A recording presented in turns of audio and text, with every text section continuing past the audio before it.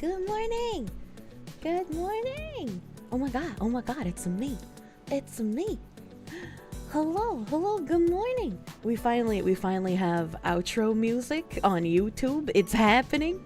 Progress has been made. Cute morning. Yeah. I hope you guys had great Crimbus. I had a Crimbus miracle. I was actually able to eat a turkey and cheesecake and I didn't vomit. What a wonderful day. Am I feeling better? Ever so slightly. I'm able to eat solid food again. So I'm no longer on liquid diet. She kept it down. It's a Christmas miracle, chat. Yeah, and cheesecake. Turkey and cheesecake. What a great time. And Christ cured the foxu. The outro's better than the intro. Fight you? I like all of my background music. I don't want to fight. Oh, actually very pleased to hear I'm on the uptake. Same. I was worried for a little bit, man. I was worried. I'm yet never been so happy for someone to eat turkey. Yeah, it is. It has been a really rough last couple of weeks, so I'm very happy that I can eat actual food again. That's one answer to your prayers for me. Thank you. You were worried for a lot of bit, true. Your Christmas dinner was fun. You said in front of your whole family, Irish women have faces built to endure domestic abuse. Thankfully, they all laughed. I mean, if you can't share a little racism between family. You wish for a full recovery. I do too. Announcement. Kirsche and chat are super mega duper cute and wonderful less than 3. Bailey, you are super duper mega cute and wonderful less than 3. Thank you, Bailey. Thank you, Bailey, for reminding us that we are cute and lovely. God bless the pain doctor, but take a little while with the blessing as punishment for taking too long with the drugs. Your sister-in-law roasted beef tri-tip. Your sister made a blackberry and huckleberry pie. I've never eaten a huckleberry, so I don't know what they taste like. I hope it was delicious, though. Did I get a turkey coma? Oh, man. I slept so much yesterday. At least I'm pretty sure it was yesterday. I went to bed super early in the morning yesterday and slept basically until the afternoon, and then I was awake for like a couple of hours, and then I went back to bed and woke up at like midnight. Yesterday was like a coma day for me. I slept the entire fucking day. And I guess my body needed it. You're glad I'm sleeping again? I know. I'm so glad to have sleep. And the fabled turcoma. You never ate turkey, so you've never felt it. Oh, God. The turcoma hits hard, man. You went to see Sonic 3? You had the theater to yourself? Because everyone else watched Nosferatu. I haven't watched either of them, but I've seen a lot of people in chat saying they're gonna go see one of them. How is Foxy Lady during Christmas? I'm doing pretty alright. Nosferatu was awesome. She can eat and sleep. Our Foxu begins to heal. Truly we begin. You made a roasted chicken for Christmas. You have potatoes and onions underneath to absorb all the tasty drippings. Hell yeah. I need to make another stew. It's stew time now that I can eat. You're Irish. You have a history of getting drunk and fist fighting our relatives. True. You're excited for the vampire movie, although your parents were considering watching Mufasa. Oh no, I'm so sorry. Thunder Scourge, thank you for the 5. This is a public service announcement. Kirsche and Chat are super duper Quagsire and Whooper. Hold on, wait a minute. I can't shoot a water gun that far. When everyone said they were gonna see Nosferatu, you thought they meant the original who had a cameo on SpongeBob? You smoked a turkey breast on the pellet grill? I learned that they make like electric smokers in current year. I never thought of using one of those. I don't think I've ever seen anyone use one. Are we getting an ad/protein break? I don't have any of my protein shakes at home. I hadn't picked up more of them because I didn't know how long my sickness was gonna go. Electric smoker sounds like heresy. Why watch bad Disney lion movie when good Disney lion movie exists? That's what I'm saying, man. Pay respects to the turkey for giving its life so the fox woman could feel better. I want more turkey, man. I want more turkey.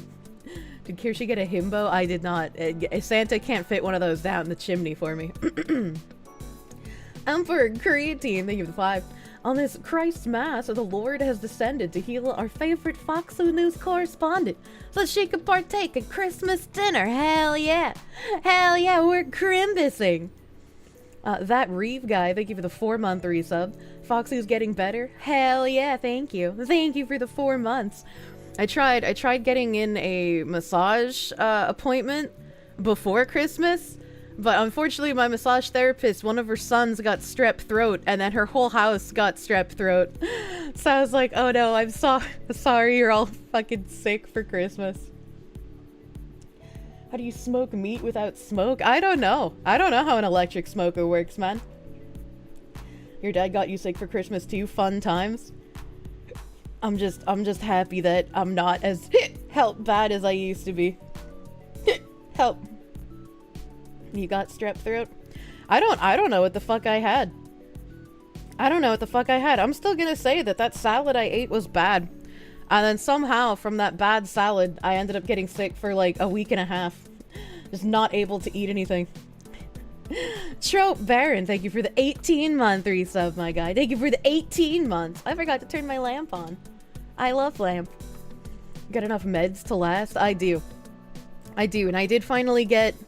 I thought I was waiting for a phone call to schedule the MRI. But they sent me an email, and they were like, oh, now you can schedule it through your portal. So I gotta do that after stream. And I want to make sure I get both my MRI appointment and my follow-up pain doctor appointment before I run out of meds. Kirsche will return to subsisting on 1 egu a day. And I need more than 1 egu. Alright, okay? Surprised, didn't even get sick the whole year. You hope you don't jinx it. Oh, and as soon as the new year begins, man. Proctor Zarkarov, thank you for the 23-month tier 2 resub. Almost 2 fucking years. How has it been almost 2 fucking years? What the hell? What the fuck?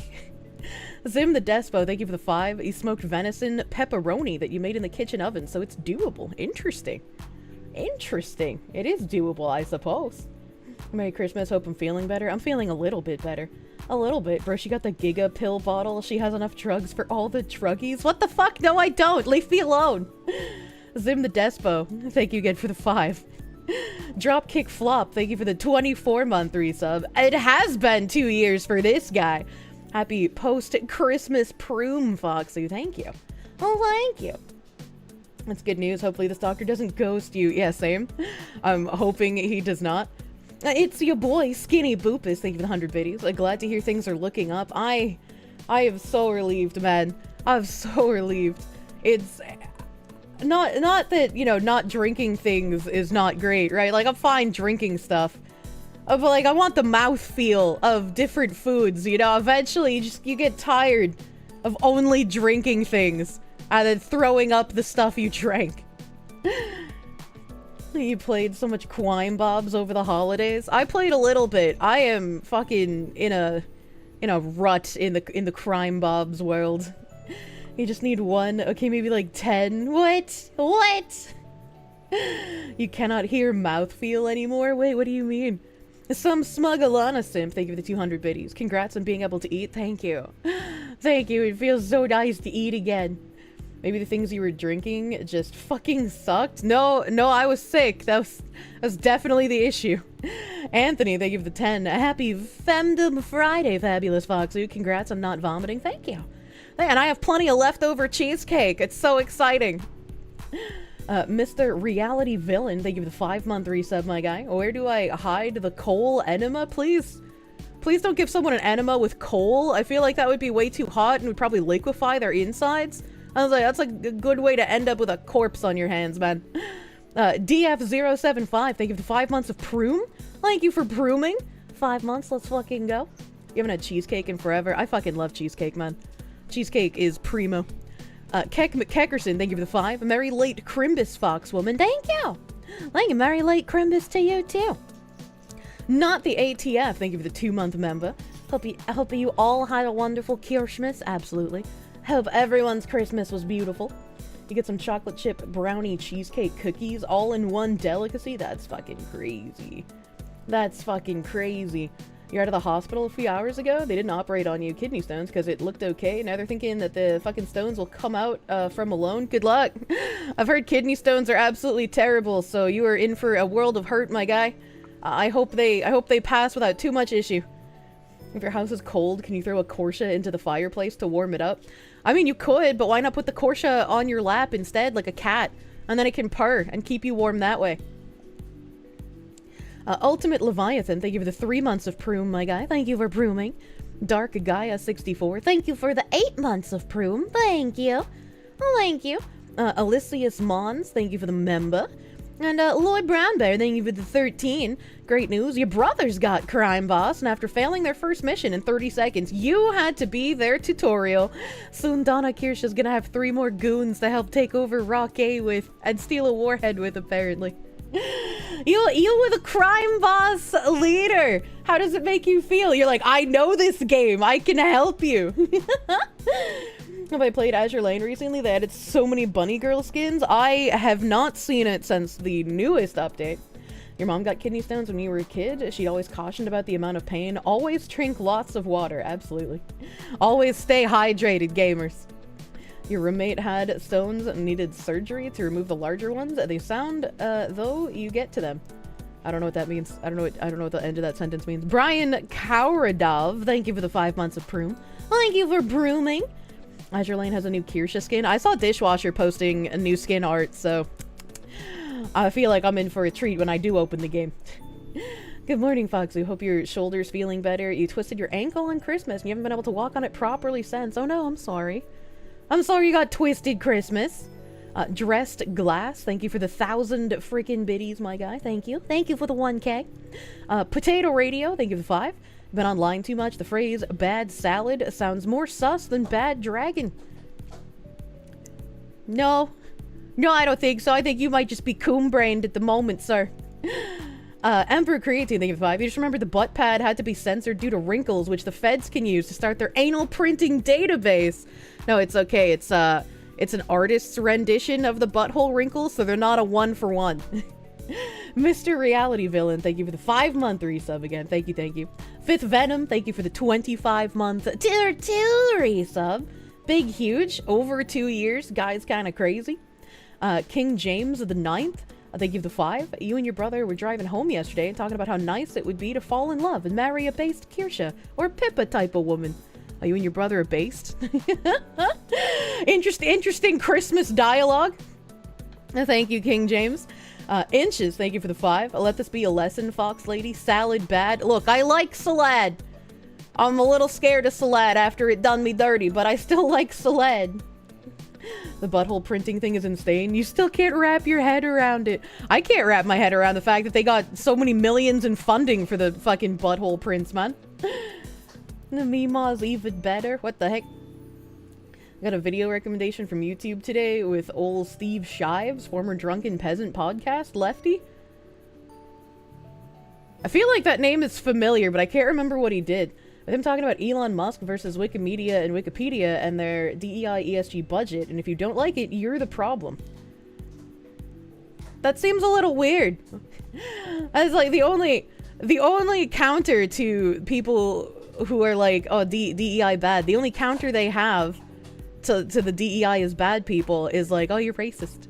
You're racist. Now just stop talking because nobody wants to hear the opinions of a racist. Did he fondle a domesticated animal? I hope not. The only thing you know about Steve Shives is that he blocks everyone, which is why you blocked his ass first. What the fuck? Is that Steve guy who has a block bot on Twitter? I mean, I guess it is. The counter argument was literally just, fuck you, you're a bigot. There was like an ex-employee who was like freaking out about immigration as well. I guess everybody's just been talking about India for the past few days. I opened my timeline and I couldn't escape India. I was like, what is this? Why has my timeline become a designated street? I'm glad you're back. You fell down the wormhole of 40k lore. Heck yeah. Heck yeah. A Hylian juggler, thank you for the 2. Can you the gingerbread Kirsche? No, you can eat it though. You can eat it. Malik Thorihane, thank you for the 145 biddies. Glorious, most magnanimous Kamiyoshi, brings me joy to hear that I was not only able to enjoy food, but also get sleep. You've been worried for my health, and I is starting to mend is making you happy. Enjoy the round Kirsche meal. I love round meal. You hope I'll enjoy my next Helltuber next week? Hell yeah, thank you, my guy. Thank you for the cute art ahead of time. I think Elon's "you can post anything" tweet was referencing that guy who works for him, and that he won't action his employee for speaking his mind, however racist his mind is. I've also heard some people complaining about, like, Elon, I guess, suppressing people, but I don't really know what's going on, man. Corey from Boy Meets World made America's week. Wait, why? What happened? I feel like since I slept for an entire fucking day, I missed a lot of things. Some people lost verification. Yeah, I pulled up a couple of articles. I guess we'll see what's going on. Elon took away like half a dozen check marks from people who ratioed him on Christmas. What the fuck? Hello, have a good new year. Have a good new year, Daniel, my guy. Did I see China's new jet bomber? No, I didn't know they made a new one. He straight up banned one guy who ratioed him? Man. Man, what the heck? Wilby Pequeno! Thank you for the 10-month resub, guy. Thank you, Wilby, for the 10 months. It was just 2 tweets Elon made that instantly lost public favor. I don't even know what the tweets are.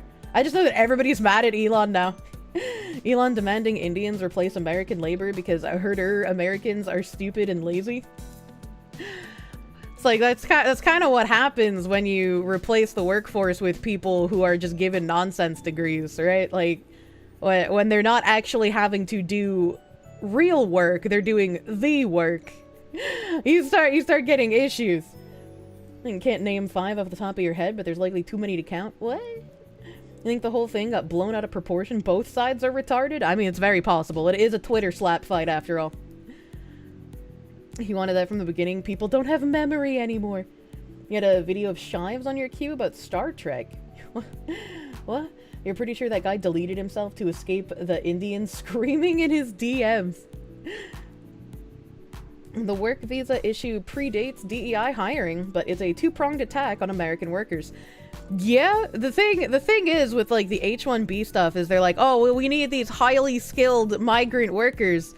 And it's like, okay, but what about those highly skilled workers are we not able to get from US schools? And also, if we're taking highly skilled workers from other areas, they're not going to be able to improve their own countries, which is both interesting at the same time. But then a lot of people who are coming over on H1, and I have a tab for this as well, they're like entry-level positions, and it's just like, well, you can't convince me that you need H1B workers for entry-level positions when there are plenty of Americans who could also fit those entry-level positions. The problem with H-1B is they use diploma mills. They aren't at the same level as U.S. college graduates. I wouldn't even know about that part of it. The media's been going hard on Elon now because they know it's useless to go after Trump. The Hero 94, thank you for the member. Bird flu on the rise? I hope not. I hope not. Emperor Creatine, thank you for the 5. Have I seen all the H-1B posting on Twitter today? I haven't seen all of it, no. It's been quite a wild ride. Thankfully, you already got your work done today. I mean, I'm down to open up even more links as we go through it in real time, man. Pijada, thank you for the 2-month resub. Love your streams. You're happy. I'm feeling a little better. Thank you. Well, thank you. Potato Radio, thank you for the 5. Steve Shives pushed SJW ethical atheism for online skeptics during Elevator Gate and then early Gamergate. What was Elevator Gate? I don't remember what that is. Britain suffers from the H-1B problem. They're really bad. The Americans who don't want to work for pennies and therefore are not counted in the numbers going forward. Imagine having to pay a real wage. A feminist being retarded. Oh, Steve Shives? You never played H1Z1? How was it? I've never played that either, question mark? Remember a story from a few years ago? Disney bringing in H1 visa holders for IT made Americans train their replacements. I vaguely remember that. As soon as you saw debates about something about India on Twitter, you just watch from the sidelines. Slaves! Speaking of H1B! This is your song, thank you. Do do do do. Do do do do. This is your song. Thank you, Dan Ziri. Thank you, Dan Ziri. Thank you for the 200 slaves. Meant to send this on your last stream, but it apparently didn't go through. So here you go now. Keep up the fun. Thank you, Merry Christmas, my guy. Merry Crimbo. Merry Crimbo. Insolent, thank you for the 140. How's the Foxu today? Doing a little bit better. I was able to eat solid food for Christmas. It's a Crimbus miracle. Loot God, RN Jesus, thank you for the 8-month tier 3 resub. Thank you. Did you remember to get Cheems Ball, Ziggy, and Guavy something for Crimbus? Yeah, they are zooted out on catnip. Bronze Anathema, thank you for the 318. Merry Christmas, Foxu. Haven't been able to turn in recently, so you present this super. Hope the new year treats you well. Here's to you. Thank you. Thank you, Bronze Anathema. I hope you have a nice little clink toast as well. Thank you. The 2 tweets. Oh, Ziz. Clutch. Oh my god, they're actually opening in my real browser? Oh my god, I don't have to copy the link anymore? I don't know why it started working again, but what a beautiful, beautiful day. What a wonderful day. Okay, let's see. What are the tweets here? No, this is double the number. And then this is okay, alright. So this is Elon Musk being musky. This is some musky nonsense.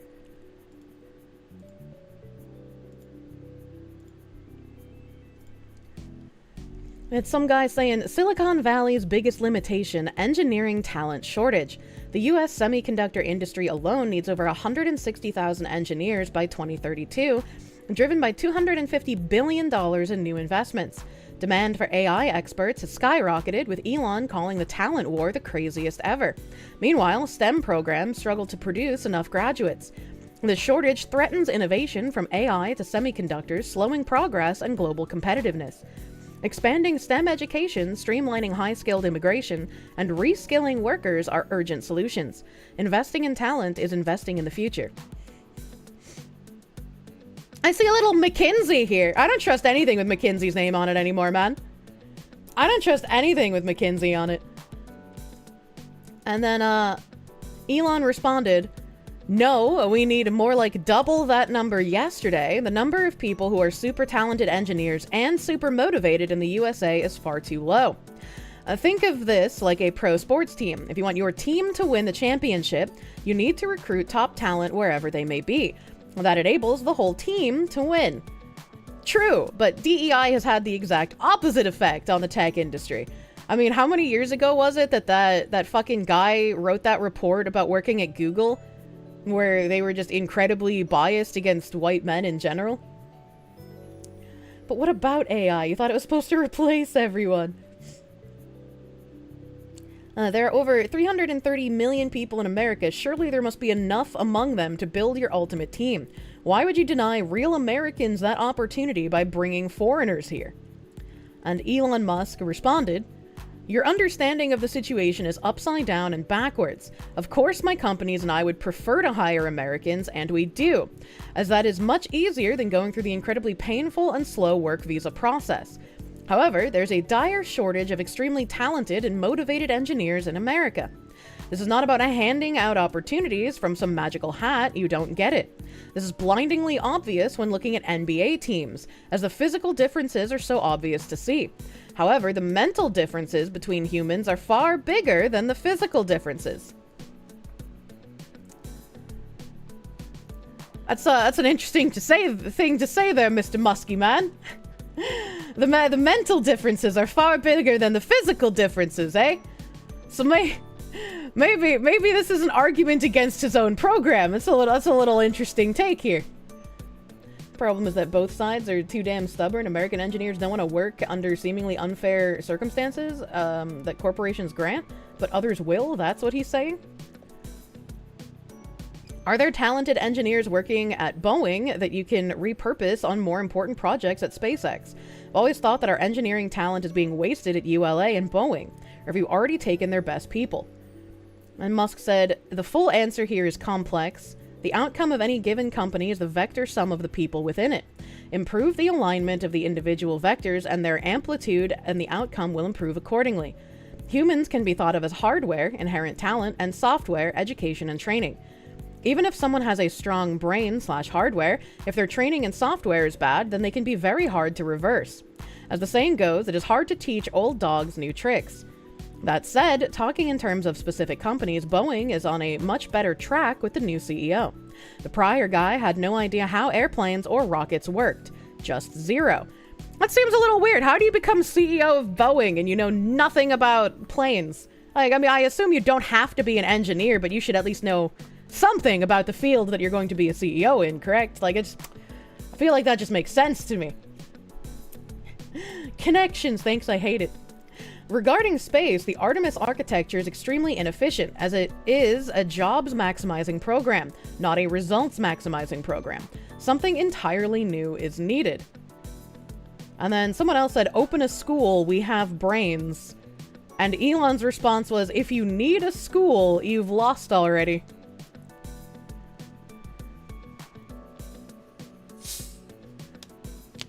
Man, Mythbusters proved that you can train dogs new tricks.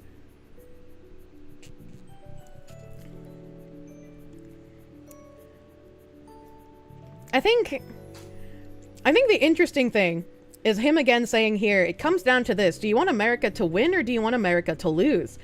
If you force the world's best talent to play for the other side, America will lose. End of story. And right, like, if we were actually playing some sort of 5D chess, let us take the best and brightest that other nations have to offer, I could understand this point of view. Right? Like, if we were only stealing the geniuses that other countries had to offer, that argument from Mr. Musky Man would make sense. However, I think anybody with eyeballs understands that we are not stealing the best and brightest geniuses from other nations, and we are more importing basically anyone with the equivalent of like an ITT tech degree. So I'm a little confused as to how he's making the, like, we're winning the brain drain kind of Olympics here, when I don't think that that is how things have been working for a hot fucking minute. If you ever needed proof Elon is turbo autistic, his inability to read the room is it. This isn't about O1 visas, it's about your boomers being able to raise a family on a union mechanic salary and Elon wanting slaves. But they built the pyramid. Musk has burnt through all the money given to him for Artemis without reaching the first stage. He shouldn't be talking about just making jobs. It made his company. The people who can't figure it out. Toilets are geniuses? I don't... What? H1B is exploitation because they can't quit and they have to work a ton to stay. I mean... I guess it would be kind of callous, but it's like if you are willing to take like lower salary and deal with shitty working conditions because you want to be employed by an American company, I'm not really gonna feel too bad when you are treated like the slave labor they imported you for. I'm going to be mad at the corporations for wanting this slave labor in the first place. And Cheemsball? Yeah, Cheemsball is prowling over here. He is prowling around. For such a smart guy, Elon is an idiot about certain things. I mean, you're not going to be, like, smart about everything, right? Typically, especially when you're, like, an autist savant, you have incredibly specialized areas of knowledge, and then the rest of it's kind of lacking. But when someone is seen as, like, an expert, even if it's only in one field, people tend to think of them as just overarchingly more intelligent than everyone, so it catches people off guard when they say something that's kind of silly. Elon has bad takes. Who doesn't? Yeah, exactly. You're getting a vigorous spanking because you've been a bad girl. Spank Elon Musk. He needs it.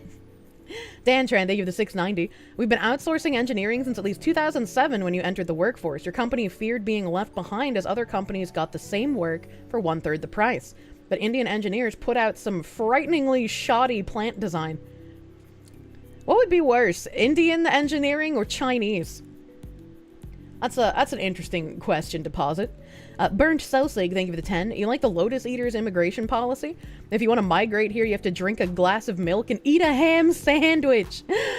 The ham sandwich is symbolic, so I don't need to like the taste of ham, right? Because, like, ham's kind of gross. Indian. Oh, man. Zing Zarek, thank you for the 5. As someone in the tech industry looking for a new job, you haven't really seen this demand they're talking about. Yeah, I also haven't really heard of the demand, I guess, until this conversation. America can't massively produce most basic engineer level workers. What you gonna do about it? I think the only time I heard about, like, any kind of worker shortage was more talking about the competency crisis. And it was revolving around all of the extra hiring that was done as far as COVID went. And there were some tech companies that we're talking about. I can't remember which ones, and I don't want to misattribute it, but we read the articles on stream. And they were talking about how too many people were hired for jobs that they don't know how to actually do, because companies were attempting to check off boxes to look better progressively, rather than hiring people who could actually do work that needs to get done. And so they're starting to run out of legacy employees that know how certain systems and protocols are supposed to be run.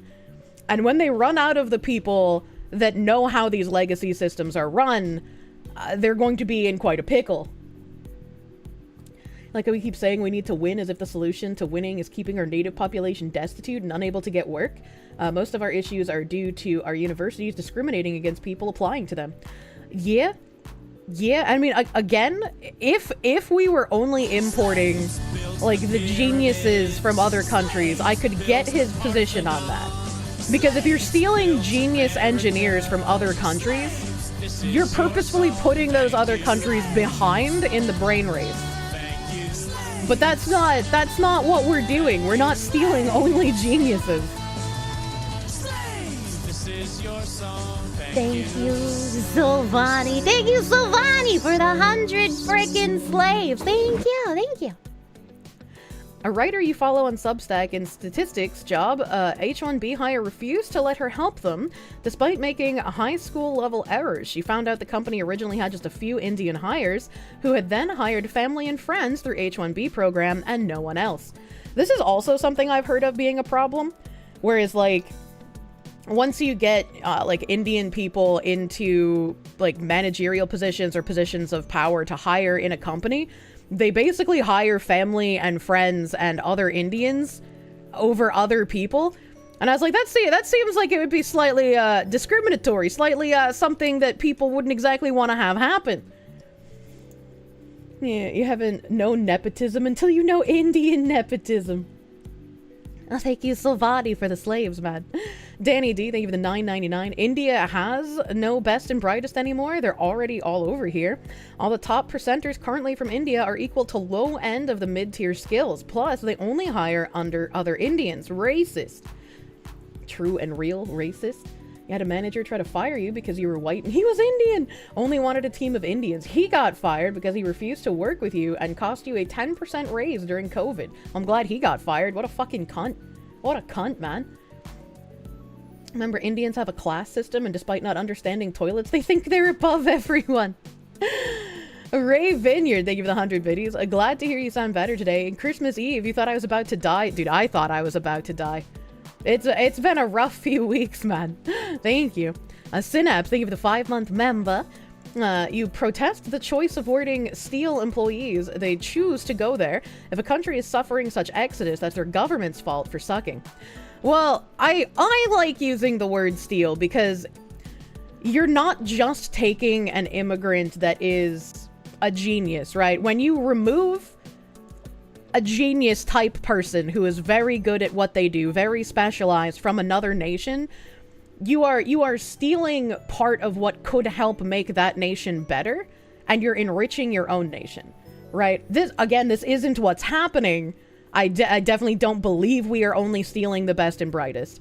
But because of the implications that you are making that nation fall further behind, that's why I like to use the word steal. Yes, obviously the people are coming here of their own volition, but poaching would be a better term. Poaching would be better.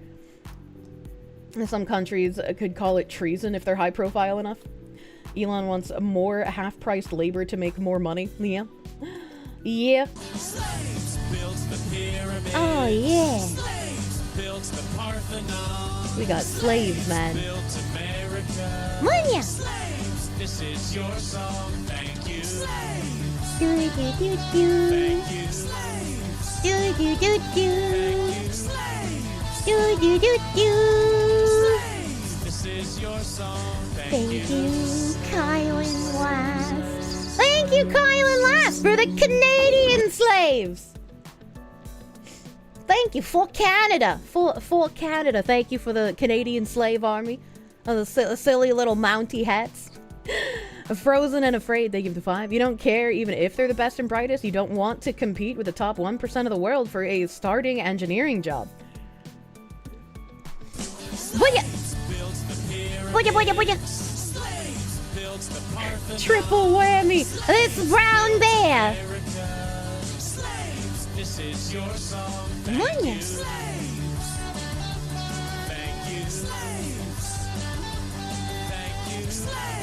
Do do do do. This is your song, Thank you, Lord Brown Bear. Thank you, Lord Brown Bear, for the 100 slaves. Thank you. Triple whammy. Triple whammy. Thank you, Lord Brown Bear. Thank you. Hide all these slaves from Elon. True. True. He's gonna start coming to my stream. I'm getting a whole slave army today. Am I gonna eat the gingerbread, Kirsche? I actually don't have any gingerbread cookies right now. I wish I did. I love soft, squishy gingerbread. Bella Cracks, thank you for 5. What you call stealing, academics prefer to call brain drain. I also said that as well. It's a real phenomenon, and it's what many academics consider to be Hades' problem. I have a great feeling that the brain drain is, in fact, not Hades' problem. Savani, thank you for the 20. Razorfist has said as much in regards to Latin America. 4 generations of their people needed to reform their systems have instead illegally emigrated here, and we wonder why their systems have gotten worse in many places. Well, I mean, I can agree, yeah, that there are a lot of generations of people who illegally migrated to the United States. There is zero way that you're going to convince me that every single migrant who came over in the last 4 generations was like the peak pinnacle of the intelligence in their nation. That's just not something you can convince me of.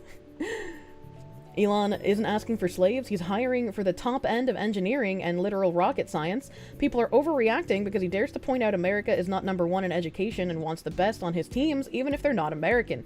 I'm gonna have to vehemently disagree with you on this one. I'm gonna have to disagree with you on that one there, because I don't think that is what H-1B hiring is at this point. It's definitely not only for the best and brightest. It's definitely not for us stealing only brain drain. I think all of us have had very much a personal life experience with the unfortunate H-1B programs. I think of all the houses the migrants built, a lot of illegals work hard, or did you get that wrong? What? Best and brightest is 01, not H-1B in the first place. Yeah, somebody mentioned that earlier. I can't remember 01 though, because my brain, it's bad. Elon is working cheap labor. Surprise! Surprise! The guy who owns mega companies wants cheap labor. Now, they don't have to be peak intelligent, just smarter than the average bear means that you can recognize a better opportunity somewhere else. You can leave the problem of a shitty country to someone else. And I would say that's also a bad thing, right? Like, again, I'll bring up the interviews in Syria when Syrian migrants were en masse leaving Syria for European countries. They were mostly men. And women were interviewed back home in Syria, and the women were basically denigrating the men for leaving to enrich themselves on Europeans' dimes instead of helping to rebuild their country and rebuild their families. I feel like, and maybe this is because I have an American perspective, I wouldn't want to leave my country. I would want to make my country better. And I can understand the point of view from some people wanting to leave their country, but just because they want to leave doesn't mean they should be accepted everywhere. They should bring something with them that would enrich the country that they are going to. If they are merely going to be a drain on society, why should we let them in? If they are not going to integrate to our culture and our principles, why should we let them in? How shocking. A South African globalist says he cares about America to achieve a political end and then fucks over Americans. It's almost like he's not American. That's why you're fighting for Canada. It's anti-Semitic to deny them entry. Wait, hold on. Wait a minute. Elon is a rootless, like all the people, they don't care about the US. Yeah, it's what it seems like. Reminds me of how the Roman Empire recruiting the Goths they defeat in battle due to low numbers in their army. Might you point out Musk never said anything about H1B? Yeah, but that was what the conversation was about. That was what the conversation we just read was about. Listening to a South African about race relations, I'll fucking pass on that, thanks. This might be a bit too politically incorrect, but there are certain countries we should stop taking from entirely. Assimilation is largely a myth. I personally would like to adopt a more Japanese view. I know we can't go full isolationist, right? Because, like, we unfortunately have positioned ourselves with certain responsibilities on the world stage, and thanks, I hate it. But I would like to have a bit more of a Japanese view on immigration. Only by becoming the 51st state will save the anti-Americans. Imagine if Soylent Communist were the main political perspective. Thanks, I hate it. Need to have higher standards. I agree. I think a lot of people agree with me on that. I feel like it's been way too long that basically our borders have been a joke. Do not send them to Canada. Oh, they can handle themselves. The giant has to go back to bed. Sad part is Japan is now having immigration issues. Yeah, I mean, it was only a matter of time before they got subverted to the point where they start having the immigration issues. Their saving grace might be that Japan as a society is inherently racist and mistrusting of foreigners. So hopefully they can keep that up instead of just accepting all of this nonsense. Because it's like, they only got a fraction of the taste of what it's like to have to be in, like, public transportation in the US. Right, with all the fucking obnoxious content creators doing bullshit around them. Now, imagine instead of content creators, it's the average life of crime you have to deal with on the New York subway, right? I'm hoping that the Japanese can reject this. 4 out of 5 immigrants were deported from Japan. Good. One good thing in Europe is that European leaders are starting to take and talk more seriously about deportation of people coming to Europe illegally. Good. They should have been doing that ages ago. H-1B is a lottery, too. It isn't picking the brightest of hundreds of thousands of applicants. It's accepting 800,000 applicants and picking 85k per year of those at random. A man in Cali was caught having done 19 submissions, since it's a lottery that made it 19 times more likely to be picked. That just seems like it's even more fucked than I thought it was, if that's the case. If you remember right, it's the politicians doing it. The citizens don't get much say over there, or are you wrong? I am not entirely sure how Japanese politicians work. I'm going to be real with you. Synapse, thank you for the 10R. Successful assimilation starts and ends with cultures and laws saying you are welcome to be productive and have. Every historical success was like that, even in the US. I'm not sure what you mean by and be have.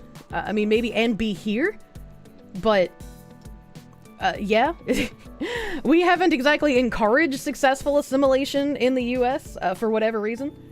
Behave. Maybe behave. Oh, yeah, behave. Chat, you're right. Fuck! The way... Chat, it's cut off in between the be and the have. So I was like, what the fuck? How do I read this?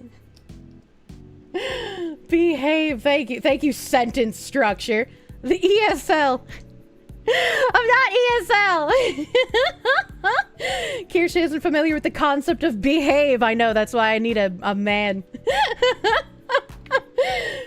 Hello, Kirsche. You heard that the AFD's nominee for Prime Minister was leading in the popularity polls. Ooh. Oh, that's interesting. Every Bostonian is ESL. Okay, that's a fair point. That's a fair point. See, Thomas the Peasant, thank you for the 100 biddies. You've been passed up for jobs and opportunities ever since you've been an adult in favor of literally any foreigner. You're tired of being robbed by the world. I have a feeling there's a lot of people who are in your position. The Iron Monocle, thank you for the 10.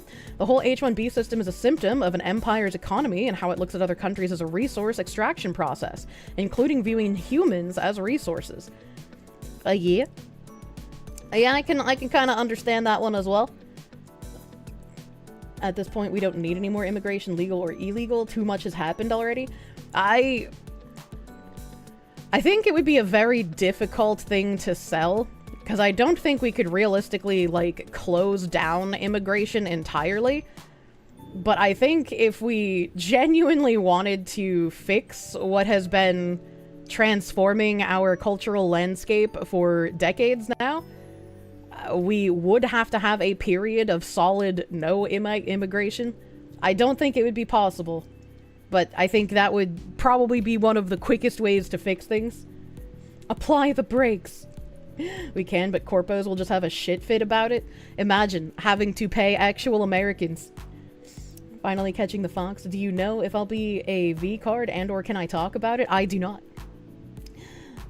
Legal immigration is needed since there will always be bright minds and entrepreneurs looking to move to the US. You know you would, given the right opportunity. It's like, if there would have to be some sort of, like, special, very particular, very difficult to get into program just for the sake of, like, still being able to poach actual bright minds. Definitely need some breaks right now. It's like someone cut the brake line. Yeah, it's been real fucking rough.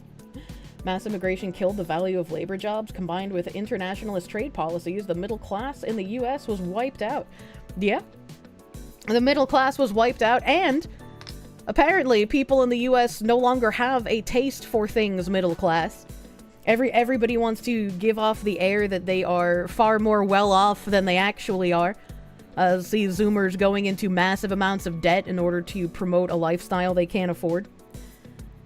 So it's just like, if nobody wants to act middle class anymore either, I guess that's an interesting thing as well. It's called being stupid.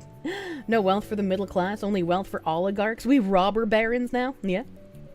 I just need to leave Earth. This place is a write-off. Yeah, it's like the women who are just like, don't take me to Cheesecake Factory. I'm too good for Cheesecake Factory.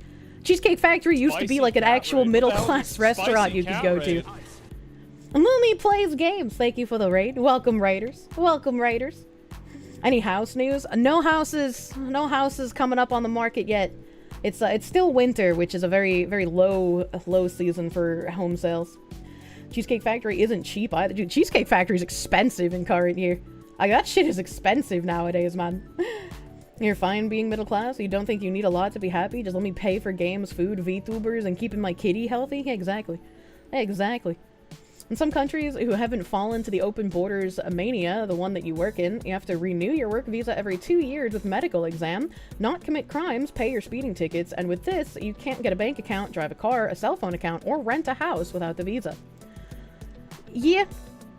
I wish we had restrictions on things like that in our country, but it just seems like if you're here illegally, you get given more benefits than what being a citizen actually gives you. I love when people also will just be like, well, my great-grandfather came here illegally and he got a social security number, so he was actually paying into taxes, so that's a net gain. And it's like, yeah, how do you get that social security number being an illegal migrant? So you're saying that it's okay that he stole someone else's identity and was using someone else's identity illegally because he was paying into the tax system. How do you exist? How do you function? How are you a real person? Massive Doggo, they give the 25. Reminds me of how the Roman Empire recruited the Goths they defeated in battle due to low numbers in their army. Imagine. Illegal immigrants get benefits in Cali for being illegal. Meanwhile, people actually trying to immigrate get shafted in the system. Good job, government. Yeah. When they incentivize breaking the rules, and then when you follow the rules, you're penalized, it makes people think, well, why would I bother following them at all, you know? Better being an illegal in the UK as well. You like skateboards, you're a real person. I mean, he was stupid enough to not maximize the number to avoid putting anything in with the paycheck. I'm back from cleaning 2 cat boxes. Without prompting, the cats decided 1 box is for pooping and 1 is for peeing. Oh, look at them. They're intelligent. Prep cook demon, they give the 2. What is currency? Just enslaved paper and digits. True. Oh god, I'm gonna butcher the fuck out of your name, guy. Brzezinski Chizazrex. Thank you for the 246. You hope I got stuffed and stuff this Xmas? I got stuffed with turkey. Delicious turkey and stuffing and cheesecake. It rolls off the tongue. Bloodbat 404, thank you for the 500 biddies. Outsourced your web team from India. The amount of tech debt they left us is insane. Some of the things they left us stunned our coders. An example is that they didn't know how to plug Google's CAPTCHA, so they hard-coded one from scratch. It was a miracle that we didn't get DDoSed. What the fuck? I don't understand. Oh shit, Valorant's still giving out fucking gift subs, man? Valorant MVP. Rise Last, thank you for the 5 gift subs and stealing 3 from Valorant. Fucking crazy ratio there, thank you. Thank you, Rise Last. They kinda did the needful. 2chan, thank you for the 83 cents. It's not about skilled workforce. Less than 1% of Indians earn more than 117 per month. They're just way more cheaper than any American. $117 doodles a month. That's so fucking low. What the fuck? What the fuck? Offer available from December 23rd to January 2nd. God damn, that's a long period of time. That's a long period. No, Nihil's Blood, thank you for the 5 gift subs.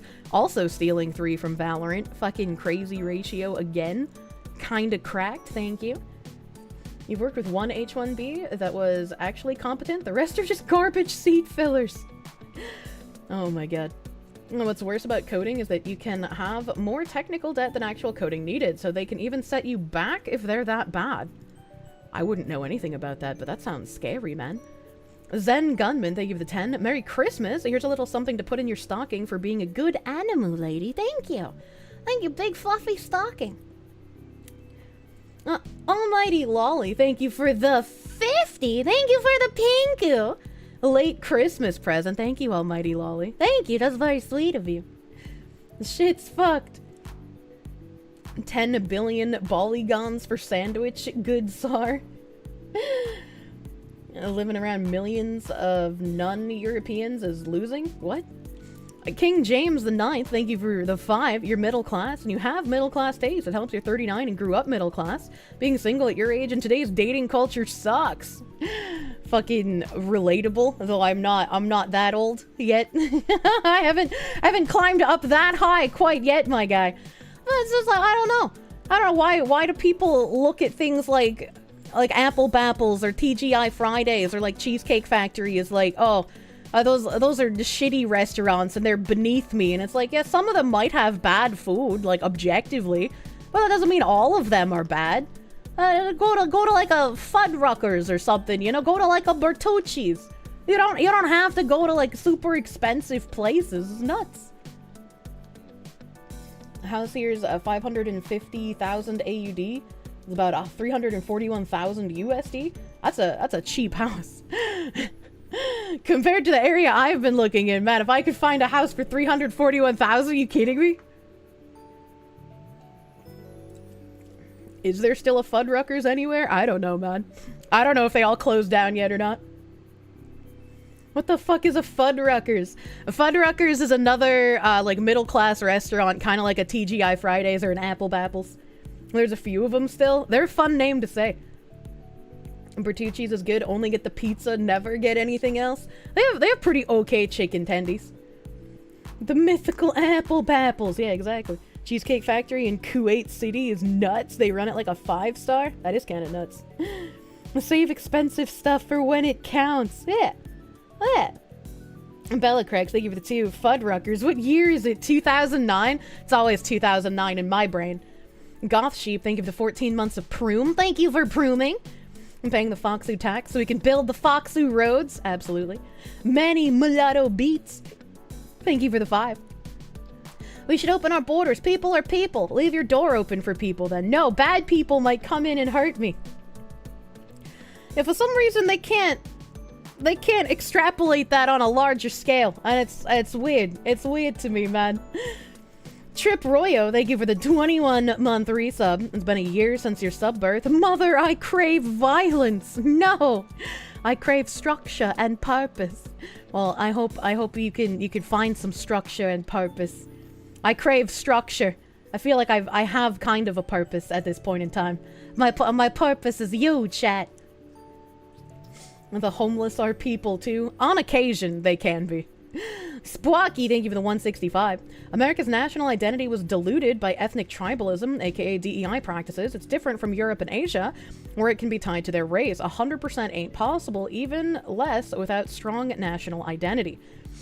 It's like, I feel like we at least tried to instill American values in people in the past, and then we kind of just gave up on that for some reason.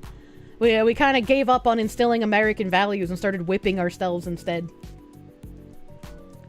That's very, very weird. Enterprise, my beloved, thank you for the 100 biddies. A vote for me. I will rebuild the Berlin Wall on the southern border.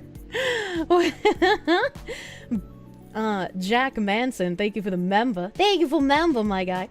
Immediate post-war era monomaniac, thank you for the 10. A house for that price in the region you want would be like HO scale. I don't know what that is. I know HOA. One properly trained specialist can output the work of a whole team of so-called best and brightest. Well, I mean, ideally, the specialist is the best and brightest, and not the weird doublespeak that they currently use. Model trains. Where will you build the Chinese wall? I don't know if we're allowed to put dead bodies in walls anymore, chat. HO scale is model train stuff. Oh, okay. That makes sense. Hoes be scamming. I could live in a model train shack, okay? Jack Manson, thank you for the 5. Hello, Foxu. Hope you enjoyed Christmas. Hope you ate lots of chimkin and turkey. No chimkin, but I did eat some turkey. Not a lot, because I didn't want to throw it up, but I was able to keep it down. It was a Crimbus miracle. Well, Christmas miracle. Curtis Hart, thank you for the $9.99. Merry late Christmas, Foxy woman. Have a happy New Year. Thank you. Thank you. I hope you have a good New Year. I'll be ringing in the New Year on stream with you guys. You can't do that after Jimmy Hoffa. Wait, why? Did I make any food or just eat out? I was invited over to Tim's parents' place, so I got to eat his mom's cooking. She cooks very well. Leave your borders open, your door unlocked, your pants off. No, thank you. It's not a Craigslist ad. Keezy, thank you for the 19-month resub. Thank you, Keezy.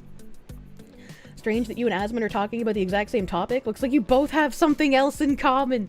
I love my husbando. Let's see what else I had here for like this Elon Musk stuff, because I know I opened a couple of tabs on my own to try and see what was going on. We had Elon Musk combats anti-immigration sentiment in post decrying dire shortage of tech talent. Musk said immigration restrictions have it upside down and backwards. And just fixed the tiny leak from the roof. Hey, hell yeah. Billionaire businessman and recently appointed government cost cutter Elon Musk called for increased immigration of high-skilled foreign workers to the U.S. in several social media posts, combating immigration restrictionists. In a post on X, Musk decried a permanent shortage of excellent engineering talent in America, calling it the fundamental limiting factor in Silicon Valley.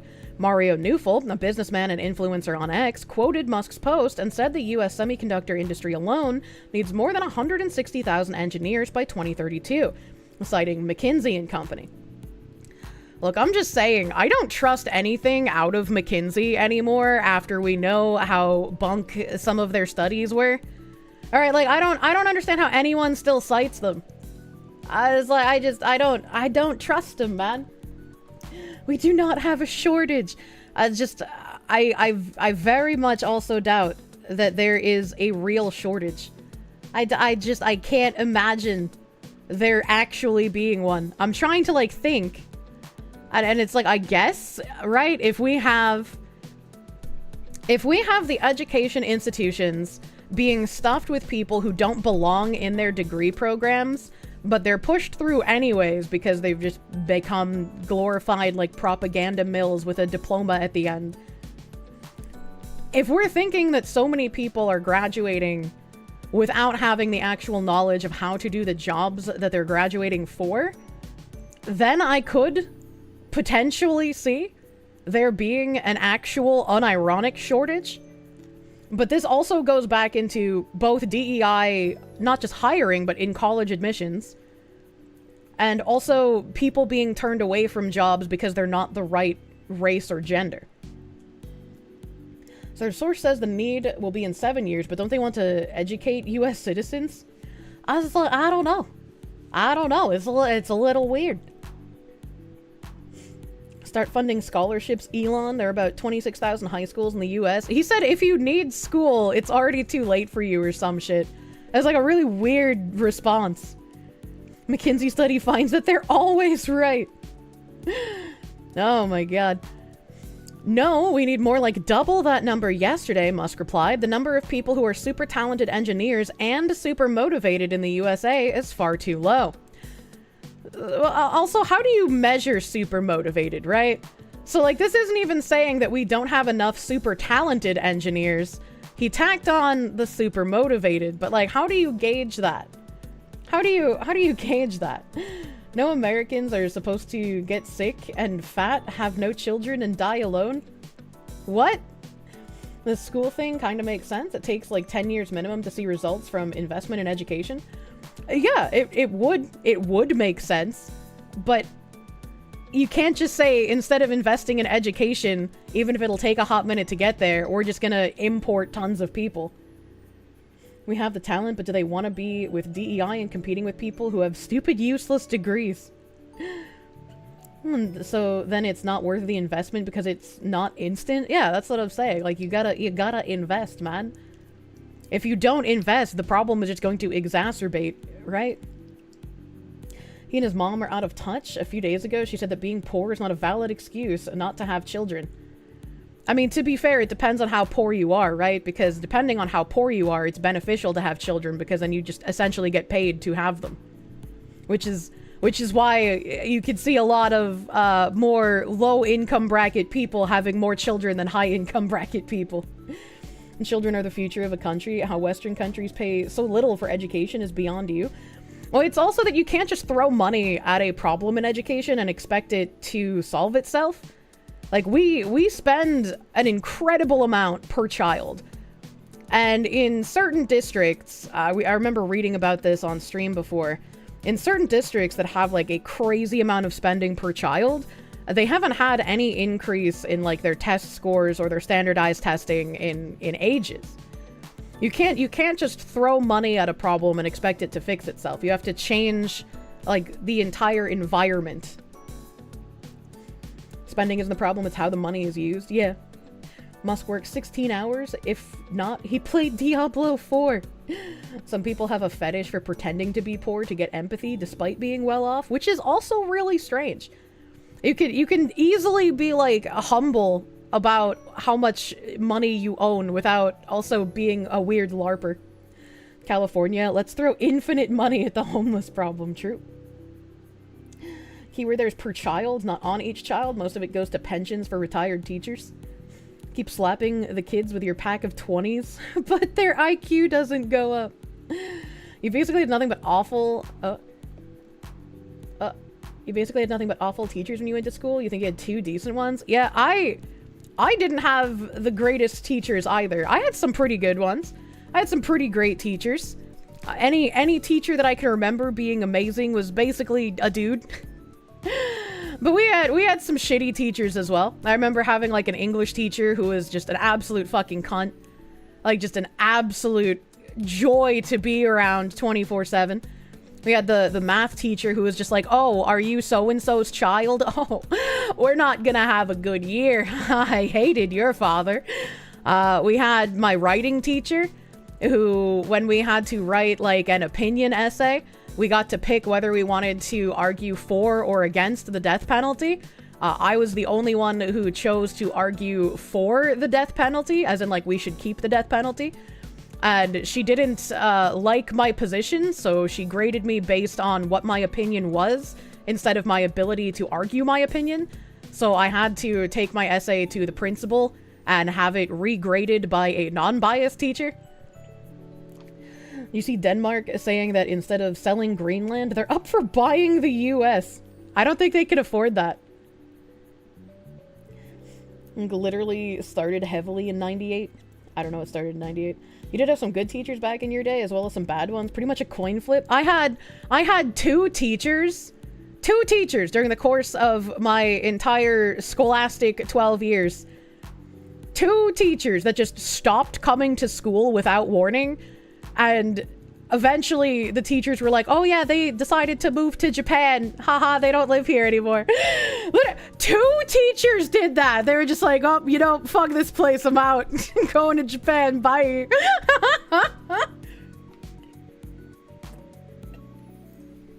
10 out of 10 would do the same. I would love to visit Japan. I don't want to live in another country.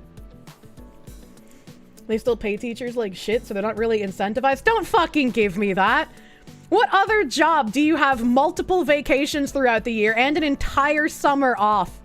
Don't fucking give me that. I would be entirely for paying teachers a higher salary if they were real teachers and not propagandists at current year. Because from when I was in schooling to now as an adult, I don't see why teachers complain about how much they get paid. Teachers are overpaid cretins. Your teachers in the North Shore were great, so you lucked out. Sorry, Foxu. Teachers deserve nothing as they are now. Yeah, that's how I feel. Like, if you have, like, actually good teachers, if we can have, like, an actual incentive program that doesn't get corrupted, yeah, fucking good luck with that, first of all. But if we have an actual incentive program that doesn't get corrupted, that would actually reward good teachers and not just cultists that adhere to the proper ideology, I would say, yeah, go for it. Start paying some of them more. Munya, anonymous gifter friend. Anonymous gifter. Thank you for the 20 huge schmeedy gift subs. Big, huge, my guy. Thank you. Thank you. Teachers don't really get the summer off, maybe a couple of weeks in the middle, but they're cretinous brainwashers, that's for sure. You still get the entire summer off, even if you're having to do some grading work for summer work. Right, like I had to do summer bookography kind of things for English class. I had to complete some summer projects. It's like, I know they exist, but you're still getting months off to do whatever small grading work at your house. Kirsche talking about teachers. Next time you're on a podcast, talk to Razor, ask him about the time he made a bust of Mussolini. But because he misunderstood the assignment that made a bust of a historic figure you admire, the teacher destroyed his bust. But do ask him, it's a very funny story. What the fuck? What the fuck? I'm so glad you don't have kids yet, as he wouldn't want them to be in the schools at this age. It's a fucking rough public schooling landscape. Mr. Becker was your 5th and 6th grade English teacher, then your 7th and 8th grade math teacher. He was one of the best teachers that you ever had. Man was able to slide around between English and math. We technically have performance-based pay right now, but the school's turned into only teaching to pass the test, not educate. Yeah, which is part of the problem. And I mean, we had issues in Georgia that I read about on stream before, where like, even though students were failing and not able to do the work, if you aren't passing a certain amount of your students, then you, I guess, stop getting some kind of federal funding. I don't know, I don't remember exactly what it was, but basically the teachers are incentivized to fudge the numbers and pass their students who aren't at passing levels. And it was a whole big fucking scandal at several school districts here. No Child Left Behind was a mistake. No Child Left Behind was indeed a mistake. You had Mr. Becker for science class in high school. He retired the following year. I don't think I remember, like, any of my teachers' names. The schools also have excess of administrative staff. Yes. They incentivize getting a good grade over actually learning anything, which is very unfortunate. Jack Manson, thank you for the 10. There's work to do in the summer, but it's all volunteer. You're a bus driver, and you do get extra 3 per hour if you're cleaning or driving summer programs. Oh, interesting. Nice extra summer pay. Malcolm Liang, thank you for the dollary doodle. The issue why teacher pay is low is due to oversupply. At the local school, if one teacher calls in sick, about a dozen are ready to come in with 1 hour notice. All they need to do is artificially constrain supply like psychiatric services. That also seems a little weird. Thunderscourge, thank you for the 5. Depending on your district and state, as a teacher, you're forced to continue going to college programs without being reimbursed for it during breaks. That also would be kind of strange. I mean, I guess you kind of got to keep up on, like, what curriculum might change to. But I can't imagine that would be a yearly thing. Highly and Juggalo, thank you for the 10. Your kindergarten teacher yesterday, you're 32 now. She's still teaching there, but is finally going to retire. Not because she wants to, but she's forced to, because they're making her propagandize now. Imagine being a kindergarten teacher and having to say that. True money isn't going to solve the education issue? I don't think it will. The only teachers' names you remember were the ones that were having sex with the high school freshman, 14, and his wife who was covering it up. What the fuck?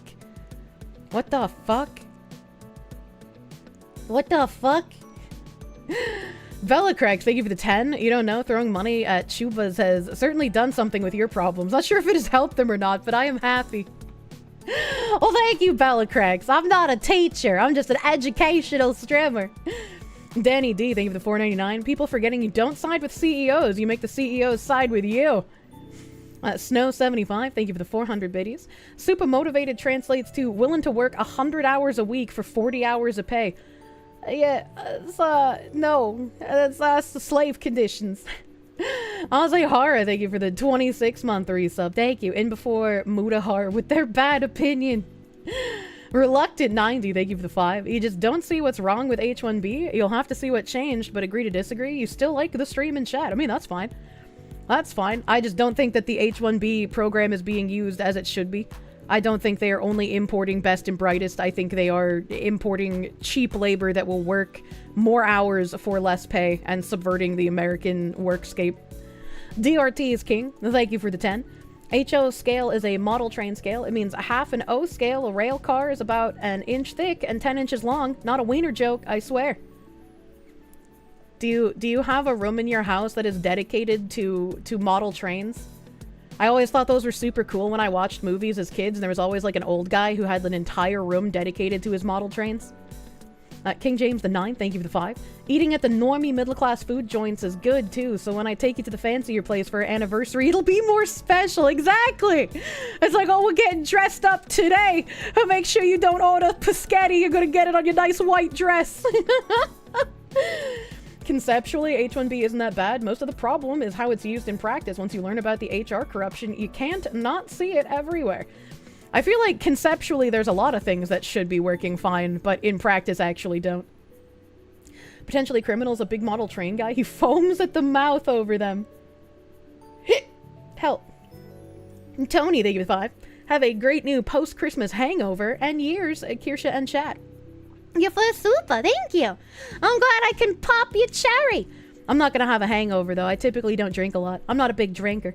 Folks are enjoyer, thank you for the $49.99 giant schmeat. Thank you.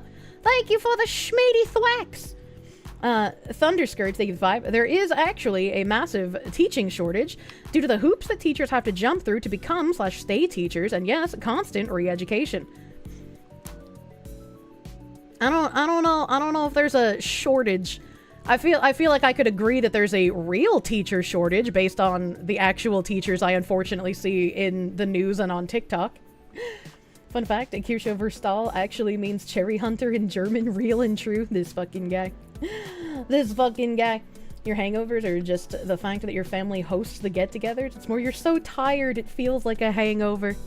You gotta rest the big turkey belly, man. The turkey belly. I was thinking of that bus driver story. One of you guys in chat mentioned you were a bus driver, and the only thing I remember, like my grandparents, they would give like Christmas gifts and like Easter cards and stuff to my bus driver because I had the same one for my entire scholastic career. But my town was a very safe town, chat. It's a very safe, very low crime area. When I was a kid, my grandma could even like open all the doors and windows on the house. And so, like, there would just be a screen door to get into our house, it's completely safe. people would like leave their cars unlocked and shit. Very, very safe town. There was one murder that had happened in like decades in my town. And my bus driver's daughter was dating a guy from out of town, so not from our town. And my bus driver's daughter, I guess, no longer wanted to date this guy. And his response was to come to her house and beat her to death with a baseball bat. And this is why you don't date people from out of town, chat. Typical white people activity. Seems about not. Yeah. Yeah. It was. That was the only murder my town had for ages. Absolutely ages. What the hell is your childhood? Seriously. Growing up, we used to just leave the front door open for air conditioning. Never an issue. Yeah, exactly. That's what my grandma would do. She'd have to air out the house, is what she would say. The town your school district was in for K through 8 was less than 3.5k people. Yeah, mine was pretty fucking small too. That's definitely a response. Jack Manson, thank you for the 2. It was me! Fox who remembered me! I'm the bus driver! Well, my bus driver was a lady, so, you know, congrats on your transition. God hates taxes! Thank you for the 5 members! Thank you for the members. You never leave windows open because you're afraid of bats. I've never had a bat come in through my screened window. It was you! You were the turkey all along! Oh my god. Had a large movement demanding more money be poured into the system, but none of it went to the students. What the heck? You live in a small-ass village, and a few years ago, a guy kidnapped a little girl and killed her. What the fuck? He means guys dressed up in Batman costumes. Yeah, that might come through your window. God hates taxes. Thank you for the 10. Hey, Kier. Hope you're having a great day. It's your 21st birthday, so you can legally purchase cool things. Hey, yo! God hates taxes. Happy birthday! Happy you're finally able to drink alcohol legally. Birthday! Congratulations. I hope you have a good birthday day. Delicious pastries for your birthday day. Random Moriko. Yeah, your morning bus driver used to decorate his bus and give us candy the last day of school before Christmas break back in elementary. Aw, I loved it when they would dress up a little bit for the holidays, man. And sometimes my bus driver would have like the little plastic Easter eggs as well. That was so cute. 21 just flew by you. Ty-Cell, thank you for the 500 biddies. Never not seen a teacher pay raise not pass, that is. Never not seen a teacher pay raise not pass. Are you saying that, like, every time a teacher got a pay raise, like, they always got one? It wasn't like they had to question if they got it or not? Ty-Cell, thank you for another 500 biddies. One thing about teacher pay that's always confused you is you've never not seen a teacher pay raise since 1997 where you are. Yet somehow, they never seem to get it. Also, you and Chad are super duper cute and I'm happy you're feeling better. Thank you! Thank you! So you're saying that you always saw teachers get pay raises since 1997, but they also say that they never get the pay raises. Am I reading this right? Am I understanding? The pig is closer to us than anything. The long pigoo. The Kirsche has been turned into a round meal. I love round meal. Winchester Locke, thank you for the 26-month resub, my guy. Thank you. Thank you. Let's, what else do we got in this Elon Musk article? Because I completely got distracted. I was reading it, and then I don't know what happened. I don't remember what happened. I don't know what happened when I was reading this article. We talked about the team already. His argument provoked backlash from immigration restrictionists who replied that tech companies should look to the 330 million people in America for top talent instead of calling for more foreign workers to immigrate to the US. Your understanding of the situation is upside down and backwards, Musk said in a response to a user who demanded to know why he would deny job opportunities to Americans. Of course, my companies and I would prefer to hire Americans, and we do, and that is much easier than going through the incredibly painful and slow work visa process. However, there's a dire shortage of extremely talented and motivated engineers in America. I mean, again, you have to invest in Americans. If the American education system is failing Americans and is not producing people capable of doing work to the point where people are like, well, immigration is going to be the only thing that can save the United States, yeah, I just don't believe you. Start investing in your own country once again. We spend more on education per student than the next 3 largest countries combined, and 85% of those funds go to the administration rather than into the classroom. Yeah. People are easily motivated. Employers just don't want to motivate them. There are plenty in America who want the jobs but aren't given the chance. It just seems like a real non-argument to me. Like, if the education system is failing, you must invest into it, whether that means not just monetarily, but fixing the education programs that produce the underperforming people. Get rid of the teachers who push ideology instead of actually teaching. You actually make the effort to change things. Overhauling the education system from the ground up. And that's not something only Musk can do, but ignoring the education system and just importing workers, I think, is going to not exactly be good for the long haul. I think there's also a question of density. You don't need that many engineers in every city, only the ones with his and such businesses. Fucking the education programs hire people who genuinely want the best for students. Doesn't help that we have a system where companies punish anyone who works hard with even more work until they're doing a department worth of work and are burnt out, and then replace them with someone else.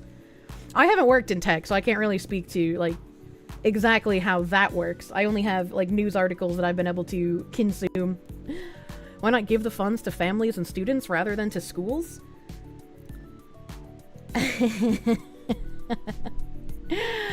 mean, I have seen, like, for homeschooling, there's been, like, the floating of the idea of, like, well, if this kid were to be getting this much of an investment at a public school, maybe we could give that sort of money to the parents who are homeschooling. But do you really think, right? Like, let's just pull a number out of our ass, chat. Let's just say that in this magical hypothetical school district, they spend $5,000 per child. Would you trust that every single family who's given that $5,000 would then reinvest that $5,000 into their child's education? Because I'd be willing to bet that the vast majority would absolutely not. And that, yeah, whenever you want to just wholesale give parents the money over their child's education, just think of people like my mom being given that money. At least when it comes to, like, homeschooling and whatnot, you have some sort of like standards that you're supposed to live up to. Education natural selection. You meant more as so parents can choose to send their kid rather than being stuck with one district school? Oh yeah, school choice should absolutely be a thing. School choice should absolutely be a thing. You shouldn't be shoehorned into one district. You think we meant something more like school vouchers? Money is going to some new grills and rims. Jesus, this is why we have child labor laws, because of the shit parents do to their kids.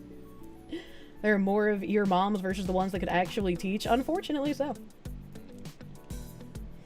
At least giving your mom that money, you'd have a pretty good idea what she's gonna blow all the money on. That doesn't make it better! Any teacher that subscribes to the Marxist doctrine would be terminated and let go from their positions. Tenure be damned. Yeah, that's why, like I've talked about before, I don't exactly know how we would get rid of all of the people who have become part of the education system, who want to push Marxist ideology, who want to push the new segregationist ideology. I don't know how you get rid of them without quite literally doing a little bit of an authoritarian kind of juncture. Right? It's like I don't know how you would do that. One-room schoolhouses taught the essentials of the 3 R's: reading, writing, arithmetic. Hold on, wait a minute. They can work on the farms they always claim to want. Could see something like that turning into another law that people have tons of kids to exploit. I could only imagine. I could only imagine how much that would be exploitable. A little McCarthyism as a treat. You were homeschooled, your parents would squander the money. Yeah, and that's not saying like everyone who homeschools is obviously going to be adhering to the standards, but at least there are some sort of standards in place. And you can't exactly weed them out easily either because they lie, they're taught to lie, and they do it for the greater good. Yeah, that's why it's just like, I don't know. I don't know how you root out all of this shit. I'm just a brain-damaged foxwoman, man. I just kind of use my brain occasionally. Try to think of things. A mercenary times 21, they give the 2. Life in jail. Hard labor for the Marxists. If you force the world's best talent to play for the other side, America will lose. End of story. His comments come as some immigration hardliners have voiced opposition to President-elect Trump's appointment of Indian-American venture capitalist Sriram Krishnan to an advisory position for artificial intelligence in the upcoming administration. And Krishnan had previously urged Musk, who was close to Trump and who will lead the Department of Government Efficiency, to persuade the president to remove caps on green cards for highly skilled workers born in foreign countries. Weren't we literally just talking about how once an Indian gets into a position of power, he does basically everything he can to only hire other Indians? That is... Man, that can't be the first thing he fucking says, man! At least try to defeat the stereotype allegations. Imagine that. Good fucking God. They always do it. Asmongold said yesterday that everyone should be in public school. Private and homeschooling is the reason why people can't fit in. I mean, yes, there are people who don't get properly socialized while homeschooling. And I think that I have cousins who embody that. They have some pretty intense anxiety issues, and they were homeschooled. I used to have a very, very poor view of homeschooling because I had assumed that any kind of homeschooling was exactly like what my cousins went through, and therefore would be bad for the children in general. But I don't think that homeschooling and private schooling is a bad thing in general. I think that if you are able to afford to send your children to a school that's better than a public institution, you should be able to. You went to public school and you're still reclusive, don't think changing the environment really would have done anything. And most of the homeschool kids you've known are very socially awkward. Yeah. Because, I mean, it can be hard. It can be hard to find ways to socialize your kid because they usually get that in public school. If done right, homeschooling is great. Same for private schooling. You need very diligent parenting to prevent that. I can only imagine. You went to private school nearly all your life. You went to public school for one notable year of your life in 8th grade, and during that year you beefed with a teacher. You were 13, and a grown woman had beef with me. It's why your mom decided on private school for the rest of your education. Well, good on your mom. Kitsu Woobus, thank you for the 100 biddies. Help.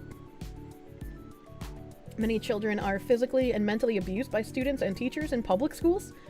I got some news for you. It happens at private school and homeschools as well.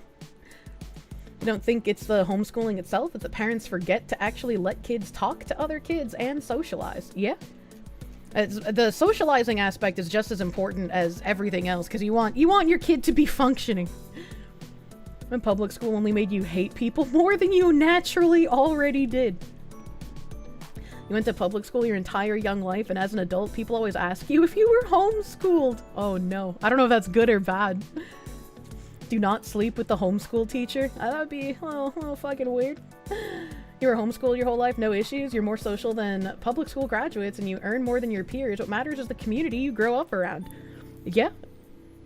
Yeah, that's why, like I said, I used to have a very poor view of homeschooling, but as I grew older, I was like, maybe that's just this instance of homeschooling.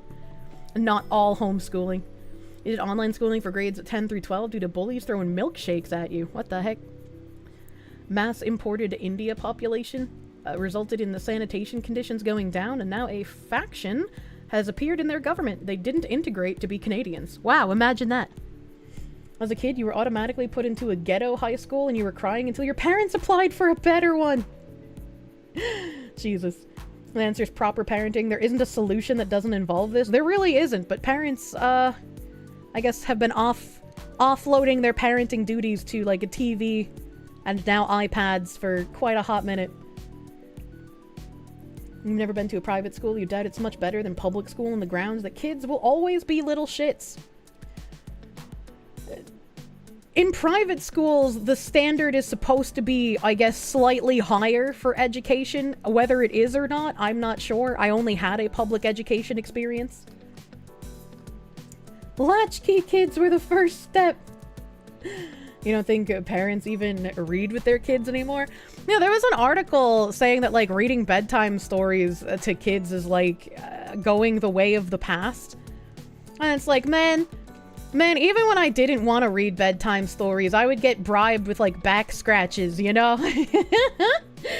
Private schools didn't hire from the teachers union. You're way less likely to get Marxist. True, fair. You're kicked out of private Catholic school in the 6th grade. Public school is literally 4 grade levels behind in math. Holy shit. That is kind of fucking crazy, man. You liked to read the bedtime stories yourself? Yeah, I mean, sometimes I did, but other times I was like, I'm too sleepy. Bedtime stories are a good bond experience with the kids. What the heck? Imagine having to talk to your children. How long before people forget how things are made and we start referring to phones and tablets as magic mirrors and circuits being referred to as runes? That's a great question. About 5 years. You'd love to read to your kid, usually Lovecraft or Bradbury. I'm Ethan Bradbury. You're getting a vigorous spanking because you've been a bad girl. People's argument that Americans aren't stupid had you rolling. Like, have they looked around? I don't think people are saying, like, Americans wholesale aren't stupid. But that if you have reached a position where you are saying America cannot do anything on its own without importing immigrants, we have reached a point where importing those immigrants will not actually help America. We need to invest in our future so that we can compete on even footing again, if that is your opinion, right? You work in IT and you've done support, people see tech as magic. I mean, I basically see my computer as magic. I don't know how this shit works. Think your mom might have to read to your sister and you a bit when you were toddlers before she committed high treason? Or maybe your dad, the good parent, was the one doing the reading, not sure. Chat, why does talking make me feel like I have to vomit?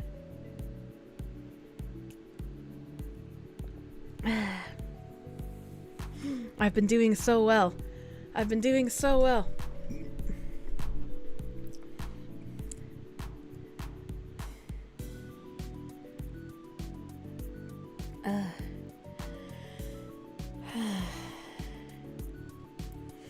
Talking probably puts a lot of stress on my body. I don't like to think that. Talking isn't stressful.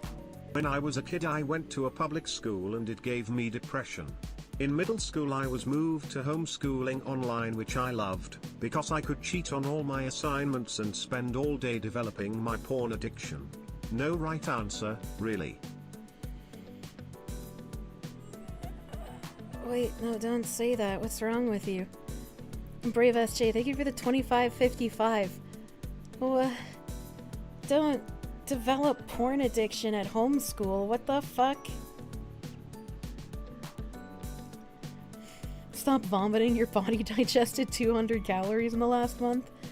I don't know what it is, but like sometimes when I'm talking a lot, and especially if I'm talking fast, it like makes my stomach lurchy. And I don't know why it does that, but it makes me feel like I need to vomit. Oh no, ASMR fucks you.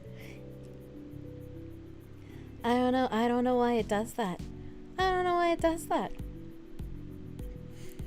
Anything to remove country caps for green cards and unlock skilled immigration would be huge, Krishnan wrote on X. As a tech bro, these H-1B immigrants are only good at looking like they're doing a lot of work. In truth, they hack and slash code together until something vaguely works and their understanding of the code is little better than a prayer. Deport them all. I would have to take your word for it because I wouldn't know. I wouldn't know. Spider God, thank you for the 25. It's like, I'm glad that you have some first-hand experience with this. I'm also sad that unfortunately seems to be your experience, the hack and slash and code together. No understanding. I'm here to do the work very basically. That's kind of disappointing. I'm sorry you have to deal with that, Spider God. So speaking especially quickly, it jostles your tummy. It does. It does, and I don't know why. It just, like, it makes me feel like I have a giant rock in my tummy. Rock tummy. You probably got some air in your tummy from talking too fast. If you can safely force a burp without puking, then do it. I have been so filled with gas the past few days. I have been, like, burping non-stop, man. I cannot stop burping. And I don't know why. You need to eat more sand. Don't eat sand. It's not good for you. A Brap tuber arc incoming. No thank you. I do not want to be the Brap tuber. She's a Kirsche orb. I basically am. In another post, Krishnan added, simple logic. We need the best regardless of where they happen to be born. Another bizarre quirk. The country cap is where you were born, not even citizenship. I don't know what they mean by the country cap is where you were born, not even citizenship. I'm not sure. I'm not sure what that means. But also, once again, when the government is trying to tell me, oh yes, we need the best and the brightest, you know, I don't trust them, man. I don't trust the government when they say that. Will someone poke the Foxu belly button to release the gas? I'm just gonna make balloon noises and fly away in the sky. Kirsche. Look up the National Interest Waiver EB2. It does exactly what they are talking about.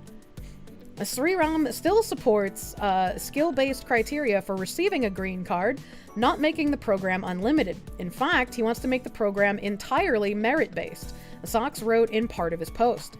Makes sense, Musk replied. It's like, I could get behind making it entirely merit-based. Right, I could get behind doing that instead of a lottery-based system. But what are the merits that they're going to want to put in as a standard? MRI's top priority. Can I schedule it right now during office hours instead of waiting until after stream on a Friday? No, I cannot. It is already after hours. I need to import more courses. Operation Paperclip all over again, man. Merit doesn't matter. Indians lower the value of the property they're on simply by existing. Wait, hold on a minute. Wait, hold on. Hold on. That's like unironically racist, though. Hold on. It should always have been merit-based, but yeah, we don't know what these merits are going to be. Yeah. And it's like, when the government tells me they're doing something for the good of the country, it always makes me incredibly side-eye. I'm just like, I just don't trust you, man. Wait, hold up. Indian hate, Canadian spotted, true. A merit, the willingness to work for less money than you can survive on, live 20 to a single family home, and be at the office 100 hours in a week. Trust me, bro, it's for the good of everybody. And then there was, is Elon Musk targeting free speech on X? Laura Loomer and other users question loss of blue checks. I'm sorry that I got fisted so hard it fucked up my stream. I didn't mean to get fisted so hard, I'm sorry. Mechanist Golden Gear, thank you for the 15 gift subs. Thank you. Thank you for the gift subs, my guy. S-Kill, thank you for the 449. I'm leaned back right now to help my tummy.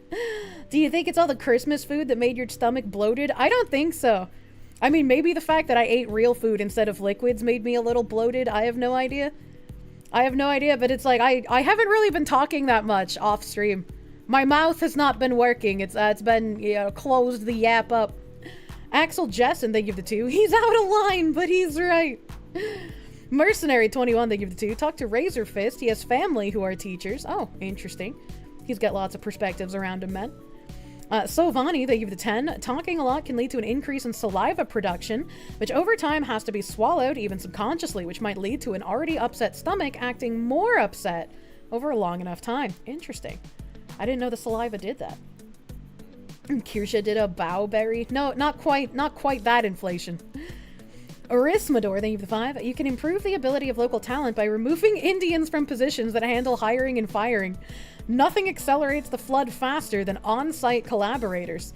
I mean, true and real, but also could in that case remove women from the hiring and firing processes as well? The 65K H1B number is 65K new people added every year. That seems like too many. You can't tell me that there's that many. It seems like a little much. Oh. The Hylian Juggler, thank you for the 10. Tech being magic in the future is scary likely. You're a network admin. There's a lot of old stuff holding things up. You're getting a vigorous spanking because you've been a bad girl. The knowledge on maintenance is near impossible to find. Alexandria Library moment. Yeah, we've read a couple of articles on people in tech being really worried about no longer being able to figure out how to use old systems and knowledge on maintenance and whatnot. So it's going to be a little spooky. Imagine someone like me being your support technician for one of your tech problems. How scary. 65K plus dependents, which often includes their elderly parents and several children. Munya. Robo Nutzuki, thank you for the 7-month resub, my guy. Thank you. Rave Master J, thank you for the 690. The whole situation ultimately shows that Americans have no representation because the people ruling the country will hire their elite and capable people from literally anywhere else. So it takes a miracle for someone like Foxu to make a difference. Yeah, it genuinely feels like regardless of whether it's from the left or the right, the average American people don't tend to have much representation anymore. And especially with like the middle class being eroded, who even is there to advocate for what the middle class even is anymore? I don't know. Just seems like shit is kind of fucky. Kind of fuck cute VTubers as tech support when, as long as you never want to actually fix the issue. Nobody cares either right or left. Yeah. Yeah. When was the last time you could vote to shrink government? True. It's like as much as I really like the Doge thing as well, I'm hoping it'll have an impact. But how much shrinkage can we actually expect? It's like I don't want to doom about it, right? I don't want to doom. I don't want to get blackpilled. I try to stay hopeful, chat. I try to be hopeful. You think the tech apocalypse is already beginning? It can't tell you how many customers, service reps, copy-paste generic answers to questions. Can't elaborate on them. See YouTube? Yeah, it's pretty bad.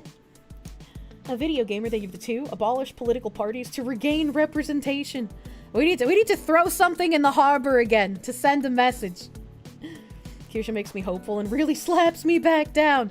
I try to stay hopeful because it's too easy to get into the doom pill spiral of like, oh, fucking none of this matters, you know? It's too easy to go down that hole and I don't want to do it. Bullet Shepherd, thank you for the $9.99. You were homeschooled, STEM degree holder now. You were always a loner until high school. Your parents let you socialize at your own rate and it benefited you greatly rather than public school forcing interaction on you. I mean, I'm sure there's some interactions I would have been better off without.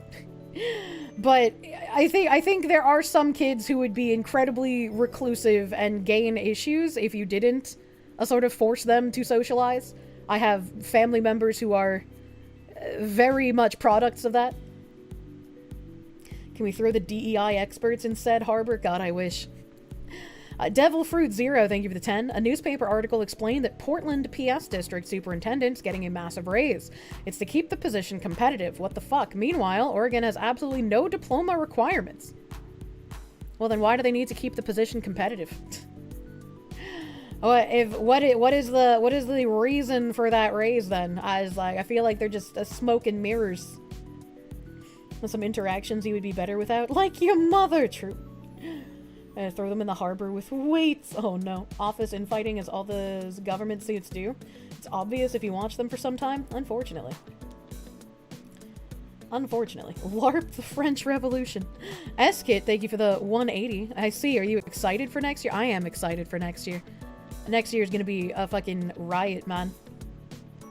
Sparky, thank you for the 83 cents. You had friends from public and private school that were just as regarded as homeschool people. It's to the individual, I suppose. Yeah. Vampire 935, thank you for the tier 2 subby wubby. Thank you. Mercenary times 21, thank you for the 2. Life in jail, hard labor for the Marxist. Unfortunately, I don't think that's realistical. Unfortunately, I don't think we can do that in America. Mercenary times 21, thank you for the 5. I talked to Razor Fist about the teacher pay raises. Oh, I remember reading this. Wait, maybe I didn't? He has teachers in his family and how the investment is by design made to screw us, also school vouchers. Well, I mean, yeah, the education system has basically been about churning out compliant thralls rather than actually educating new generations. Unfortunately. Malcolm Liang, thank you for the $1. Wang Yongqing, who founded Formosa Plastics, did not finish elementary school because his family couldn't afford it. Guy became a multi-billionaire regardless. Institutional education is way too overrated, especially with information being more accessible now.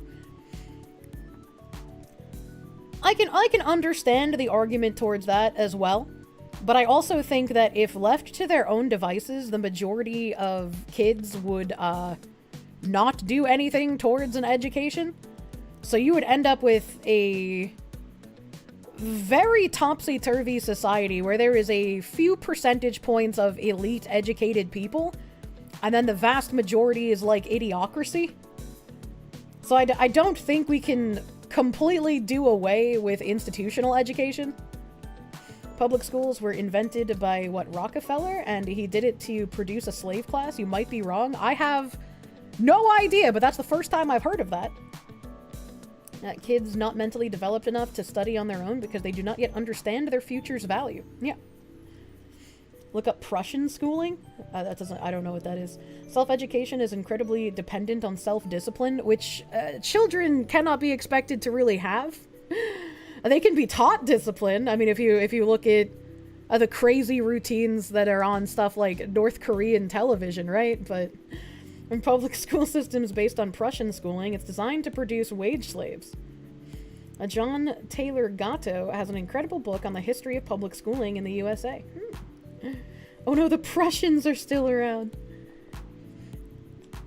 And Prussian schooling is effective. The US system is not modeled after the Prussian gymnasium. Other people are saying it is. You don't want thinkers, you just want workers, J.D. Rockefeller. A Prussian schooling meme is complete BS. I have not heard of it, so I don't know what it is. According to Twitter, H-1B visas are used to import janitors, hospitality workers, etc. It may not just be tech. And that's why we're reading a little bit here. Magiholic, thank you for the 5 gift subs. Thank you. X8VT, thank you for the 200 biddies. You don't know if it was here at the other White Fox channel, but there's a nice video how good homeschooling works. What? Quest 118, thank you for the 5 months of Proom. Thank you for Prooming. Joe of the Masks, thank you for the 5. What bothers me is both Vivek and Trump campaign promised removing H-1Bs. Yeah, that would be a little weird, right? If they campaigned on removing and reducing the H-1B program, and then some guy gets put in a position and then they about face. I hope they don't. I hope they don't about face. The insane mid-century German supremacy and technology was forged in the Prussian schooling model. Merry belated Christmas. Merry belated Christmas, Lulu. Merry Crimbo. Someone did a visa search and found plumbers who have H-1B visa, not high-tech people? That seems very strange. Why would they be bringing in fucking plumbers, man? You put it, Vivek is still planning reform or removal? Emperor Creatine, they give the 10. The argument of there's a dire shortage of workers and Americans don't want to work these jobs were also used to justify importing Europe's peasant class during the horrifically corrupt Gilded Age. Yeah, and they've been pushing that Americans don't want to work these jobs thing for quite a while. And like when I was still younger and like watching like the teenagers around me get jobs and stuff, I didn't really see anybody be like, oh, I'm too good for manual labor. Meh. Right? Like I didn't see that. But But with all these, like, articles on, like, the erasure of the taste of the middle class, essentially, where people are just like, oh, well, I should be a celebrity, I should be in these, like, high-paying positions, I can kind of see that mindset possibly existing currently, where there probably are swaths of Americans who are like, I am too good for these jobs and that's why these migrants must do them. And they typically give themselves away when they're just like, but without illegal immigration, who will wash your bathrooms and serve your cheeseburgers, right? Americans don't want to work is just coded racism against young white guys. It isn't that Americans don't want to do that. They made people look down on trade jobs instead of actually seeing how good they actually were. Which never made sense to me growing up with my dad being a manual labor kind of guy. He did glass work, he did glazing. So it's just like, you know, he wasn't making like fistfuls of finance bro cash, but he was still doing pretty well for himself. It's like it never made sense why people would look down on those kinds of trade jobs. I guess it was part of denigrating anything masculine, potentially. Am I making a reference to Kelly Osbourne? I don't know who that is. Trade jobs pay good money and are better than anything minimum wage offers? Meh. I'd like to see a lot of kids not knowing how to do manual labor or even start tasks when volunteering. We need Indians to code, Mexicans to mow the lawn, white people to get out to the ruling class. Skeptical Panda, thank you for the 5. If those countries are so great, you can set up shop there, right? Harness their native talent, right? Marcus Aurelius, thank you for the 2. By the time of Emperor Hadrian, most of the Roman military is made up of auxilia instead of Italian citizens. Emperor Caracalla later made all people in the empire citizens. Seems relevant to our topic of immigration. And Kelly Osbourne is Ozzy Osbourne's daughter. She said something like, who's going to clean the toilets if all the brown people are gone, or something to that effect. Well, she's not the only one who has said it, but I mean, yeah, I guess. Without illegal immigration, who will bust up my Schiffer robe? What does that even mean? They have. That's why we have a shitload of jobs exported. My grandma used to tell you that you would end up that way if you didn't go to college every time we saw a laborer or low-skill worker. Jokes on her, went to college and ended up worse than them. That's such a weird thing to say. Like, yeah, it's hard work, so you have to be fit enough to do it. But it's like, if a guy enjoys doing that, and not even just like enjoys doing the labor part, but enjoys being part of the intrinsic infrastructure that helps our society keep moving, I was like, why would you look down on that, man? Being white is nothing but loneliness and judgment. Oh my god. Every time you applied for a job when your bone condition wasn't as bad, it was college grads who were being interviewed as well. You don't go to college, you'll end up being a garbage man. 70K per year. That's pretty not bad, man. Joke's on her. Grandma's in hell. What the fuck? Dama Blez, thank you for the 5. It's ironic that the DEI programs opened up the ability for other nationalities like Indians to take control using the same language as them. I never even thought about that before. I never even thought that like some other group would be like, hey, we recognize this language, but instead of calling it out, we're gonna just exploit it for our own benefits. Blue collar work here in Australia is unironically where all the wealth is at, on low-end jet skis, high-end mansions. Oh man. Do you want to end up being a ditch digger? What the heck? 70K USD is higher than teachers. You're right. Garbage man is actually a pretty dangerous job. Don't get eaten by the garbage truck. Usually the people that are judgmental about jobs don't work anyway. She went on 4 grand. Jorshly, thank you for the 8-month resub, my guys. Thank you. Earshi, thank you for the 10. Everybody votes for a teacher pay raise. The money goes into the unions and the admin staff. Any pennies that reach the teachers get tied to circus acts for the admin's entertainment. Yeah. Yeah, it's a very weird circus. I will agree with you. A Zoltar Death Ninja, thank you for the 8-month resub. Keep me warm for 1 more month before my birth. I'm gonna bake you. Brave SJ, thank you for the 5. That existed before. They were just wanting acting and TV jobs. They're just more visible now due to the internet. And it's expanded to YouTube and TikTok. Well, yeah, that's what I'm saying, right? There were always the people who were just like, I don't want to work, I just want to be famous. Always. But now, the barrier of entry to being famous and going viral, as it were, is much, much lower than the barrier of entry was to traditional Hollywood. So there's like that mindset, right? Like all the girls who are like, I'm gonna turn 18 and make an OnlyFans and become a millionaire, right? Like it's all about fast, quick fistfuls of cash. And I don't think a lot of people realize exactly that it's not fast, easy fistfuls of cash. 2 whole pregnancies. Smee23, thank you for the 18-month resub, my guy. A double A, little twinsies. Thank you, Smee. Thank you, Smee. Your money for nothing. That applies to me as an online influencer streamer. It does, but I don't think that this is like super easy fistfuls of cash. I'm not gonna get into like some fucking unwinnable argument about like, oh, whether streaming or a 9-to-5 is more difficult, because it depends on what the job is, right? It depends on what the job is, and it depends on if you have the discipline in order to actually do business stuff alongside the actual streaming portion of things. Like, I think that whole argument is kind of silly. I think it's kind of silly. A fistful of something. I think part of trade jobs being poo-pooed is that with the government subsidizing universities and giving out federal loans, more expensive for-year colleges are pushed hard towards high schoolers. Yeah, I don't doubt it. Personal dignity is worth more than any amount of money you make being a whore.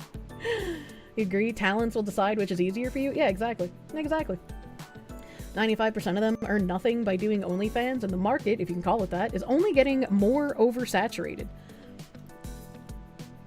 You're working 9 to 5 right now, as you're watching? Hell yeah. You're not going to split hairs and just say that people who take the low road are magnetized to being whores. I mean, there are, like, you hear it from other content creators all the time, how, like, people get real cutthroat. They get real cutthroat. You have no friends in content creation, as Daddy Jim likes to say. So it's just like, it's an entirely different set of challenges. It's not the quick, easy, fast route. Look at the fucking Hawk Tua lady. Has she even said anything since she disappeared after the rug pull from her crypto? She had like the easiest makings of fame and somehow managed to fuck it up in only a couple of weeks, man. Isn't she suing or something? I have no idea what's going on with her. Value the people that are your friends in this space? Yeah, exactly. Yeah, exactly. You're just trying to get where you don't have to be a wagey anymore. 9 to 5 suck. Well, that's like, not every 9 to 5 is like wage slave cashier or something, right? Like, you can easily be 9 to 5 in a much higher position. Sure, you're gonna have to work overtime sometimes, but you know. She trusted the wrong people. Came out of her hole acting like nothing happened. Oh my god. She came back with the most boilerplate legal response imaginable, a generic PR statement the other day. She woke up to give a lawyer-prepared statement. She asked people affected by the rug pull to use her lawyer. Okay, alright. She's basically trying to play the she had no involvement card. Doesn't surprise me.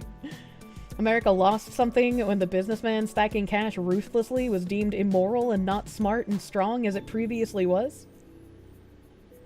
What? If being a comedian is a real job, why isn't streaming? You don't get these people. I don't think...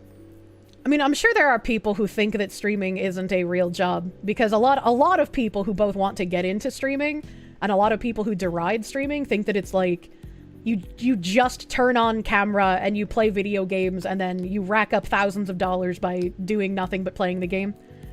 But it's a lot more than just doing that.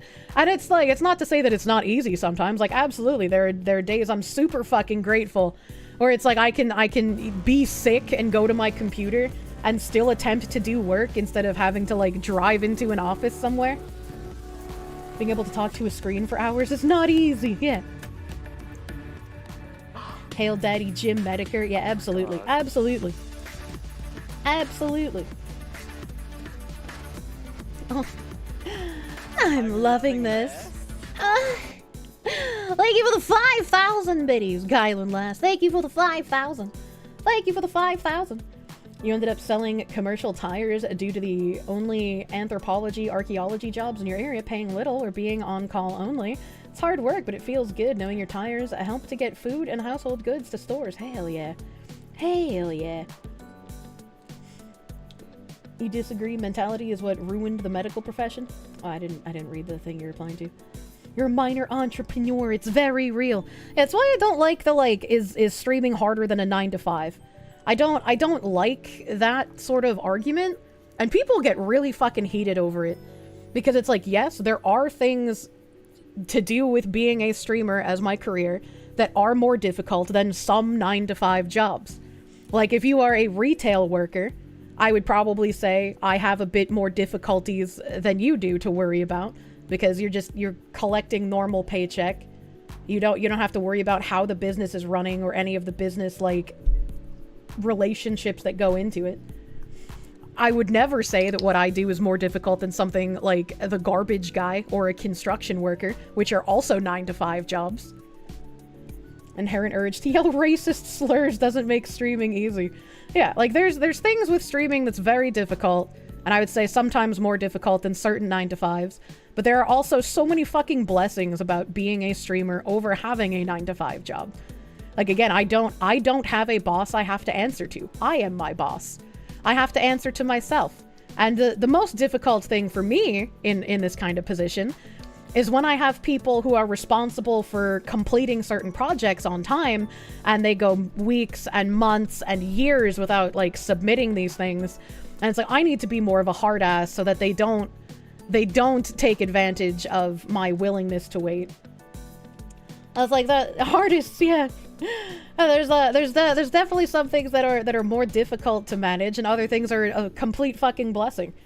If I was working these past 2 months, if I was working a normal job, if I was working like in retail somewhere, or if I had an office job, and I had all of these health issues that I've had throughout streaming the past few months, I probably would have lost my job. Like, there's no way that I would have been able to take as much time off as I would have needed, which would have been more time off because it's not just dragging my sick ass from my bedroom to my PC. I would have had to, like, leave my house and get to an office building and do all of the shuffling around that probably would have made my pain and my stomach worse. I probably would have lost my job. So it's like there are certain things that definitely make this easier than having a 9 to 5. Couldn't be a streamer, but that's because you're not a talker. You can be on an Xbox Live party and not say something for 8 hours with your friends. I feel similarly. I am way more quiet when I'm off stream. I have a lot of respect for small streamers. The shit's not easy. When it comes to people like Hassan, that's a bit different.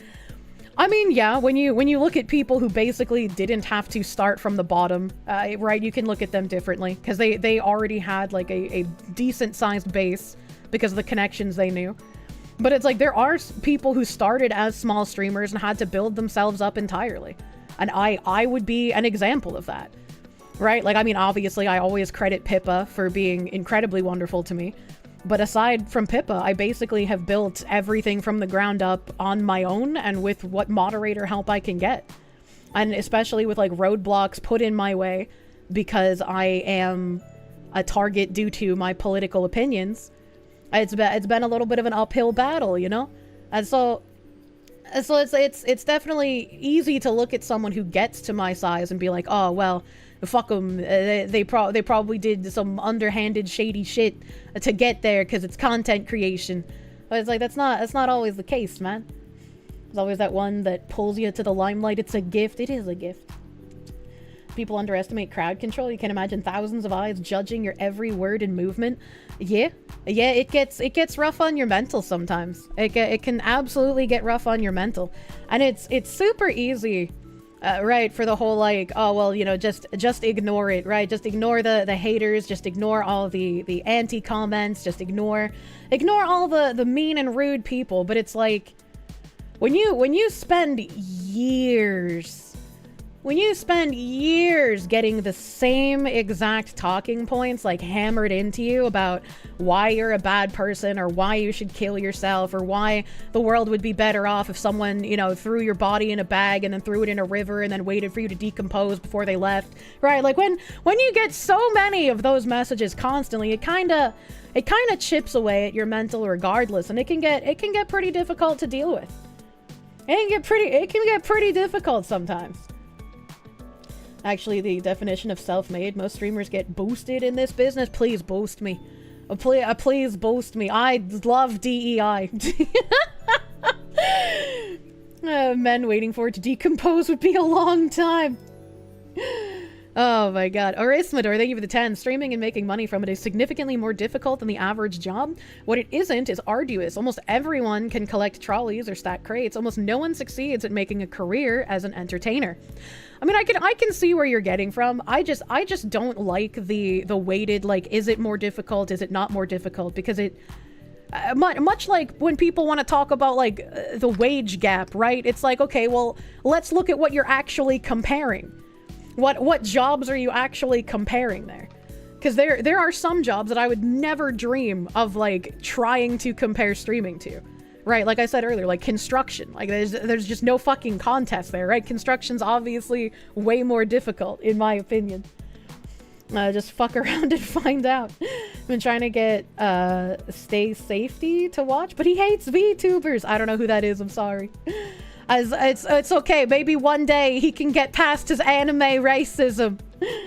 The virtualness of my skin does not detract from the ideas in my head. Deep sea, yeah, deep sea welding, dude? Ain't no way, that's so dangerous. Grandpa on your dad's side was a construction guy. The job turned him into an alcoholic. Yeah, that's fucking, it's rough out there, man. Working on an oil rig, something I could never fucking do.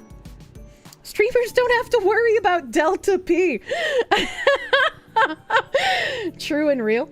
The OnlyFan apocalypse is funny. You can't blame girls for trying it. Some make tens of millions, but it's funny because girls claimed a higher code of ethics before OnlyFans was created. Also, the gamble when you're 100 porn vids in and hoping to become a millionaire with only a few views. That's thousands of girls at the moment. It's a really rough place. And, like, I mean, when you have media making these articles that are thinly veiled advertisements for OnlyFans, right? Talking about, oh, this woman made $9 million in 1 month. Wow, that could be you. There are people who are going to read that and be like, yeah, why can't that be me? Those thinly veiled advertisements are going to work, which is why I'm glad that all those fucking undisclosed steak advertisements are starting to get funnily community noted on Twitter. And judge the Foxy by the quality of her content over the reality of her skin. Imagine the envy of OnlyFans. Imagine how much they all hate each other. I don't want to think about that, man. Thinly veiled. Pretty sure they aren't even trying to veil fucking anything. Kirsche's stream is the last bastion of the anime waifu. Raise your arms, brothers, sisters. We will not fall this day to the anime racists. Oh my god. That's not you, you're short gamer goblin. Hell yeah. For a moment you were all steak advertisements, and then you were like, wait, no, steak the gambling people. Steak the gambling people. You've seen the drillers dancing with the chains? Yeah, you know, they got a little more gusto than I would. I'd be terrified. Speaking of thinly veiled advertisements, chat, did you know you can use code Kirsche for 10% off your gamer subs order, and you can win a car? True, every dollar is another entry to win the car. Only people in the US can win the car, though. Shipping a car to other countries would be expensive. Oh my god. And it took the Gold Bond Moisturizer recommendation. It's been really nice. Hell yeah. I hope it helps you. Hope it helps you. Where's the veil? You can't. You're not in the US. I'm sorry. I'm sorry. Oh, I just peeled off a bit of my nail polish. Interesting. You have to pay the sales tax on the car. I don't know. I've never won a car before, so I don't know how that works. I don't know how that works, man. Dang it, the Brazilian debuff gets you again. Back in the day, men could only pay for stuff for females? What do you mean by this? You do have to pay taxes on the car? God damn. God damn, I wonder how much the taxes would be. I mean, it would be cheaper than just buying a new car, right? But I wonder how much it would be. You'll take paying just the taxes on a car instead of the entire car? Yeah, right? Can't even imagine being the guy that lays the guidelines in new caves. Ooh, yeah, that's also scary. Matthew Irvine, thank you for the 10. Hi, Kirsche. Hope you had a good Christmas. Found out a couple of days ago that you can rupture your eardrum if you plug your nose and blow really hard. 2 out of 10 do not recommend. How the fuck did you do that? How did you do that? Whenever I blow my nose, I always close one nostril, so I blow one nostril at a time. Ugh, you! 25519. Thank you for the 14-month resub. Kirsche is my favorite educational streamer. I try best. You've been doing that lately? I just saved your ear holes. What the heck? Plug nose, blow, then sneeze, right? I don't know. I always blow with one nostril closed. I don't know how people blow their nose with both nostrils open. It just feels unnatural to me. It feels like it doesn't actually unclog your nostrils more than doing it one at a time. But like, why would you hold your entire nose shut and then try to blow? That just doesn't make any sense. Snot rockets? Oh my god, I would hate it. Right? Like when someone is close to you and they wanna be a little poofter. I hated it when people would like put their mouth over your nose and then blow in your nose. It feels so fucking bad. Please don't do that. Please don't do it. It feels so bad. Has the OnlyFans proven we can just give each other money for anything? No. Porn and prostitution have been around for decades. OnlyFans just made it not even more accessible, right? Because like you can literally go to Google and see them titties for free. Like who does that? I've had several people in my lifetime do it. Oh my god. Now, you ever kiss your significant other but then plug their nose and blow? Yeah, it's stupid. I hate it. Don't do that. You're sad you know people that do that? Like, why? It's very weird. You close both your nostrils and blow to equalize your ear pressure when driving or when a plane lands? I chew gum for that. Plugging both nostrils is what you do to pop your ears after a flight. I just chew gum. I just chew the gumbies. Axel Jess, and thank you for the 5. Don't discount the VTubers' ideas because they have virtual skin. Disregard them because they're a woman. Jesus Christ. Trish Chan, thank you for the full fucking year of subby bubbies. Thank you. Thank you, thank you. Matthew Irvine, thank you again for that 10 and weird nose nonsense. Joel Darkstar, thank you for the 100 biddies. You bet it's tough dealing with negative comments, but you hope I get motivated by positive ones. Yeah, it's been a bit easier recently. It's been a bit easier recently, thankfully. But it can get pretty rough. It can get pretty rough, especially since like a lot of comments where people talk about me are just like, man, you don't even watch my content, but everyone's gonna believe your lies anyways. It's really unfortunate. How does it feel to chew 5 gum? I don't want to fall out of an airplane. Need to learn to control the muscle that releases the inner ear pressure, not needing the gum, but I like gum. Kirsche is literally Hitler. I won't accept Foxu. Purge the interlopers. Oh, man. Is there a way to enter the Gamer Subs car contest without purchase? There should be. It does say no purchase necessary, but I don't know how to get the free entry. I did not look. There's a chance of blowing out your eardrums, but it's necessary in aviation when coming down from that altitude. Medics like to give you air chew bottles of Afrin, just in case they couldn't equalize, since it's painful as fuck. I've never had to take anything for that. I just chew gum. You open your mouth and a yawn lock intermittently to pop your ears every time you go up a slope around these parts. I can sort of like crack my jaw when I do that. Stephen Ortiz, thank you for the 10. You really like the gingerbread, Kirsche. You didn't know you needed that. Yeah, super cute.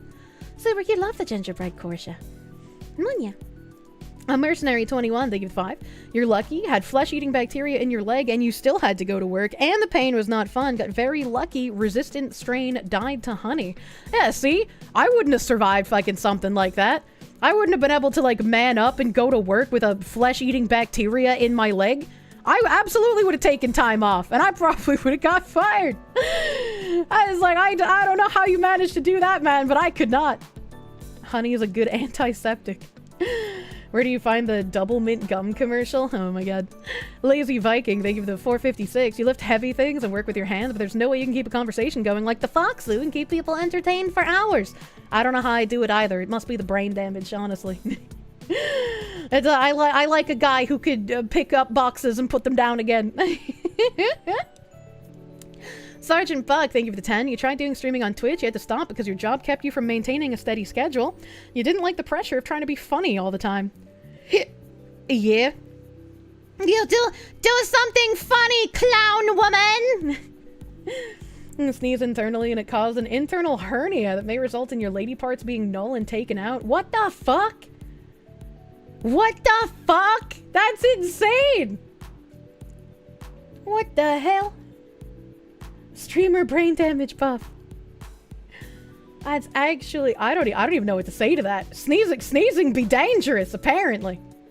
God damn. Forklift boyfriend. Jack Manson, thank you for the 5. Garbage man is not 9 to 5, more like 5 to 9. Well, I mean, it depends, I guess, on the garbage route. It depends, but yeah, it can go later, but you get the point I was making. Mildly OCD, thank you for the 5. Your stance on the streamer versus 9 to 5 debate is that while streaming has its difficulties, you can always quit being a streamer to work a 9 to 5. Yeah, you can. The 9 to 5 is a safer option, albeit you get less freedom typically. Being the class clown ain't worth it, too much pressure. And jokes on you guys, your house is at a similar elevation to the internal pressure maintained in an airplane? What the fuck? Where do you live? That's Machu Picchu, motherfucker, over here. Don't buy the gallon of wildflower honey at Costco. That's a lot of honey. That's a lot of honey, man. You fucked your back a few months ago because you sneezed too hard? It sucked?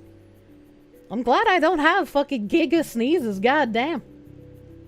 When someone puts their mouth on your nose, you blow out. Enjoy the boogies, freak! Oh my god. You guys are kind of crazy. Mildly OCD, thank you for 5. Your stance on the streamer. Oh, I already read that. Thank you again, Mildly OCD. I forgot to click it because I have brain damage. Nugum Keeper, thank you for the 525. Musk and Soros don't seem that different now. Elon was always a grifter. X is uncensored only where it benefits him. For example, India has censorship on X. Do they? I don't know about other countries' censorship. Kind of shit. Hylian Juggalo, thank you for the 10. College was made useless because booms heard live leak stories from manual labor, so they told kids get jobs that don't do that. Problem is everyone did that, and there's just not enough to go around. Yeah, I mean, they're definitely dangerous. All right, there's definitely a lot of danger when it comes to manual labor jobs and factory floor, like, production jobs. But someone's got to do it, and if someone's willing to take on the danger, I feel like they should be paid handsomely for such. And do not get wound up in an industrial lathe. Oh my god, the Chinese factory shit. Oh.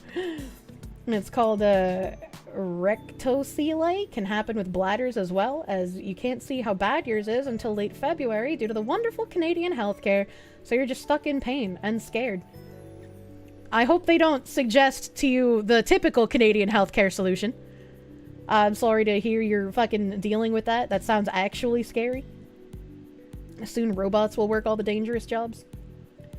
Live leak lathe vids, yikes. Oh my god. You hope not. Eddie Zombardo, thank you for the 13. Can't wait to become internet famous, have a podcast for some reason, and sucker people to buy your cryptocurrency. I still can't believe she was convinced to do that. It's like, why? Man, one of the first things, all right. One of the first things my mythic manager came to me with, he was like, all right, so Fansley wants to give you a higher split for joining on as a creator. And I was like, yeah, I just don't think I want to do that, actually. And he's like, oh, you're not into that kind of work? And I'm like, no, I don't think I'm gonna do that kind of work, man. You can tell Huck2 is generally not very smart. Yeah, but you would think with the team of people she has around her, she'd at least have one person who's like, hey, maybe you shouldn't participate in this scam. Right? Like, I know everybody is going to convince you it's a good idea because they could use you to make a lot of money really quick. But you probably shouldn't do this because it's gonna end up real bad. Mythic is obligated to try, I suppose. Offer to be the commercial voice. We need the 1-800 hot moms in your area. Oh, that's true. I could voice a commercial for them. How about that? How else are you gonna have your own crypto? A team is a danger Machiavelli warned about in The Prince. I think Hankatua is a good listener. Probably not, man.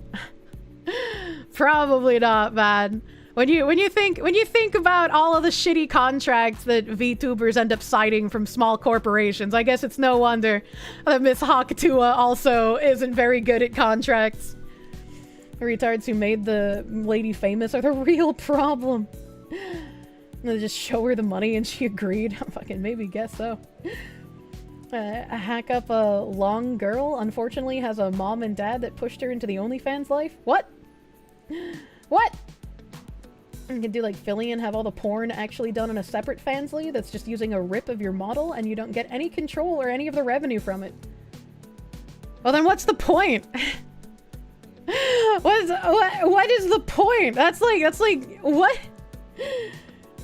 Your team are just looking for ways to leech. I guess so.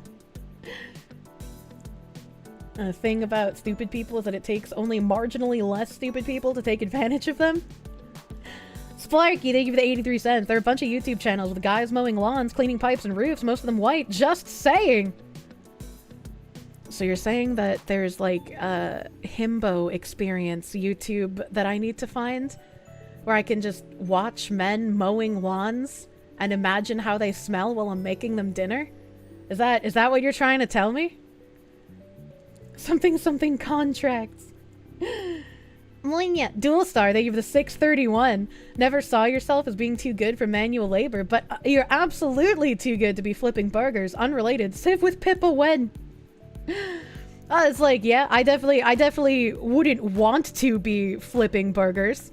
But if I was in a destitute position and that was the only job I could get, I would take it in order to continue living until I could find something better, you know? You still find it funny Phillian has a fansly? What the heck? Elysius Mons, thank you for the 636. If you do the Kirsche in the middle of the forest and no one is around to witness it, did you really the Kirsche? Yes. God is always watching. Some random model that was open on the market and the genius went, wait, I can make bank? So now they make Phillian porn, zero affiliation? That's kind of crazy. Burger flipping is fine. It's the pay that's the issue. I mean, I don't think so. I don't think so, considering burger flipping is unironically a low-skill job. And before they start paying burger flippers more, they're just going to buy machines to do the work. That will be a large lump sum investment at the beginning. And then they're gonna need people to maintenance those machines. So you gotta learn to be a tech bro. You gotta fight with the Indians for the machine maintenance. 5-star burger flip by professional chef. You never have, so you didn't know the process, really? Flippy would never ask for a raise or show up to work drunk. Flippy is inevitable. There's some jobs that genuinely should be automated. You wouldn't wish them on your worst enemies. Soul-crushing jobs shouldn't be necessary. I mean, I can agree with that. But it also depends on what someone considers soul-crushing, right? I really like boring, repetitive work. So if I had, like, some sort of machinery job where I just got to sit there and sort of, like, push this one thing a million times over the rest of the day, that wouldn't really be soul-crushing, in my opinion. Because I could sit there with my thoughts, and I could get lost in daydreams while I push my one button over and over and over again. And the fry bag guy is gonna get replaced, too. And plenty of cubicle jobs are soul-crushing, too. It's harder alone. McDonald's and the other chains already make burger flipping extremely easy. I knew a guy that worked at Wendy's, and after trying to cook a real burger, he fucked it up all the time because he had everything do it for him. He has no idea how long an actual burger cooks for. Oh no. Oh no. My one thing is, it's like nobody really cares how home-cooked food looks, right? Like you're not home cooking meals to be presented in a curio case at the front of a bakery, right? So if you need to, like, cut open your chicken breast or cut into your burger patty to see the level of doneness, fucking do it, man. Fucking who cares? Who's gonna come to family dinner and be like, honey, you cut my burger in half. I can't eat this. Right? Like, no, nobody sane is going to do that. Soul-crushing jobs. I had to quit my job at the Coca-Cola factory crushing aluminium cans. Aluminium! It was so depressing. If it really matters, get a food thermometer and learn how to use it. Unironically, I've tried using food thermometers throughout my life, and not a single one of them has ever actually worked correctly. So the majority of my life, I've just been completely fucking winging it. Never actually using a meat thermometer. And you know what? My grandmother never used a meat thermometer either, and I'm still alive. But the big thermometer doesn't want you to know that you don't need that item. After enough time, you just know when it's done without a thermo. Yeah, exactly. After a while, like, you just fucking know. Unless you're using someone else's stovetop or someone else's oven. Right, like, you know how long your oven takes to cook. Maybe when you're cooking, like, some chicken breasts on 400 degrees in your oven, it takes, like, exactly 26 minutes to get it fully cooked on the interior and have that crispy exterior that you like with your little breadcrumbs. But then you go to your friend's house and you put it in for 25 minutes because that's the real time. And you take it out and it's not even cooked in the center and you're like, I don't understand. How does this work? Food thermo is honestly only really relevant for expensive meats or when working with new equipment. Yeah. Fuck, even getting a new pan throws you off. You mostly go by look. Doesn't always work. Yeah, it's like if at any point I'm just like, I don't remember how long I put this in here, or like I'm in a new oven, or like this is my first time cooking a cheeseburger in like 6 months, I'm probably gonna take a knife and I'm gonna cut open one of those burgers, and it's not gonna be a big deal. You dream of the day you get your own house with a gas stove. Dude, I fucking hate electric ranges. They are terrible. You've never heard or known anyone using a thermometer. It's 100% BS. Food thermo is a godsend for grilling and smoking meat for hours. I don't need a meat thermometer. Woman who couldn't keep food down. Yeah, and I ate a salad from a restaurant, which is what got me sick. A salad that didn't even need to be cooked. What is this house thing you used to hear old people talking about? Honey, why is there a thin line of sauce around the food on this plate? And why is the portion size so big? Like, I'll actually get full from eating this. I can't eat this. What the fuck? Can't trust any greens nowadays. I know! They got so many recalls, man! And the soup is cold and the salad is hot. How is that even possible? And the salmonella salad. Thanks, I hate it. Thanks, I hate it. Use a thermometer for baking when working with yeast. That makes sense. Here, enjoy your warm salad. Last time you had kale, you got violently sick. I don't like kale. I'm not a kale person. Splotky, thank you for the 83 cents. Your point was that plenty of Americans seem willing to work on the low-level jobs, but yeah, I suppose it doubles as a himbo boyfriend experience. I need a himbo to put in my future Victorian home. It's better to cook food yourself. That way it's more fulfilling and more rewarding than fast food slop. Plus you won't gain weight and customize it yourself. Yeah, absolutely. I like cooking. I just don't really have time to cook. It's unfortunate. Edwin or Lana, thank you for the 20. Merry belated Crimbus. Hope you had a good one. Hope you had a good Crimbus too, my guy. Merry late Christmas, Edwin. 5 pounds of chicken drumsticks. I don't like meat with bone in it. I don't like meat with bone in it, man. Lloyd Brown Bear, thank you for the 25. Talking about soul-crushing jobs. You had to quit your job at the Coca-Cola factory crushing aluminium cans. It was so depressing. Now that I can eat them again, Dad, where's my cheeseburger? You better not undercook that bitch. Meat with bone in it is the best. Something to chew on. Ew. Ew. Imagine having home-cooked meals from a wife. A good dream. Malcolm Liang, thank you for the 318. You'd flip burgers, study their supply chain, perfect the flipping, get their contract, start competition burger van. Subverting them from the inside. Napalm Boner Fart, thank you for the 5. Flip burgers at McDonald's as a teenager, joined the US Army, went to war, still get nightmares about working at McDonald's. The PTSD from McDonald's is worse than the Army PTSD? Oh no, dude. Give Foxu a cheeseburger. A boneless cheeseburger! A Ramblin' Bob, thank you for the 5. You work at the government literally shoveling shit. Best job you've ever had. Here's my simp bucks. A Bagman was working at a waste treatment facility for a while. They actually pay pretty fucking good. He doesn't work there anymore, but I was surprised. I was like, I guess if you're gonna be fucking sniffing shit all day, they gotta pay you nicely, right? As an army guy, that makes you scared of McDonald's. Adepta Potentia, thank you for the 10. You honestly feel bad that you see so many good free sources of self-education be brushed off as poor quality every time. You've been teaching yourself coding on the side while working full-time. Hell yeah. I don't know why it is that people look down upon other sources of education if it's not coming from, like, a school. That don't make no sense. I mean, I guess it's like, you can't really trust anything, so who knows if it's a scam or not, but, like, I don't know. Always be questioning. Dudes are able to shovel shit all night. He deserved the pay. Yeah, right? Hey, it's your birthday, you're heading out to dinner, but the catch is you're in Ohio for a funeral. You'll wave to Nim. I'm sorry that you're going to a funeral on your birthday. That kind of sucks. I hope you can have a good makeup birthday day for it, though. Have a good, happy birthday day after the sad funeral day, my guy.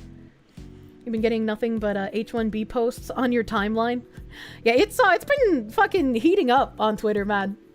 And for Creatine, thank you for the 5. You have a pretty good commercial spot for Fansly during the VTuber Awards. Too bad you can't swipe right on Foxu, probably for the best. And let me voice your commercials, Fansly. Crusader 2, thank you for the 3 months of Proom. Thank you for brooming. Napalm Boner Fart, thank you for the 11-month member. Basic capitalism, baby. You get paid for your skill, effort, and risk. If the payment is too low, you either negotiate a better price and move on. True. Red Square, go away! Red Square, go away! We're back. We're so back. We're so fucking back. We're so fucking back. It's our Streamly disconnect for some reason.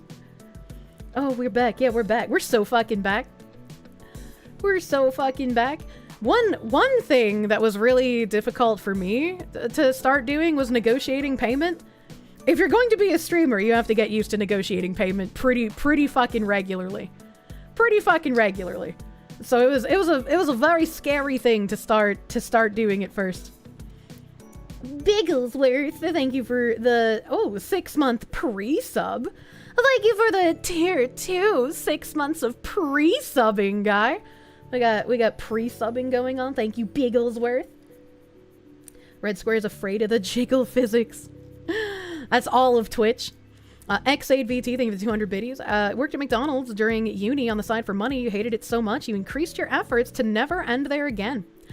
One of the people my mom had living with her for a while, when we lived in like a 3rd floor tiny apartment place that I didn't have a bedroom in, so I slept on the couch. So this was before the house where she rented my bedroom to the black man. She had a friend who worked at McDonald's, and he would bring home like a whole bunch of cheeseburgers and chicken burgers and french fries at the end of his shift. And so I would be able to take some of the burgers and eat them. He would allow the children to eat his McDonald's leftovers. The chicken burger. You have drain damage, so you don't always remember when your sub goes out. Pre-subs are best. Relatable, man. Relatable. Yeah, the cast-offs. You see, that's... When I worked at places when I was younger, I always wanted to work at a place that even if my hourly pay wasn't as good as I could get elsewhere, the employee benefits would make up for that. So like one of my first jobs was at GameStop, not because I necessarily wanted to work at GameStop, but because I bought a lot of video games and I wanted to have an employee discount and spend less on video games. And then later on, when I worked at other places like Macy's, I was like, okay, Macy's is a place where I can buy clothes at. I also buy perfume pretty frequently. I also buy shoes sometimes, so I can use my employee discount on basically anything I get here and spend far less money than I would otherwise. So when I would try to find jobs to work at, I would want my employee benefits to also be worth working there. My brother works at a fast food joint and he constantly brings home food. He's sick of it, but you're still having a good time? Hell yeah. I don't think I could get sick of it if I liked the food at the place that I worked, you know? Keep in mind that means that man fed you more than your own mother, not to deal in the... He did, unironically. You notice big streamers have better servers, even playable with throttled data speed? I have no idea what you're talking about. I don't know what you mean by this. Oh, do you mean like our fucking like server stability for like if the stream goes down or whatnot? I mean, I don't know if that matters. I feel like this is just Comcast fucking me, you know? Keep in mind, Someone that worked at fast food for over a year, you get sick of it. A Pang Yang, thank you for 5. Is your mom still brooding over you and your brother not keeping in touch with her? I was like, that's the weirdest thing. I was keeping in touch with her. She didn't have to just randomly send pictures of her medication lined up on her tub and her fake slit wrists. She didn't have to do that, but she wanted the attention. And it's like, I just don't want to play that game, Mom. Comcast hate, true. When you were part-time at Whataburger, you gained an extra 20 pounds. Damn, those burgers are good. I feel like I tried Whataburger for the first time, sometime in the last, like, 6 months. I can't remember when. But I tried Whataburger for the first time. They were pretty okay. I didn't think they were anything special. I still think I like Wendy's more than Whataburger if I had to buy fast food. I was like, I don't know. Maybe the Whataburger that I went to just wasn't the best. I don't know. Comcast sucks harder than a sex-starved demonette. I hate that they have fucking monopoly in so many areas. You're too good for the mother, honestly.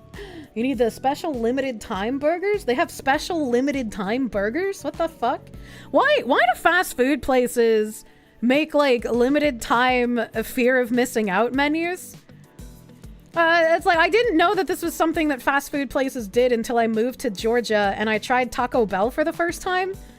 And then I learned that Taco Bell will, like, remove its beloved menu items every so often.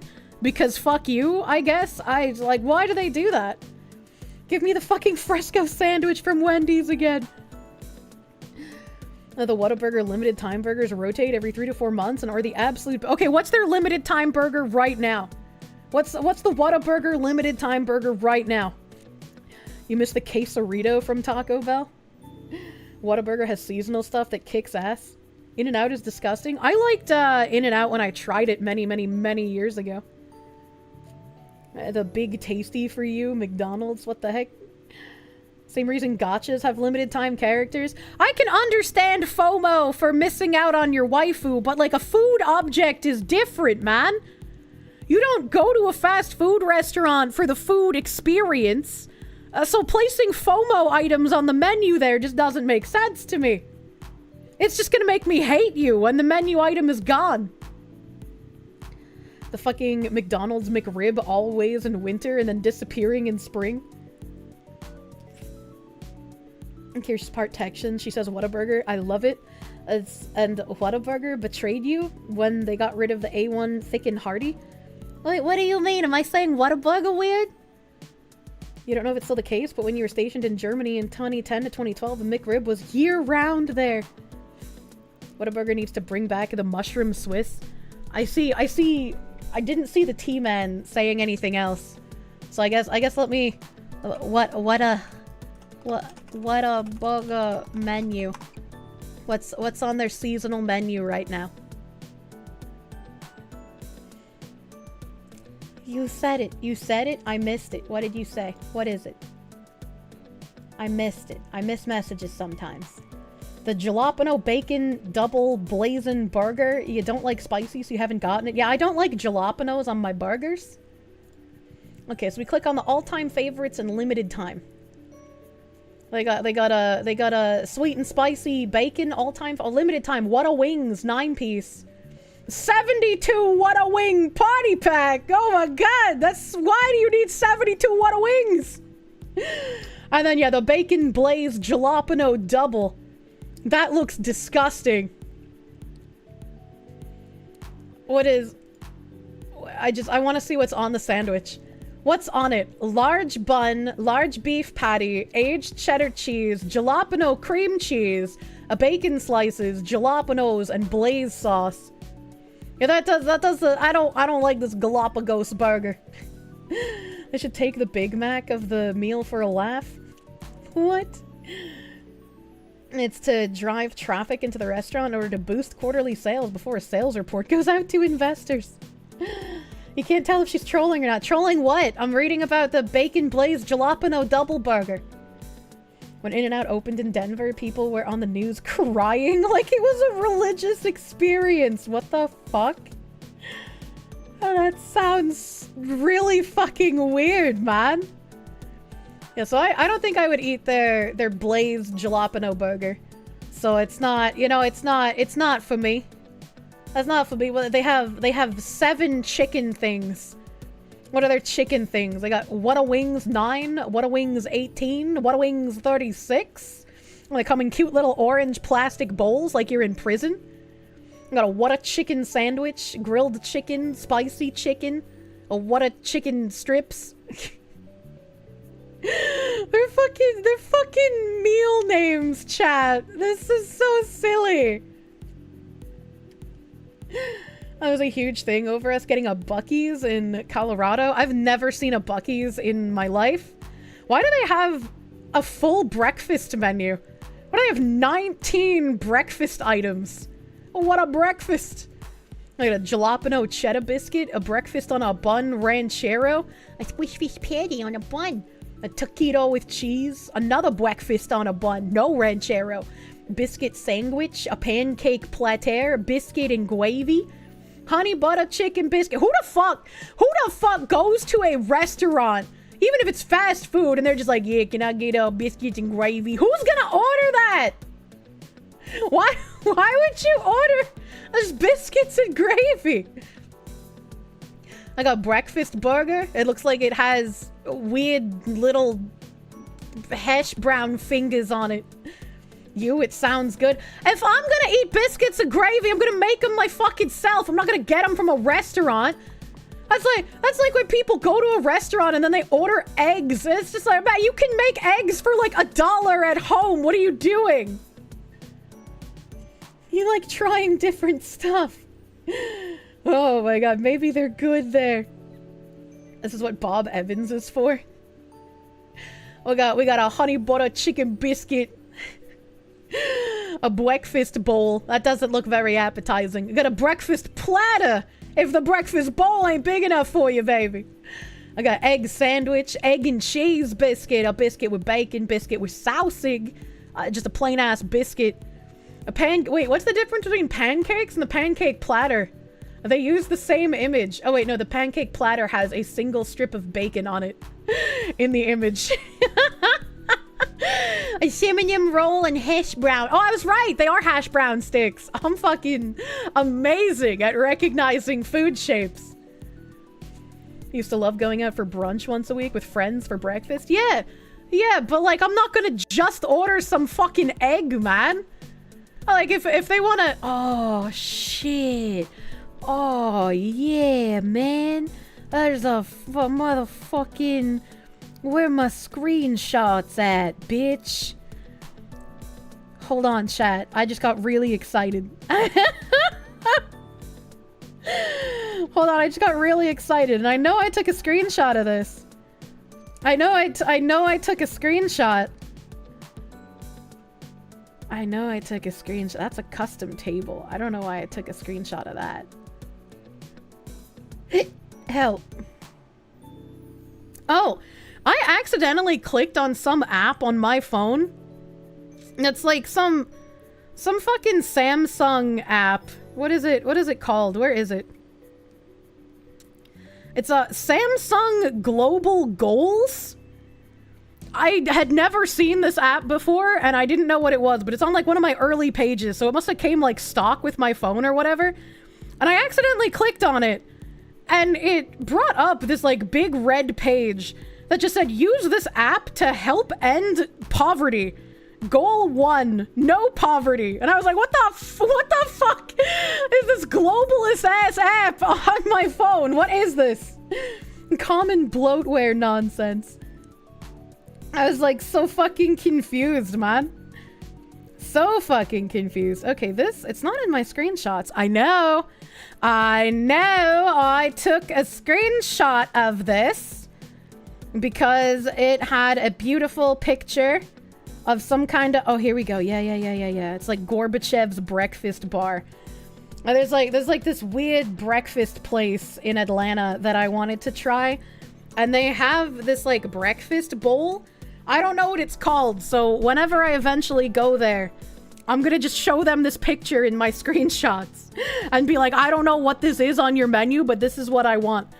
And it's like this big plate of like what looks like, you know, like thin beef, like you would put in a Philly cheesesteak, and potato wedges and peppers and onions, and then on top of it they have an omelet like draped over all of the other meats and potatoes, and then they have sauce on top of the omelet, and then they have parsley on top of that.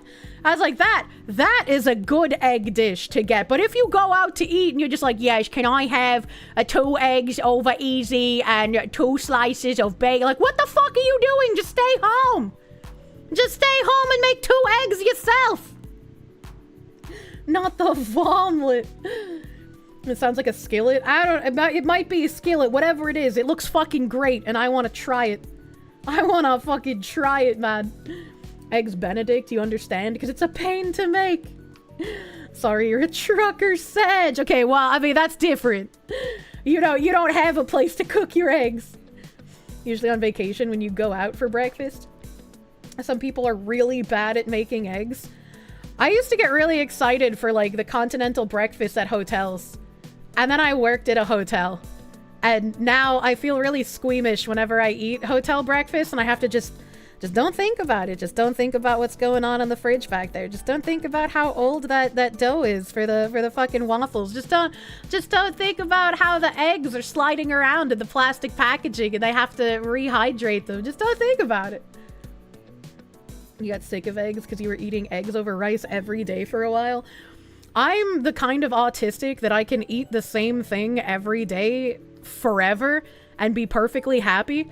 Like, if I had someone to make food for me, it would be the easiest menu, because I would be like, I want this every day for breakfast, this every day for lunch, and this every day for dinner. No variations, no changes, just the same thing every day. You really do not like eggs. I like eggs, but I wouldn't order just eggs at a restaurant. You're gonna eventually tire of that.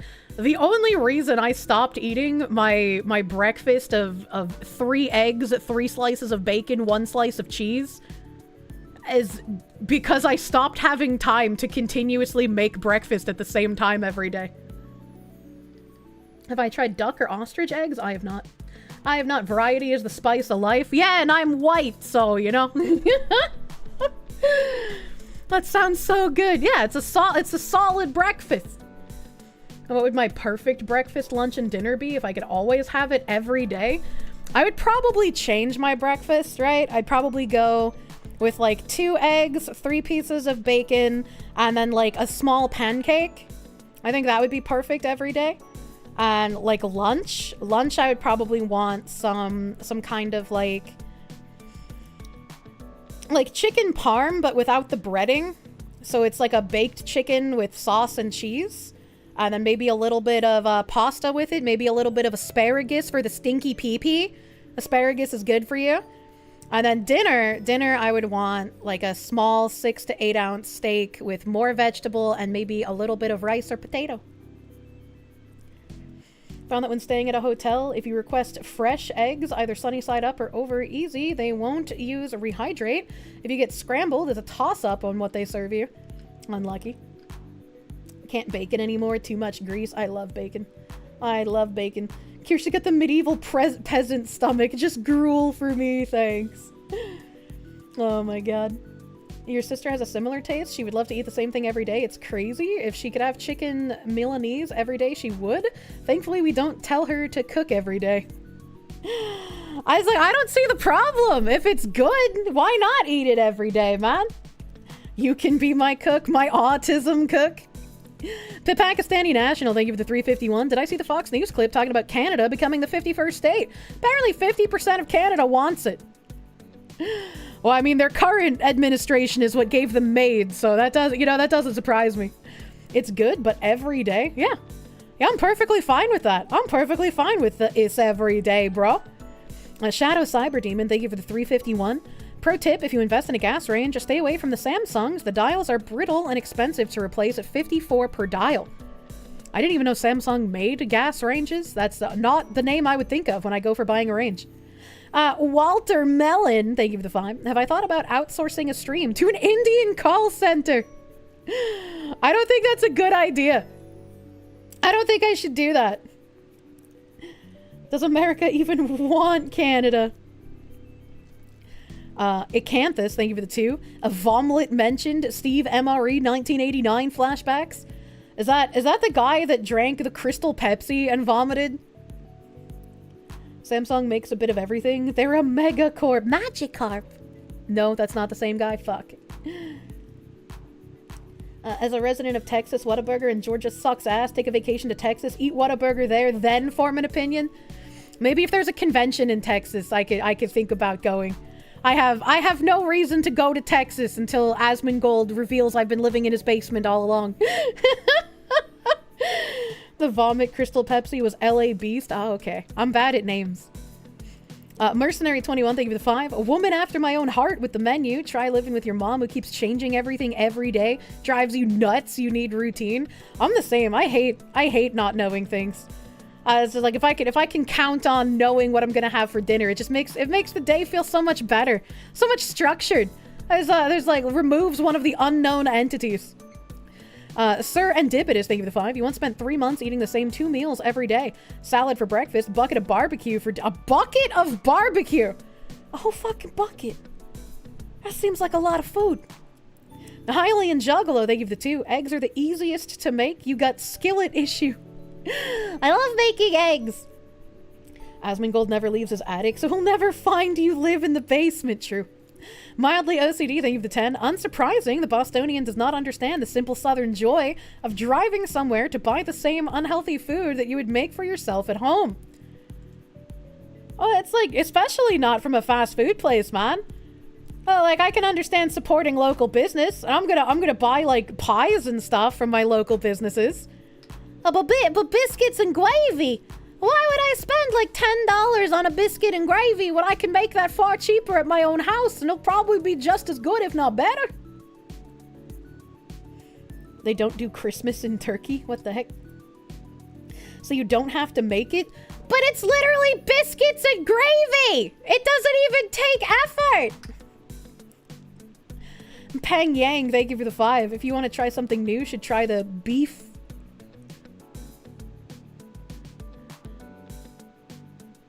I feel like the second word to this beef is like a D's nuts joke. Because it says beef some dick. So, like, if this feels like a setup to a D's nuts joke. He claims it's Indian food, like butter chicken.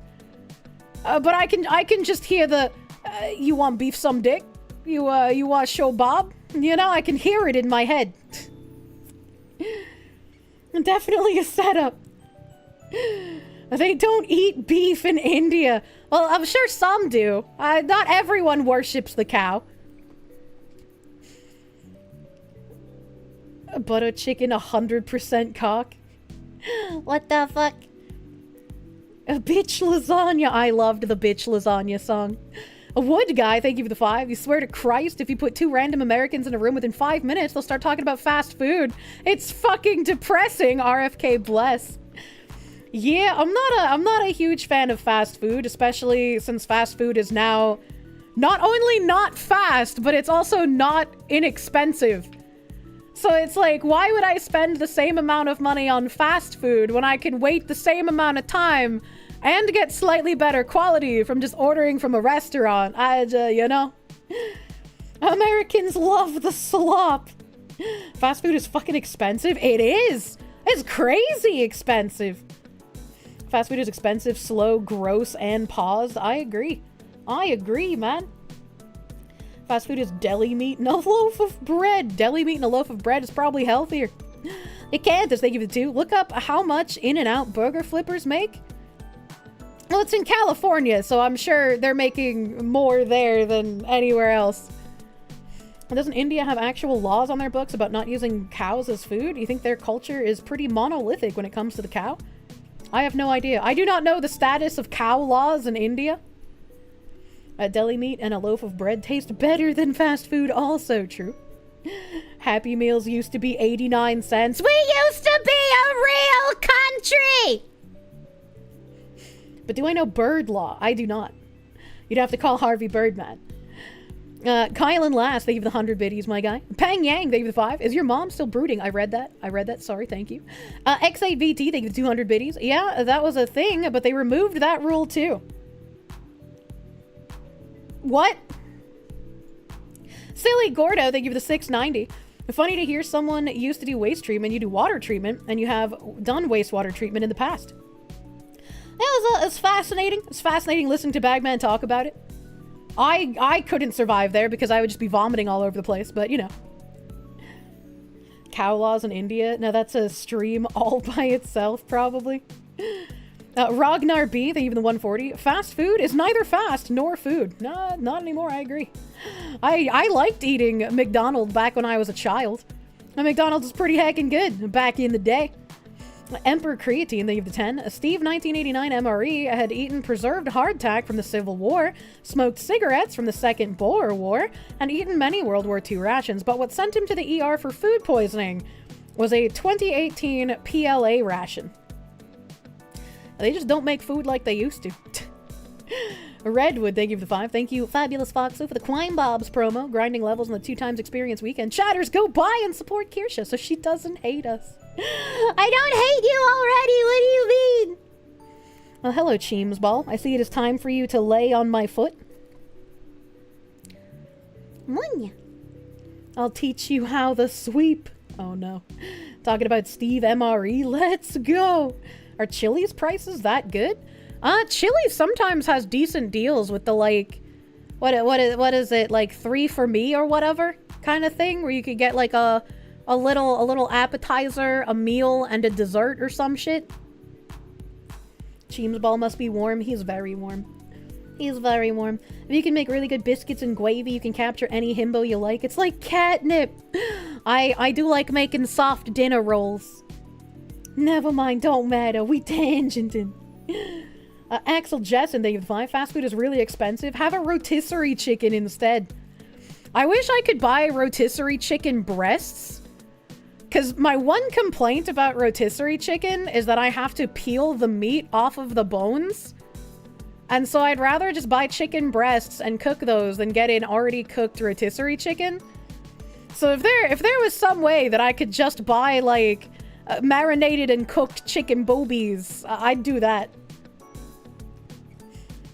You got a stand mixer. No, I gotta buy one of these days.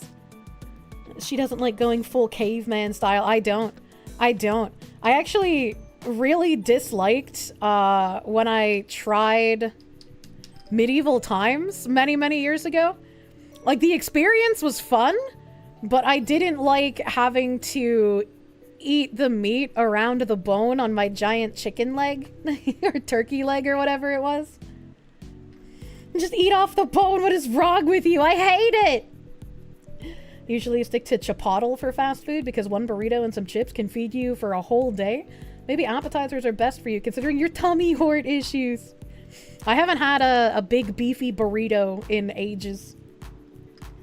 Am I Bostonian, so I have Italian in you? What about the lasagna? What kind of lasagna you making? You forgot about it? Hey, whoa, what do you mean? I love lasagna. And by the Emperor, what kind of heresy is that? I want my meat boneless. Take the bones out for me. The bone gives you ultra instinct. None of the food served at medieval times was actually around in medieval Europe. Steve once cooked and ate beef from a British emergency ration from the Boer War, and it was still edible. That seems kind of crazy. Hylian Juggalo, thank you for 5. Can someone explain to me how I went to Chili's and got drinks, fries, soup, and burger for 3 people for $30, but McDonald's 2 burgers for 3 people is $50? Simple. Chili's just exists on another plane of mathematics. Okay, all right. Boneless don't mean no bones. Yeah, fuck Ohio, actually. Gnome John, thank you for 10. The conversation just makes you reminisce about the pizza wars. As a semi-Chicagoan, you constantly got into it with New York and New Jersey people. Chicago-style supremacy.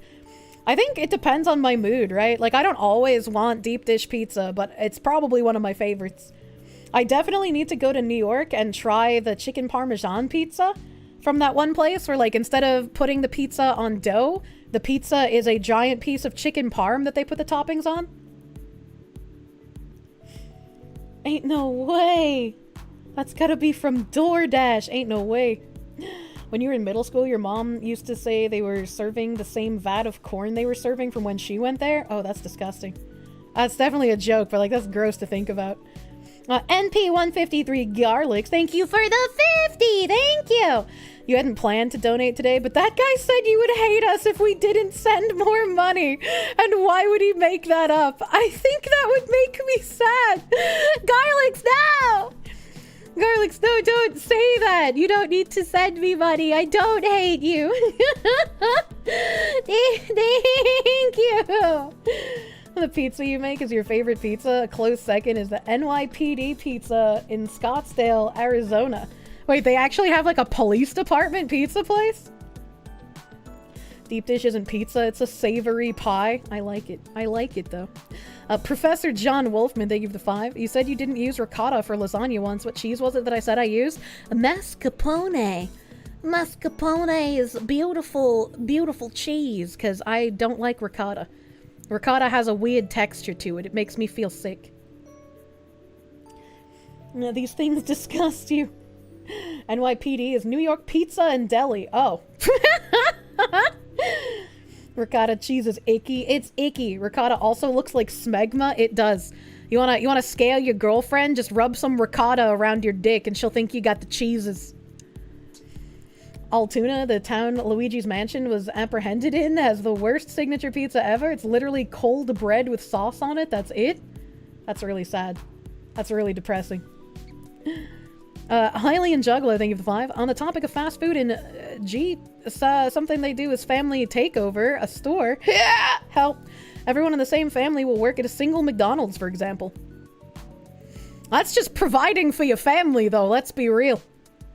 It's like if you were a father and your child wasn't a fuck up, you would probably want to have them hired as well. Be like, start earning your monies, child. Start saving up already. Your mom loves ricotta. I'm sorry you had to learn this way. You wish there was an Italian pizza mafia, same. Who the hell hates ricotta? Me! I do! It makes me feel sick! Peng Yang, thank you for the TV here. The seafood is amazing and cheap in Boston. Yeah, there's a lot of good seafood. I am not a seafood person.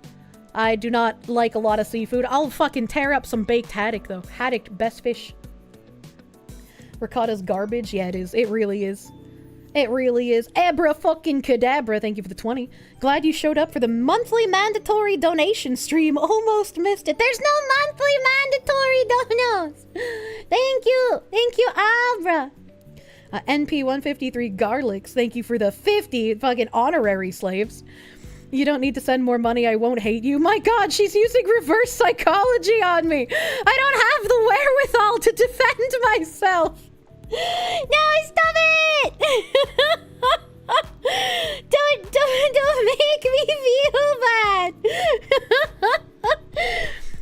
You're fine. You're completely fine, Mr. Garlics. I will eat you in my risotto. I made risotto last night because I was fucking out of my mind and I was craving risotto. And so I was like, it's the middle of the night. It's like 2 a.m. and I don't have any meat to eat with it, but I really want some fucking risotto. She's guilt tripping. I'm not guilt tripping. No guilt tripping. Wonder if a sushi pizza would be a good combo. I don't think I would want to eat sushi on pizza bread. That was you last night shredding a whole chicken at 3 a.m. Oh my god. Acanthus, thank you for the 2. Cosmos Pizza in Chandler, Arizona is better. A very random shout out. I've never been to Arizona. Cold Acid, thank you for the 100 biddies. Are bits free? They're like $1 and some change per 100 biddies. I think that's how that works. Sergeant Buck, thank you for the 5. Imagine dialing 911, but instead of the cops, you get a sandwich shop. Oh my god, hello, yes, I'd like to order a Philly cheesesteak with extra cheese. Some Smuggalana sim, thank you for the 400 biddies. A Fox Tack, thank you. A Fortunate Stoner, thank you for the Proom. Thank you for prooming. Cold Acid, thank you for the 100 biddies. Free Bits, Dono for Foxu. Thank you for the biddies. And get a husband already so you'll always have meat to put in your mouth? God, I wish. God, I wish. You know, it would satisfy the oral fixation so much. If you can't afford Dono, you can also send your nudes on... Don't do that! Do not send nudes on Discord. Literally a town in Illinois called Sandwich, so you're literally are calling the sandwich police. Oh, there's a town called Sandwich in Massachusetts. They also have the sandwich police. Bigglesworth, thank you for the 360 biddies. Wait, is Foxu feeling better? Is she hiding her weakness so that the DEI demons don't take away the desk ketchup? They can't take it from me. But listen, I can kind of shake it again. I can hold it with 2 hands. My left hand is still very numb, so I can't do much with it, but I can at least shake my ketchup again. I can at least shake it. Oh my god. I'm feeling a little better. Talking still activates my tummy because it doesn't know what to do with itself. But hopefully within the next few days here, I'll be back to full functioning capacity. You call it poke pizza instead. You get the cured fish, no cheese. I'm gonna have to be careful not to overdo it with the sauce, which would be some sort of soy or mayo base. Sushi pizza is amazing and expensive. Only eat the sushi off of another human being. How long after I get my new robot arm will I implant ketchup dispensers in it? I mean, that's gotta come stock, right? Like, if I'm getting an arm that's mechanical, I gotta have it, right? Can you send me hand pics? No, that's a once-a-year tradition. That Reeve guy, thank you for the 100 biddies. Why am I making risotto at 2 a.m.? Because I've lost control of my life. I need a himbo. True. True and real. Eat the sushi off the Kirsche, but then it would get fuzzy! Poor Kirsche, she has a yap allergy. I'm fucking struggling. We never got through this other Musk article. What's even happening today? What is even going on today? Among the most prominent voices is Laura Loomer. I only know Laura Loomer of Dirty Bloomer's fame. That's the only thing I remember of her is the Medicare video from years ago. That's literally the only thing I know of her. A well-known ex-creator and reporter who recently lost her verified check and subscriptions. Loomer, known for her outspoken commentary, has been vocal in questioning Musk's support. Wow, I fucking struggled to say his name. For H-1B visas and the replacement of American workers by Indian immigrants. Her sudden deactivation of verification has fueled rumors that Musk might be cracking down on accounts that express dissent against these issues. Elon Musk has removed my blue checkmark on X. So this says under review. It's not removed. And I know whenever you make any changes to your name or your bio, it puts your checkmark under review. So if she had made like any changes to her bio or her name recently, that would put it under review. I also like how she added feisty Jewess to her bio. And Chrissy Mayer interviewed her a while back. It's happening to a lot of people. Is Elon trying to suppress free speech? One user asked. Is he really going after accounts that are against H-1B visas? These questions are now circulating wildly across the platform. Why are so many accounts suddenly losing their blue checks and subscribers? User reactions have ranged from skepticism to frustration. The Indians at X are playing their trump card, one user remarked, hinting at the controversy surrounding the platform's direction. Not even that, my reach doesn't go to people I need to get reached. What? What is that? What do they mean by this? This has been an issue with my account for the longest time, no matter what I post, another user added, voicing frustration over unexplained shadow banning. People pay for verified blue checks, they post free speech, Elon disagrees, and he's an entitled billionaire. Elon removes their paid for verification without pause, sounds like a lawsuit. She's not wrong about the feisty. It has to be some sort of world record to burn so much goodwill so quickly. Something is always going on with this platform, said a third, clearly exasperated by the ongoing issues. I'm hoping for the best, but preparing for the worst. Stand and fight for freedom of speech, remarked a concerned user, citing the increasing suspicions of suppression. Why would any account stay here knowing content doesn't matter, but social scores from other accounts who don't like you determines your reach? Yeah, which is a really weird system if that is the way that Reach works, question mark. Homie pulled a Unity. I also feel like it's very weird for people to be for free speech until it's against something that they don't like. Which is, again, another reason why I don't exactly know how to get rid of all of the commie infiltrators in certain areas. Because I know if we prioritize free speech, we can't exactly remove that right of free speech from them. But how are we supposed to prevent them from doing damage otherwise? It's just like, I don't know. It seems like a fucking weird-ass catch-22 where they are allowed to exploit our principles. But there's not really anything we can do in turn, and that makes me kind of upset. But hopefully I'm just not smart enough to think of the solution. That's what I hope. Mercenary 21, they give the 2. Sounds like a fifth column's activity, infiltrators. Amid the growing unrest, some users are speculating that Musk is targeting certain ideological groups, especially those critical of his views on global immigration policies. One theory suggests that influencers are re-uploading the same profile pictures, temporarily losing their blue checks to then claim that Musk revoked their verification for dissenting opinions. I could also unironically see this happening. Right, like if you get a group of people together to sort of like spearhead some social conditioning, they could easily be like, oh, well, we didn't do anything, but look at what Elon Musk is doing because we dared to criticize the immigration. I could see it being a gay op either way.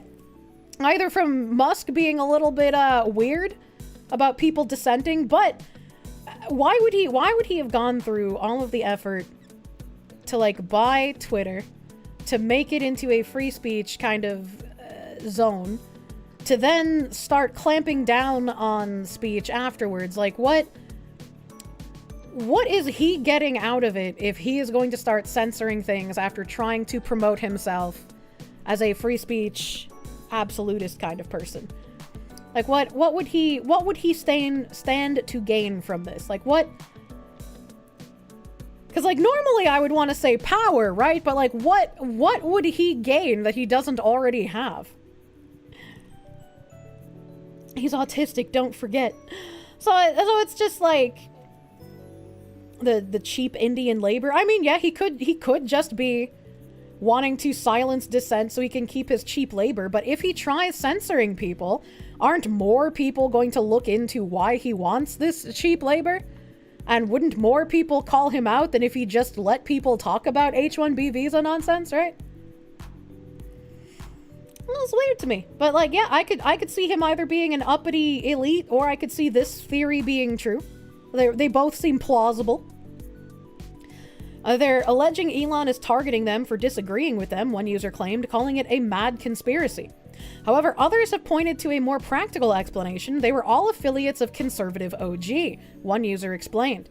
The account is apparently having issues with its gold checkmark, so everyone affiliated with it lost their status temporarily. Help. I don't know what conservative OG is, but yeah, can confirm. When you accept, like, the special branding icon, like I accepted my Gamer Subs one recently, it lets you know that, like, people who have that icon do enjoy some of the features that, like, Twitter Blue users have. I have Twitter Blue on top of that, so, like, the extra stuff didn't really matter. But this is something that happens. So if you have, like, one of these special marks next to your name that denotes you as a part of a corporation, you will get, like, the special blue stuff. Hello, Hina. Hello, Hina. We're talking about the Musky man. Oh, Ikaron Hate, thank you for the gift sub. Tahina Bobina, thank you. Oh, thank you. What's the gold check? The gold check is the, like, business check mark. So when you get the blue check, it's blue and you still have, like, a circular picture. But when you buy the gold one, your picture turns into a square and you have, like, gold borders instead of blue. I think the gold checkmark is, what, $1,000 a month? I know Pippa bought it 1 month as, like, a joke. Hina, how do I open a Roth IRA? Oh my god. Elon lost all his goodwill with the H-1B bullshit. I I would like to have some naive hope that maybe this is a misunderstanding, but considering he is a billionaire and does want cheap labor, I can very much see him trying to be a censorious fucking weirdo. It was hilarious when Pippa bought it. Her tweets just wouldn't go away. True. But that's good. More Benoit on the timeline. Taxing egoists is pretty funny. Mercenary 21, thank you for the 2. One idea is Elon has been body snatched overnight. I feel like that's a little conspiratorial. Ian said they were all affiliates of conservative OG. The account is apparently having issues with gold. While the truth remains unclear, the confusion surrounding the sudden changes to account verifications and subscriptions has led many to question whether free speech on X is truly under threat. Elon has always been a weirdo. Who knows? I mean, let's see how things progress. Lately reminds me of the one time Rittenhouse said something retarded on Twitter and everyone piled on him. Do you get the gold check for free? I don't know. I don't know, man. Cernovich had a little thing here where it says, does anyone want to tell me that America has such a shortage of entry-level accountants that McKinsey needs an H-1B? This is the McKinsey H-1B salary, and it says job title accountant. That's accountant, adoption and communication, UX, UI designer, analyst. It's because American accountants are so mediocre and incompetent that has everything to do with how poor American culture is. A culture so poor that I spent the last 3 years on the campaign trail talking about how great it is. This is much ado about nothing. And then he retweeted it saying, I had no idea how badly H-1B was being abused. Entry-level accountant? Really? If it's entry-level, yeah, that doesn't make any goddamn sense, man. That doesn't make any sense. You don't think Elon truly understood MAGA in its entirety? After 4 years of us basically having no southern border, he missed the fact that MAGA wants all immigration to be curtailed? I mean, yeah, illegal immigrants need to just be sent back, right? Like, no ifs, ands, or buts. Get them out. And I think legal immigration has a purpose. However, I think at our current juncture, with how much damage has been done by how bad our immigration system is, I think we could do with some years of being a bit like Japan. And fuck off, we're full means fuck off, we're full. And it's like, again, under normal circumstances, I would completely understand Elon Musk's, you have to take their geniuses because they will make your country more robust and able to compete on a world stage. That makes sense under normal times, but these are absolutely not being used for those geniuses. These are absolutely not being used for that brain drain to put your country in a better competitive position. Americans are priority, said the Brazilian living in Brazil. Well, I'm an American living in America, and Americans should be the priority. But Kirsche, I'm going on an internship to the USA next year. Ooh. And deporting people who break our laws and act like morons. Sounds good. Yeah, exactly. Like, they should be removed. They should be removed. And we have, Vivek Ramaswamy had said this giant wall of text. The reason top tech companies often hire foreign-born and first-generation engineers over Native Americans isn't because of an innate American IQ deficit, a lazy and wrong explanation. A key part of it comes down to the C word, culture. Tough questions demand tough answers, and if we're really serious about fixing the problem, we have to confront the truth. Our American culture has venerated mediocrity over excellence for way too long, at least since the 90s and likely longer. That doesn't start in college, it starts young. One thing that Vivek is wrong about here is that it's not American culture that has venerated mediocrity. It is the subversive culture of the Marxists who had infiltrated both our government and our education system. We had not been teaching American values for decades. We've had generations, including my own, grow up with barely any American values and American culture instilled in us. That is what needs to change. And it does start young. He is correct about that. A culture that celebrates the prom queen over the math Olympiad champ or the jock over the valedictorian will not produce the best engineers. He is correct, but these are the popular choices that have been shown to us in media throughout the ages. A culture that venerates Corey from Boy Meets World, or Zack and Slater over Screech and Saved by the Bell, or Stefan over Steve Urkel in Family Matters will not produce the best engineers. I can't even picture these people in my brain anymore. I watched all of those shows too. Sounds like a bitter geek. I think there is room for having both of these tropes in TV shows. And I don't think that these TV shows are necessarily specifically the problem. I would say it is an extension of the problem that grew from the education system.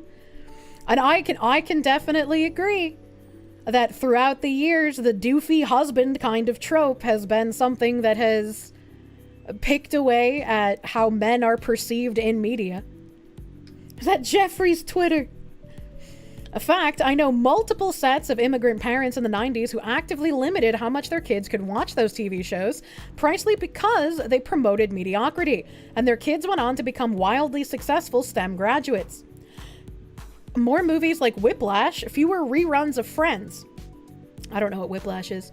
More math tutoring, fewer sleepovers. More weekend science competitions, fewer Saturday morning cartoons. More books, less TV. More creating, less chilling. More extracurriculars, less hanging out at the mall. While I can understand the sentiment, once again, all work and no play.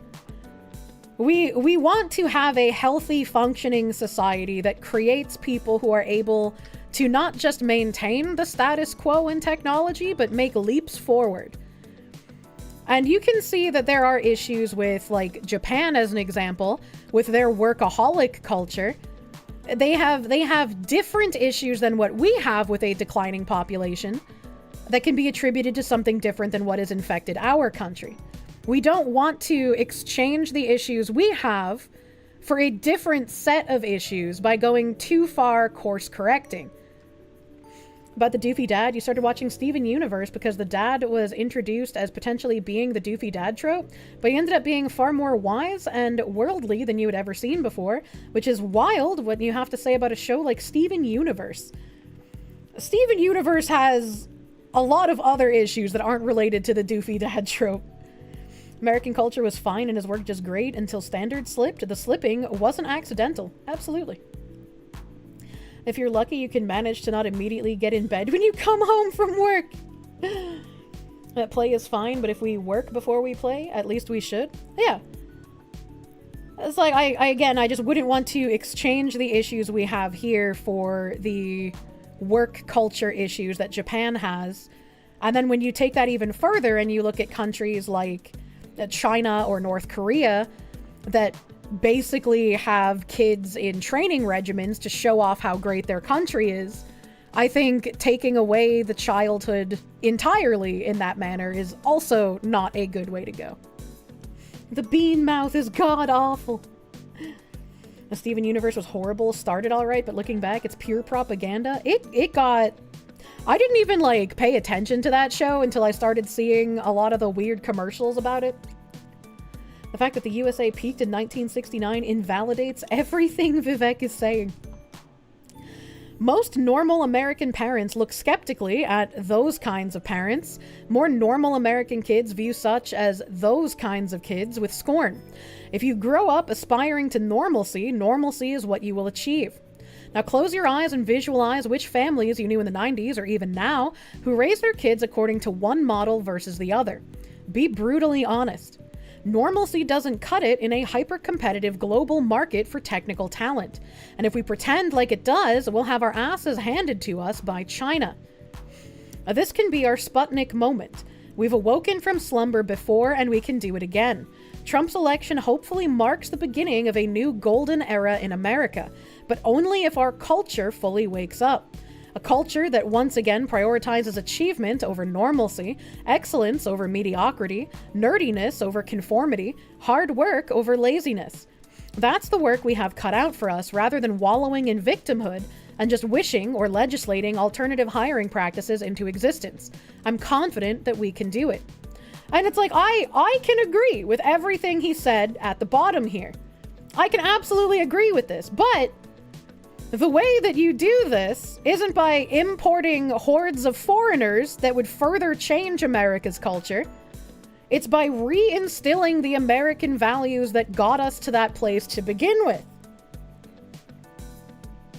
You don't want to play Factorio anymore. Oh, my arm. ER is right about Steven Universe. I don't know what ER said about Steven Universe. And China isn't what you want. You want America to be itself. Yeah, exactly. Do I really need to start listing American inventors and what the world wouldn't have without us? And he said, Vivek said, that's the version of America I want to see us return to. If that's the version of America you would like to see us return to, we need to reinstill American values in the American population. We need to have Americans be victorious once again. If your solution to American values is to import foreigners, they're not going to be American values anymore. It's the German scientist Manhattan Project. Ragnar B, thank you for the 5 Canadians. The conflict isn't competence versus normalcy, it's competence versus diversity. Delete the latter and you will witness America rise from the ruins. Yes, the absolute forced DEI nonsense has contributed to this problem for sure. Someone responded with I'm sorry I can't get over this. It's like a villain monologue from a kid's movie. And it singles out the more extracurricular, less hanging out at the mall. The problem with kids these days is not enough homework. You called it about Vivek when everyone else was swooning over him? Your values will surely improve by importing people from countries that hate us. Who even hangs around malls? I mean, I used to when I was a kid. I liked hanging around malls. Man. Did he watch the movie Whiplash? How a student is pushed into a stress-induced depression by his extremely critical music instructor who makes him and all of his students feel inferior in every possible moment. The protagonist gets into a car accident and refuses an ambulance because of the state he's in. He breaks up with his girlfriend because he thinks he can't succeed while he's in a relationship. This is the movie Vivek thinks should be the model for American culture and productivity. That is the future he wants for Americans. What the fuck? I've never watched the movie, so I don't know how accurate this is, but that doesn't sound like a fun future. You're drunk as shit and restaurant is too slow? What did you mean by this? It's such a good movie. That person drastically misinterpreted Whiplash. Whiplash is a good movie. It's not a nice movie. It's about abusing your students to the extreme to see whether they crack under pressure. That doesn't sound like a good model to emulate. But he wins, though. We can't push any values until we reestablish a consensus as to what they are, which is the objective of people like the HRDEI acolytes. Yes. Yes, it's going to be an interesting time bringing back what American values are. Wonder how many of the world's problems can be traced directly back to communist China. Also a great question. Have you ever seen Hell's Kitchen? Imagine that, but a band. That's Whiplash. Yeah, but Hell's Kitchen is like yelling at adults who are doing a piss-poor job of running their restaurants. I don't know if that's equivalent. Whiplash is a fitting name. You do not want whiplash, so by extension you do not want to do what that teacher did in Whiplash. Whiplash is a story about two psychos who ruin each other's lives. Okay. Okay, alright. You've seen the movie? It was a recommended watch by your band director when you were in school? Whiplash outright establishes that J.K. Simmons' character drives a student to suicide due to his abuse. And maybe we shouldn't emulate that. You know. The two most harmful words in the human dictionary. Good job. Just call me good girl. That's what I desire. Malls still exist? They do. Malls still exist, and they're kind of comfy. They're kind of comfy, man. Let's see here. We have some other articles. We have an Indiana University course here. Indiana University diversity course teaches students that they can be oppressors because of their race, sex, or religion. A diversity course at Indiana University is teaching students that they could be oppressors because of their race, sex, or religion. Dubbed Understanding Diversity in a Pluralistic Society, the class covers theories and models that embrace understandings of our diverse society, according to a description on the school's website. It provides content about differences and similarities in the experiences, needs, and beliefs of selected minority groups and their relation to the majority group. Led by Colleen Rose, a social worker who has been teaching at IU for 20 years, the course also asks students to write an in-depth reflection of two parts of their identity, one subordinate identity and one dominant identity, a report in the Free Beacon claimed. See, and again, this is the problem. A social worker who's been teaching at IU for 20 years. This woman has had 20 years to push her ideology on university students, likely completely unfucking challenged by anyone around her. And we're only hearing about it now because of how much public pushback there is against DEI stuff. That most commented on the side. Biden commutes death sentences of child killers and mass murderers 2 days before Christmas. Oh yeah, I remember that. His choice for commuting sentences has been really fucking strange, I will say. Tyjack, thank you for the $9.99. Whiplash fact. The teacher would berate and gaslight the drummers for being offbeat and pit them against each other, except they weren't offbeat. This was an intentional design in the movie. So they were doing it correctly, but would still get berated? That seems kind of weird. Hey.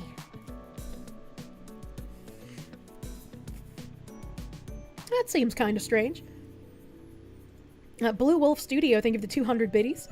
Is the Foxy and her army ready for the new year? I'm fucking hoping so, man. I'm ready to get back at 100% strength, dude, after all my health issues. I don't know. Axel Jessen, thank you for the 5. They don't want to reinstill those values we lost because they are Christian values. I think some people are going to have to stop fearing the words Christian values. Ragnar B, thank you for the 351. The conflict isn't competence versus normalcy. I read this already. Thank you again. Thank you again. Skeptical Panda, thank you for the 2. South Korea and Japan have social problems too. They do. They have social problems, and they can be seen as similar to the social problems we have, but the causes of their social problems are a bit different, which makes sense because they have a completely different culture than we do. So it wouldn't exactly stand to reason that everything would be exactly the same for causing some of the societal issues that they have. Hylian Jagla, thank you for the 5. Vivek, I get, but you're not raising kids to be Korean karoshi work bugs? I don't know what that means. Vivek, what happened to the cozy middle ground on this planet? True. Axel Jessen, thank you for the 2. Is it just you, or is Urkel Ramaswamy jelly of Chad? Alpha Omega, thank you for the 5. Illumor would 100% fake it. She's faked things several times before. Like her saying her tires were slashed and her door was kicked in. Both were lies. Why lie about something that would be so easily fact-checked, though? Why lie about that? Mercenary 21, thank you for the 2. One idea is Elon has been bodies. I remember that as well. That doesn't make any sense to me. That's too much tinfoil. Karoshi means death by overwork in Japanese. Thank you. Thank you for the translation. Most people won't fact-check it. Redwood, thank you for the 5. U.S. freedom of speech can't work on global platforms where you talk with busybodies from other countries who have no such enshrined law to point to. I mean, I guess that could make sense. Where people who don't have, like, free speech laws can think, like, free speech just means they can say whatever the fuck they want. It's like, I don't know. I have absolutely no idea. I would like for it to work on global platforms, but there are a lot of people who would seek to use our principles and sensibilities against us, which makes it a little difficult, because it's like I would never want to revoke someone's rights, right? Like that just seems kind of fucked up. Because if I can choose to revoke someone's rights, what's saying that I won't be the next one who has like a sword come down on my neck, right? You will be next. Yeah, exactly. It just seems weird. But then that's where my brain stops and comes to the like, okay, well then how do you fight these people who would use your principles against you? How do you prevent them from doing their, like, terrible work. Like, you just have to try and convince people that they are lying, right? But that's also a difficult task to do, is to convince, like, normies that, hey, these people aren't actually saying what they're saying. They're using subversive language. That's difficult. How do we stop them from doing the Kirsche? Call them out, bad ideas get shown to be bad ideas when they can be freely confronted. No, I agree with you. I agree with you. But I mean, again, if we're looking at, like, even in a small microcosm, how difficult it is to expose these bad ideas and these bad actors and what they're actually trying to do with all of the, like, subversive doublespeak. That takes a lot of time and a lot of effort and a lot of people speaking out against it. Desperate times call for desperate measures. I think we also have to look at the differences between sexes, since men and women think of danger differently. Yeah, absolutely. Absolutely. Let me see here. Hidden, thank you for the 20. After letting your auto insurance go on to auto pay for 2 months, they tried to jack that shit to $7.98 a month. No accidents. The last 2 months were $600 and you didn't notice. Anyway, you'll be able to afford more slaves for you soon. What the fuck? Why did they just fucking increase your shit? Why did they do that? That seems a little fucked up of them. What did Kenny say? We don't want to do things because it's easy. We do them because they're hard. Who? If that was true, communism would have been defeated long ago. Yeah, unfortunately. It's very easy to lie to people. Oh, Kennedy. I was gonna say Kenny, my dog. JFK. Mr. Boy-sama, thank you for the 5 months of Proom. Thanks for the awesome content as usual. Quick question, do you think some cultures are incapable of tolerating others' freedoms? I would say probably, right? There are some cultures that are very oppressive, aren't they? So they would not be tolerant of the freedoms that are awarded to other cultures. Oh my god, they killed Kennedy.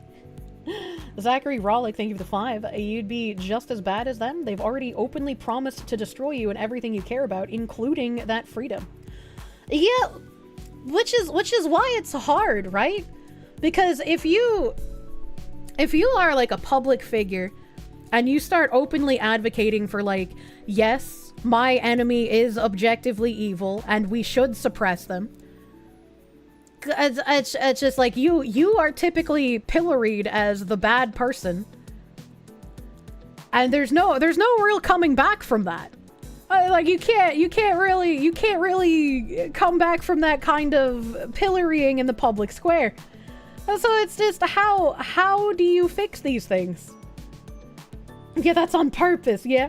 And you'll always be the bad guy. Your favorite conspiracy theory is that JFK's head just did that.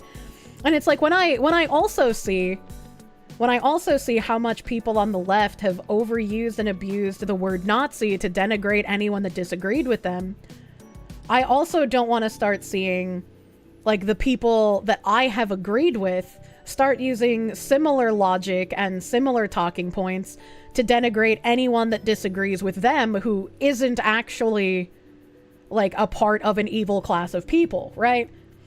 Power corrupts, absolutely. Remember that. You gotta be above the temptations. Zachary Rollick, thank you for the 2. Not cheating to kick a cheater from the game. Yeah, no, and I completely understand that, but how do you just catch the cheaters and not also catch up any innocent people when you're trying to get rid of the cheaters? Sounds like commie speak to me. What do you mean? The left has done that for so long that George Orwell in the 40s called it out. It should be hermits in the woods and let our enemies hold all the power. Oh my god. You're not required to be judicious to people that want you dead. Your values are to be upheld. That means to destroy those who would stifle them. The first step is probably to educate on the evils of communism and what their utopia goals end with. I mean, yeah, true, but we teach about that pretty frequently, and yet people still fall for it. We already did this with Nazism. We decided that they are objectively evil, and that's why the left is trying to label so freely. Yeah, that's what I'm saying. It seems like it's a little bit hard to deal with, right? Frank Herbert said it wasn't the power that corrupts, but power instead attracts the easily corrupted. You're spending, gotta hit the sack. Good night. Have a good night, Ekron. Hey. If you have to destroy people who don't share your values, you're admitting they don't stand up to scrutiny. I don't know about that either.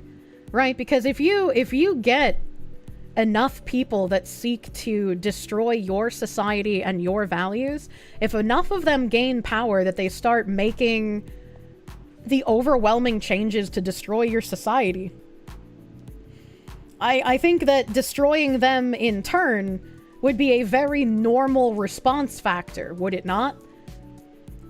But it's like, how do you do that? How do you do that without also just taking tons of years to convince people like, hey, these ideas are inherently bad and that's why they must be destroyed? If you kill your enemies, they win. Yeah, right? You want to see a good example of communism in practice? Just look at Jonestown and how that ended. Ideally, you combat their ideas with your better ideas. Right, but once again, people seem to be very easily fooled by flowery language. Look at how many people, even during COVID, still thought that the government was there to help them. And that is like the one universal rule of everyone's life is the government is not there to help you. Stand tall, defend your values if tested, and they're found lacking. It will starve them and defeat the enemy. I definitely don't think that will work. Absolutely not. Once the cancer's terminal, it's not always possible to remove it with surgery or any treatment. Yeah. Yeah, it just seems like, I don't know. How would you go about, like, uprooting all of this when everyone tells you that you can't be mean, you can't get rid of people, you can't fight back. It's all of this can't. So, like, what do you do besides just shouting about it and hoping people listen? Remember Kay's words, the person is smart, people are stupid, ignorant, panicking animals? Who? It's all just part of the growing political divide. You ignore the naysayers and do it whether they want to listen or not. Yeah, but then you could become, like, the next thing that people try to root out. Alright, like, it seems like it's a very difficult fucking blade to dance on, you know? Put the people who say you can't into the stocks first. Oh, man. What needs to be taught is that communism belongs in the same trash bin of history as the Nazis. Yeah, true. Sparky, thank you for the 165. Abiding by the principle of freedom is also to extend that to your enemies, at least in realms of debate. The price you pay, once again, is fighting it back with better arguments, the eternal vigil. But once they have succeeded in subverting for so long, you can't just rely on public spectacle. Because they're going to have enough people that truly believe in their cause to support them.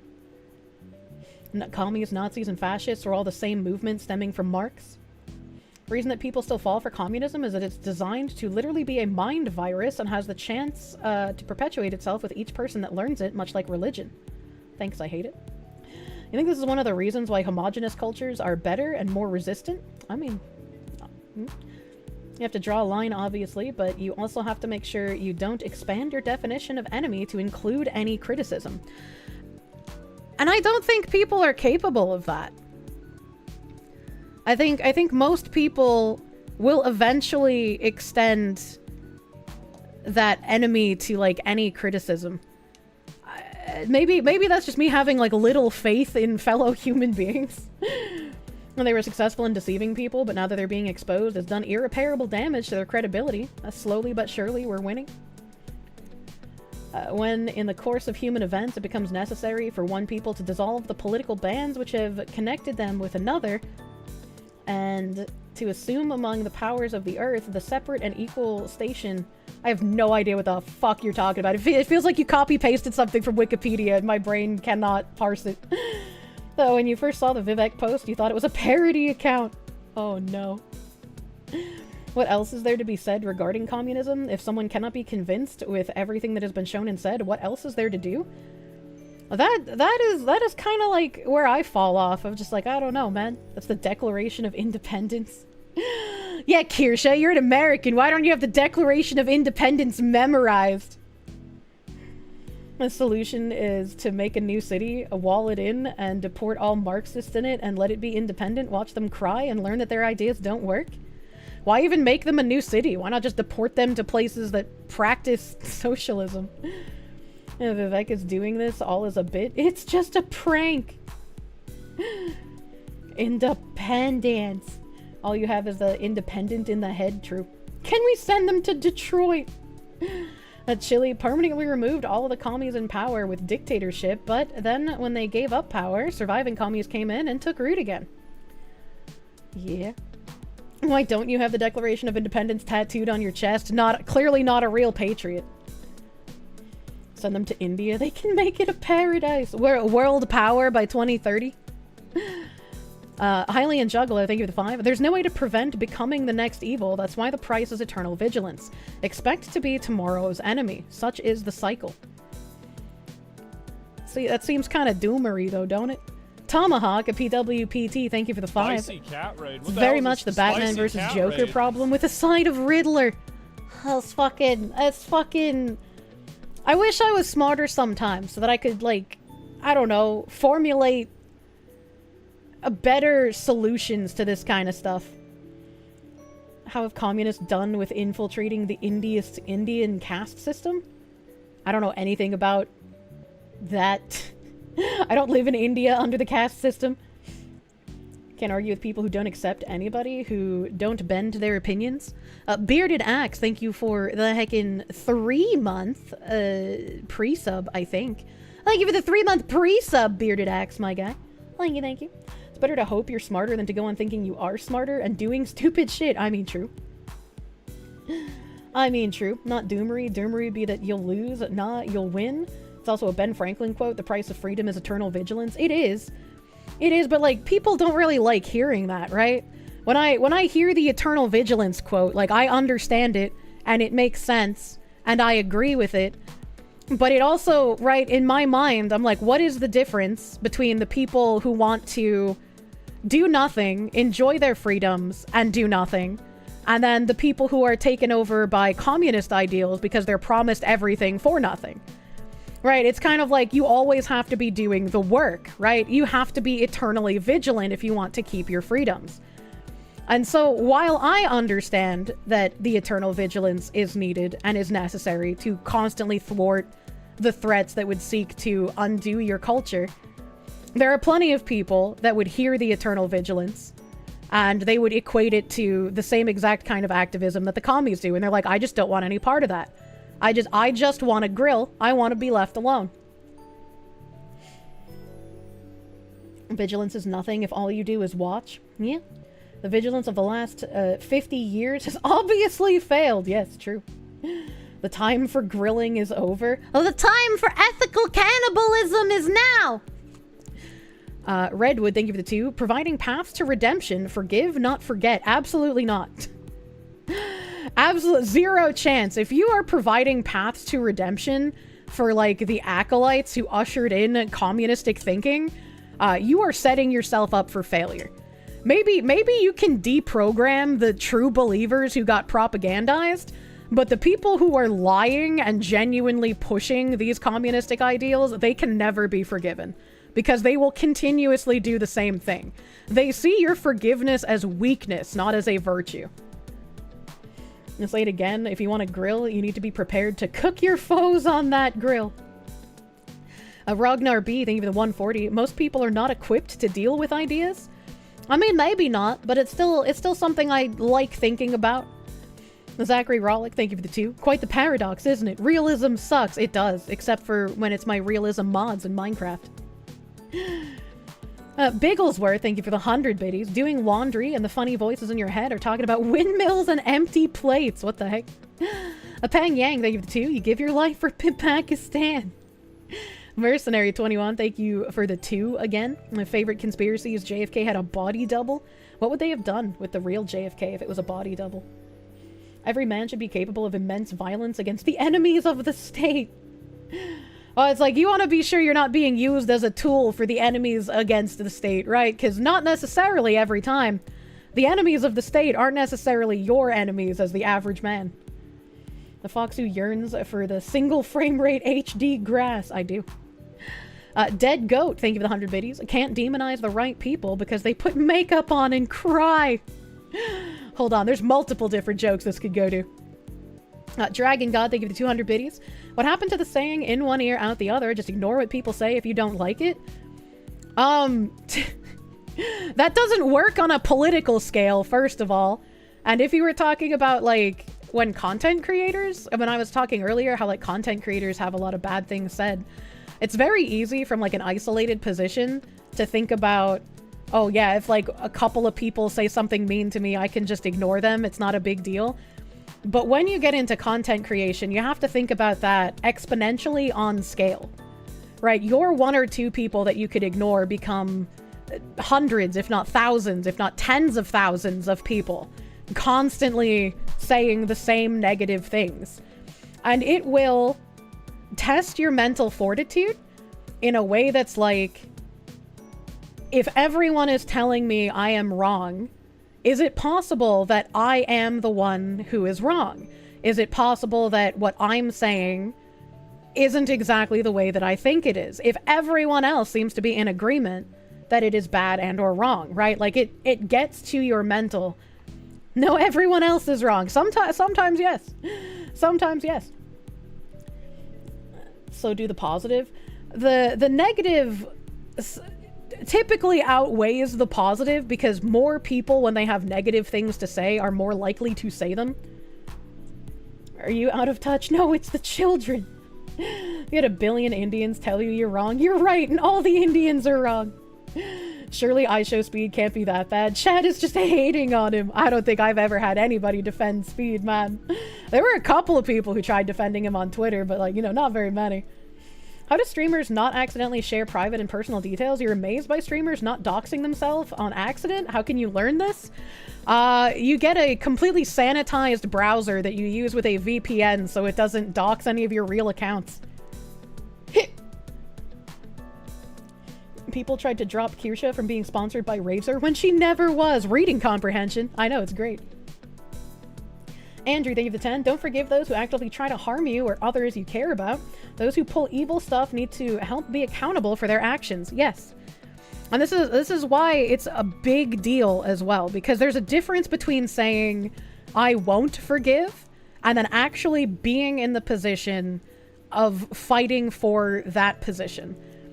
So, like, once all of these people who pushed the nonsense during COVID started coming out and being like, now is the time for unity and forgiveness. We must come together. We're sorry. You have to, like, be able to hold your ground because you're going to get attacked for being like, no, I won't forgive these people. What they did was unforgivable. You're going to get attacked for that because most people want a just live and get along attitude. Most people want a, if you were wronged, you should shut the fuck up and just deal with it because I don't want any drama. I don't want to read drama. I don't want to see drama. Just shut up and take it. And it can get overwhelming for the average person. And people are peacemongers, peace at any cost. You can't just get along with communist. History has proven that over and over. You cannot lie with rabid dogs, as it were. Could not attend the last days of your granny. They can go hug a cactus. Yeah, exactly. Exactly. Always question yourself. Be a good detective. Yeah. Always question yourself. Always be willing to learn.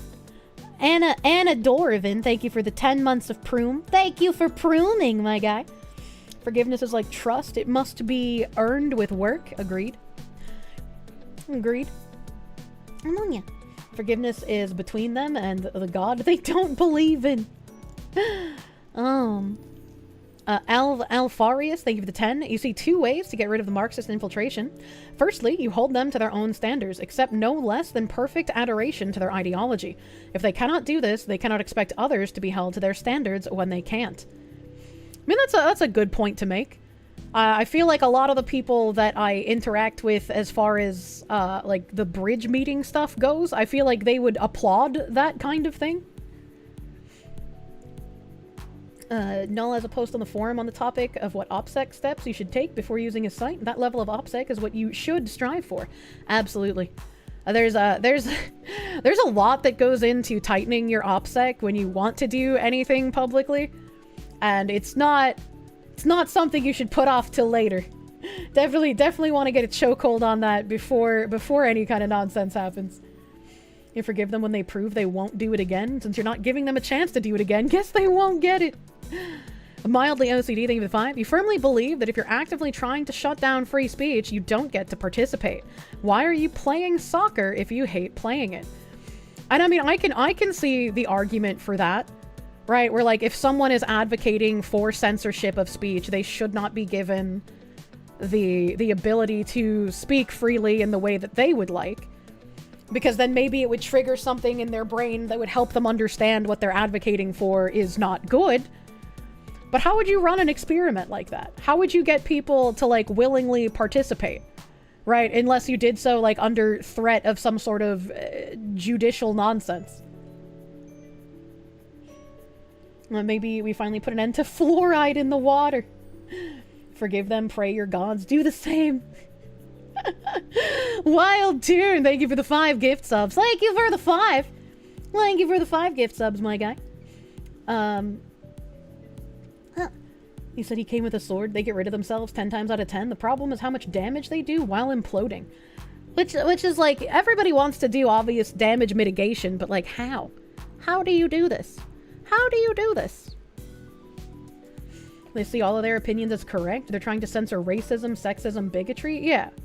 It's like, how would you even convince someone to participate in an experiment like that if they genuinely believe, like, with their full heart, that they are doing what is good for society, that they are a good and correct person, because the only things they're trying to censor are types of bigotry? Like, how would you get a person like that to understand how dangerous their ideology is and how it will be applied to them? They will not be some elite arbiter of these rules once their utopia comes to fruition. They will be beholden to the same, like, soul-crushing rules that the rest of us are. Stick them all in California. Blow the fault line! A Kurgan, thank you for the 5. If people really wanted liberty, it would be easy. A lot of people like the cage, and it doesn't matter to them who puts them in it. This is also another unfortunate thing that you can see in America as well. We've talked about, like, single motherhood households before.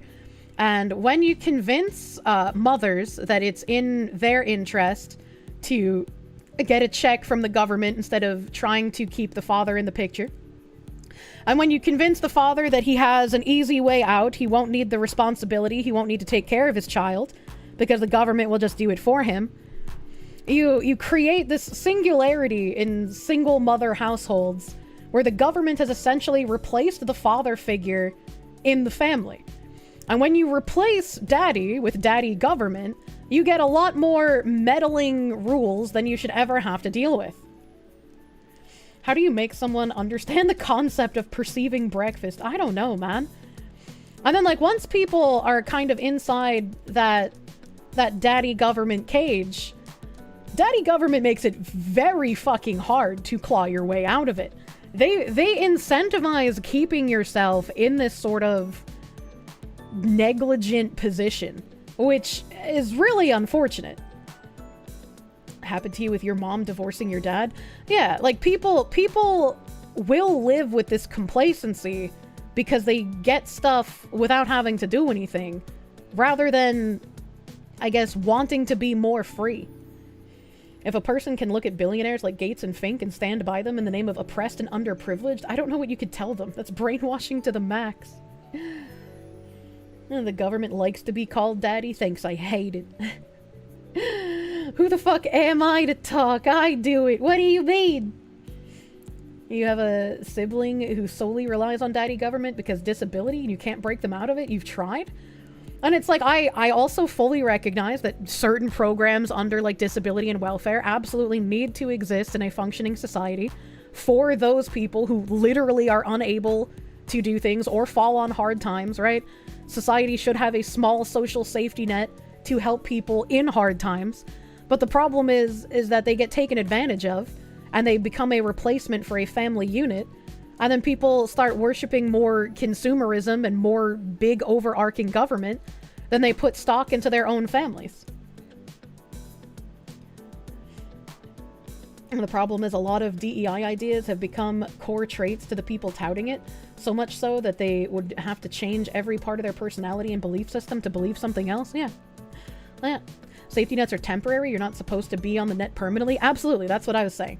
You disagree? No one should get money that isn't earned? Well, it's a good thing that you pay into those systems your entire fucking life. So, I mean, if you do end up needing temporary disability or welfare, you've paid into those services for many decades. It's a safety net, not a foundation. Yeah, exactly. You know anything about the NHS in the UK? People worship it like a cult. I know that people give it some sort of weird cult-like status, and I'm glad that they started having more lawsuits in recent years. But I am not a UK denizen, so I do not know the ins and outs of it as well as somebody who lives there. You've needed unemployment twice, but you paid for it? Those only last for so long? Yeah, exactly. The people who are on welfare shouldn't be allowed to vote because they're a drain on the system. I feel like that, unironically, would be an agreeable thing. It's just like, I don't know how you would sort of legislate that kind of stuff, right? People feel trapped by their responsibilities of vigilance before they feel trapped by government and subversive manipulation, unfortunately. People do not like being responsible. They can't perceive not having breakfast, but they can understand an empty belly equals hunger. Lost your legs doing construction work, now you can't vote. Genius. That's why it's like, I guess it would very much depend on the situation, right? You couldn't just wholesale be like, okay, you needed temporary assistance, therefore you can't vote. It'd be an extremely tricky position to hold. The people on welfare would then literally be in a position of tyranny against the franchised people. Yeah, it's just like, I can understand why they used to do voting based on, like, land ownership. I don't think that would work in current year based on how many corporations and foreign entities buy land in our country. Go find your leg, problem solved.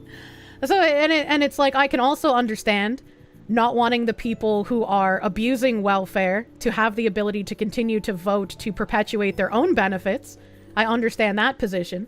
But you can't blanket say that, like, anyone who ever needed assistance can't vote, right? Or, like, you can't vote until you get off of it. Because there are some people, like that guy in chat brought up, through no fault of their own, right? Like, they had a work accident. They're not going to be able to do the same quality of work as before. So you have to have something for those kinds of people. You can't just be like, oh, well, you lost your legs in a work accident. We'll pay out your family, but... you're just not capable of anything anymore. So you got to go in the wood chipper now, guys. Sorry about that. Like, you can't just disregard those people. Would I trust the government to correctly keep track of who's abusing welfare? Oh, absolutely not.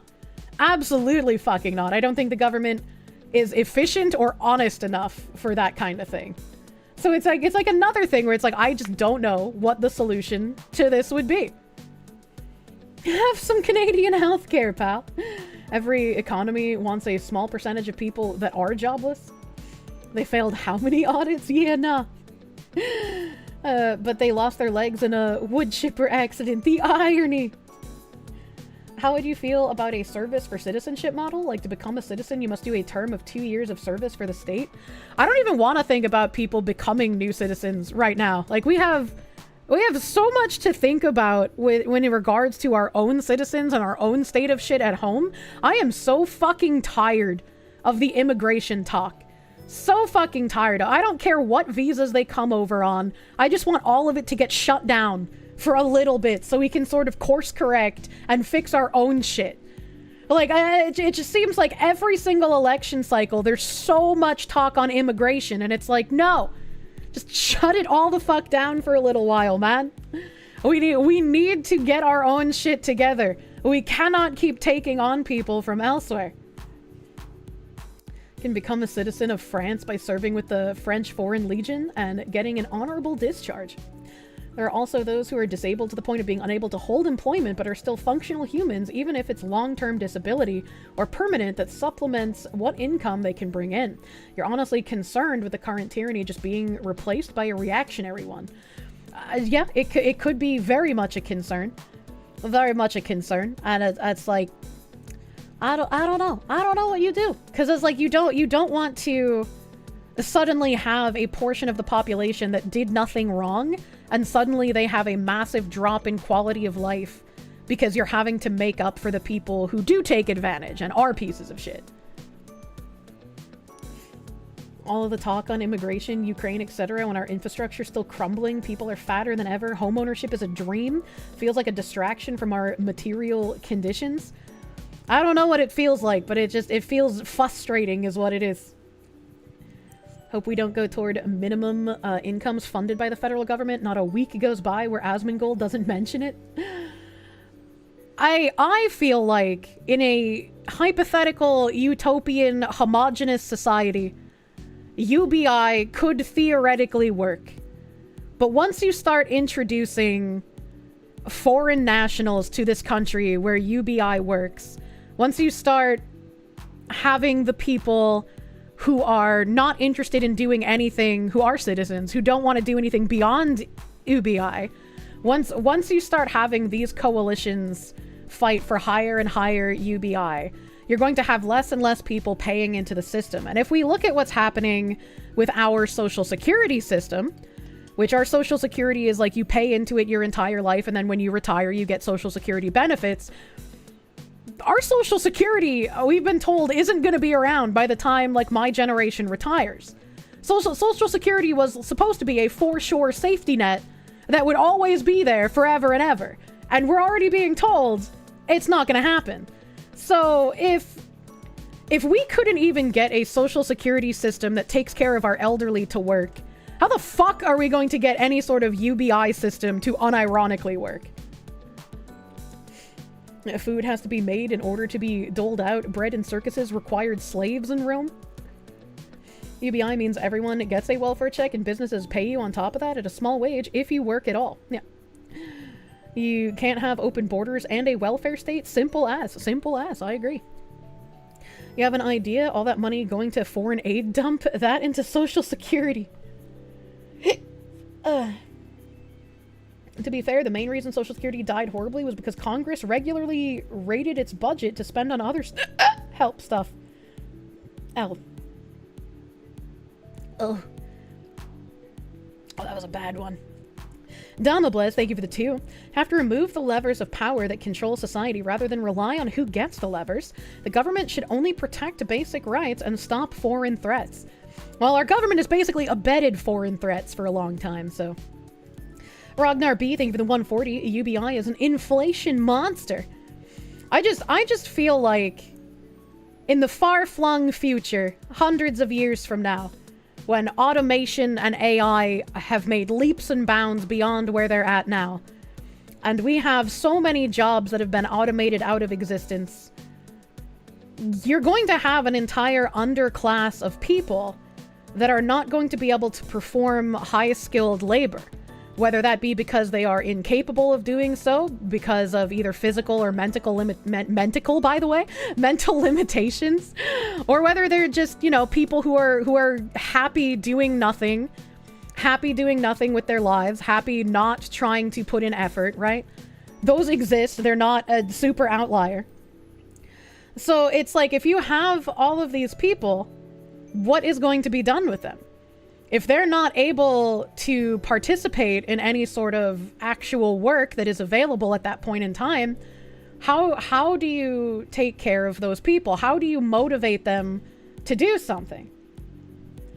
Your husbando agrees about the future retards. You can think of a few things to do with them. It's just like, the cyberpunk dystopia lives rent-free in my head. The spice mines. Well, obviously, they'll call them the ethical cannibalisms. Alfarius, thank you for the 10. Secondly, go underground. Infiltrate the hiring departments of these corporations. Do not let them know your personal views. When you have enough influence in the department, fire the ideologues for whatever reason you can find. Hydra Dominatus. Yeah, that would be one way to do it. More so, how do we find new jobs to give the low-end workers? We can't just continuously create nonsense low-end jobs. So I think as tech increases, and I think as more low-skilled jobs are completely phased out of the job market, again, I'm looking like hundreds of years in a hypothetical future, I think that eugenics will be an inevitability of the future. Because as a country, you're not going to want to have the mentally incapacitated or the physically incapacitated being born into a world in which they cannot survive. That's going to be taken out of context. It's like, so I feel like it's a very grim, dark view of the dystopian future. You need to have more babies than old people if you want Social Security to exist. Thus have babies!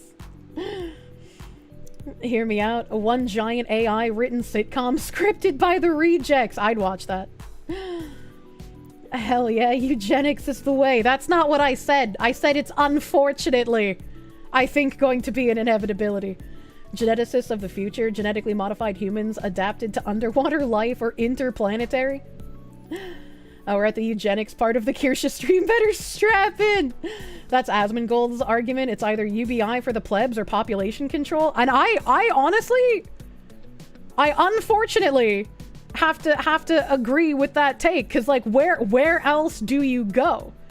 Right? Nobody likes thinking about, well, what are we gonna do with the people who are functionally useless to a society? Nobody likes thinking about that. But those people still exist, and so there are people who have to think about them. And the crowd goes home! UBI leads to population control, so Asmon's take is pop control or pop control?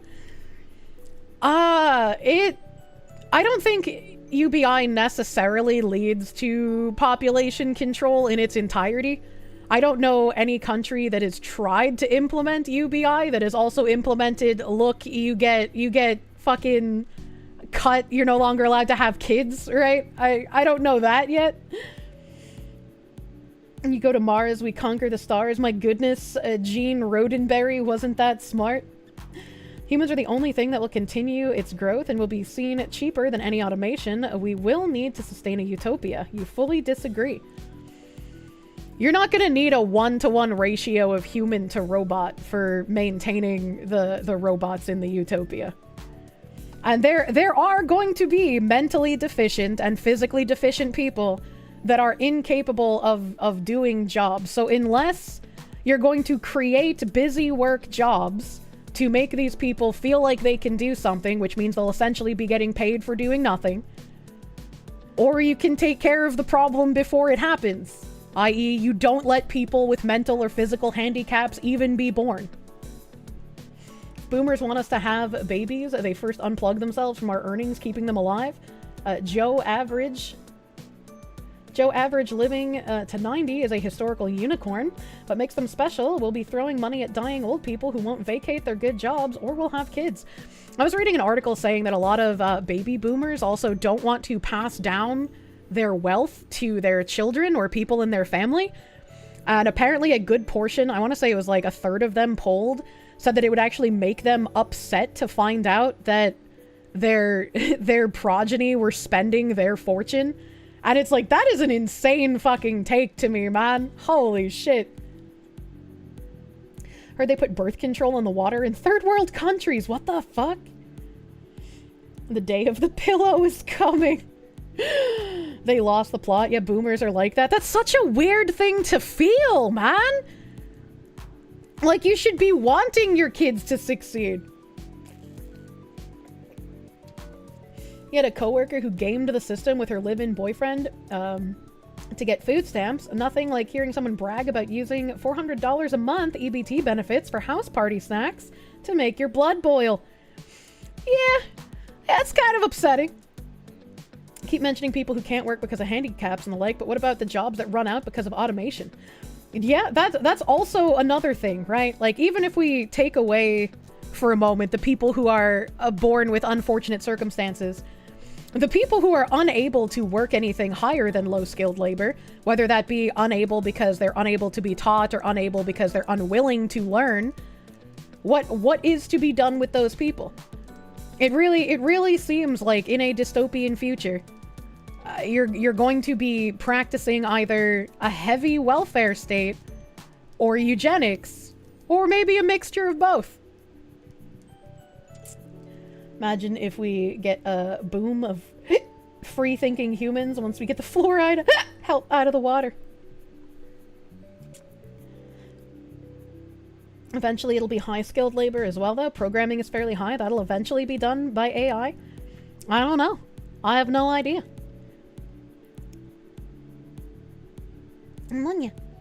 Every time I get on this topic, it's frustrating because the forces driving automation are never addressed, merely assumed. The forces driving automation? What do you mean by the forces driving automation? I feel like technological prowess is typically what drives automation, right? You want things to be done as efficiently and easily as possible, so it only makes sense to phase out certain human labor that has errors for machines that will make less errors. Why care about the unemployed? How about this? Name a famous historical scientist and most of their peers didn't have jobs, they just focused on intellect? Well, it's like, I don't know. You can't just discard people. It's not DEI anymore, they're trying to turn it into DICE. According to your woke job. I mean, the acronym isn't important, they're going to be making a lot of changes to that. You mean efficiently? That's all it drives AI and automation? You're a stay-at-home dad to a disabled child who is about to transition to a group full care home. Quit working 6 months after he was born to be a full-time caretaker and house husband, but the IRS still doesn't recognize the legal role of caretaker or homemaker. Well,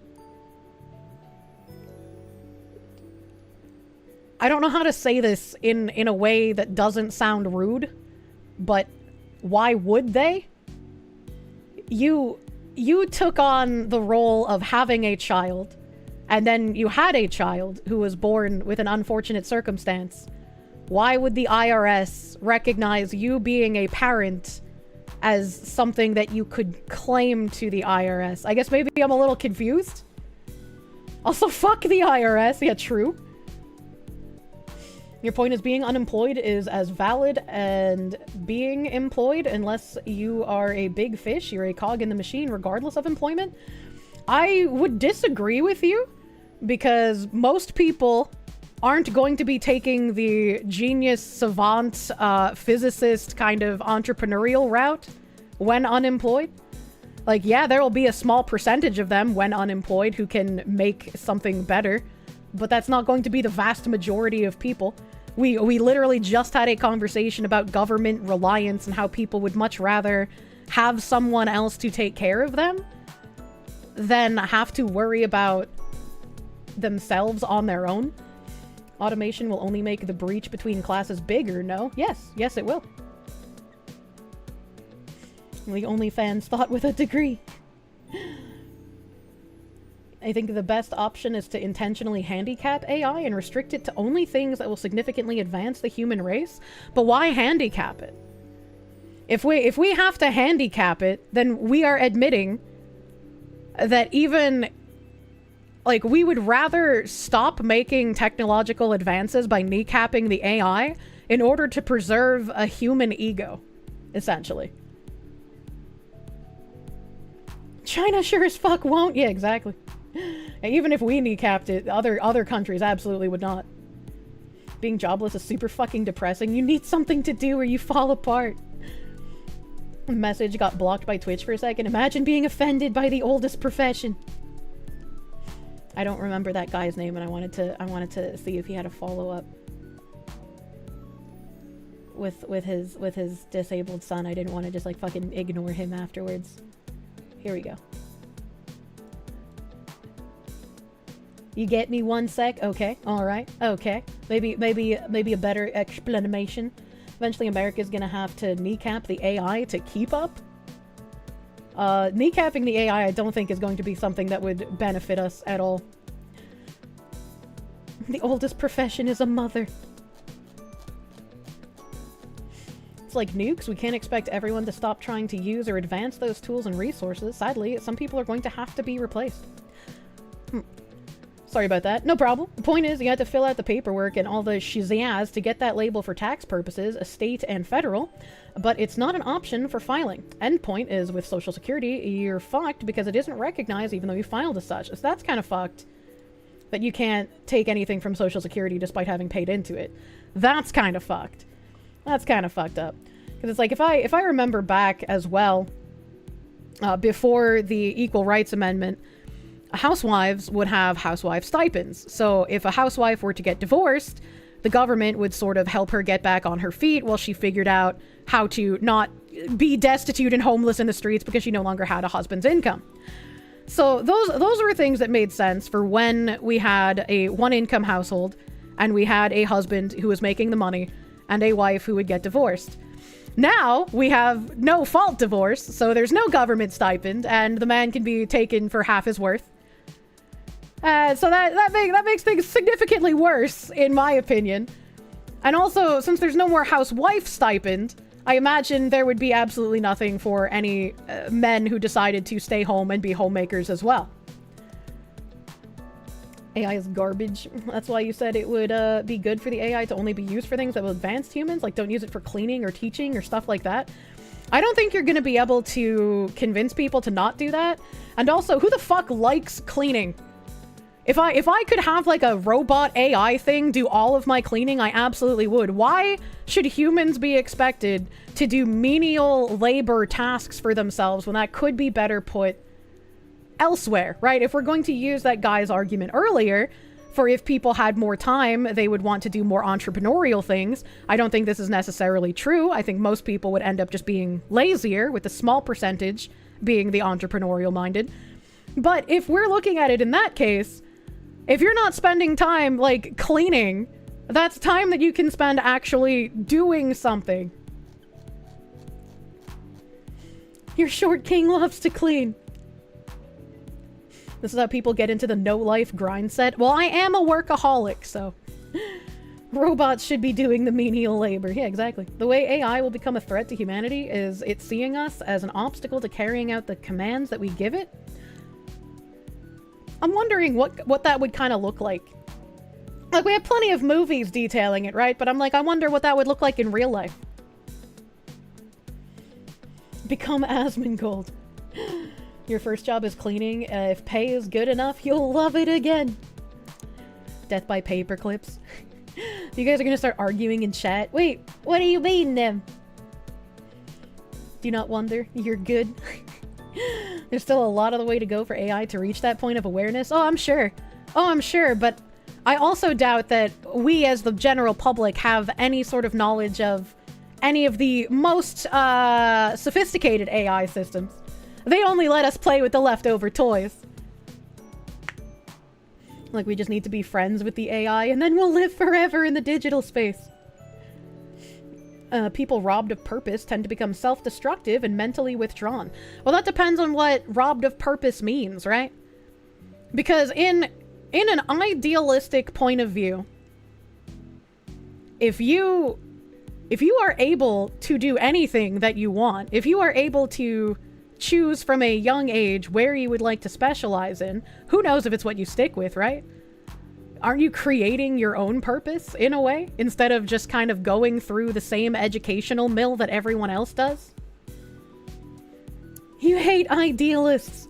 It's like, it's interesting to ponder about, even if you know the idealistic view will never become the reality. Jack Manson, thank you for the 5. But Kirsche, if robots are doing the labor, how can I pick up heavy boxes while you watch?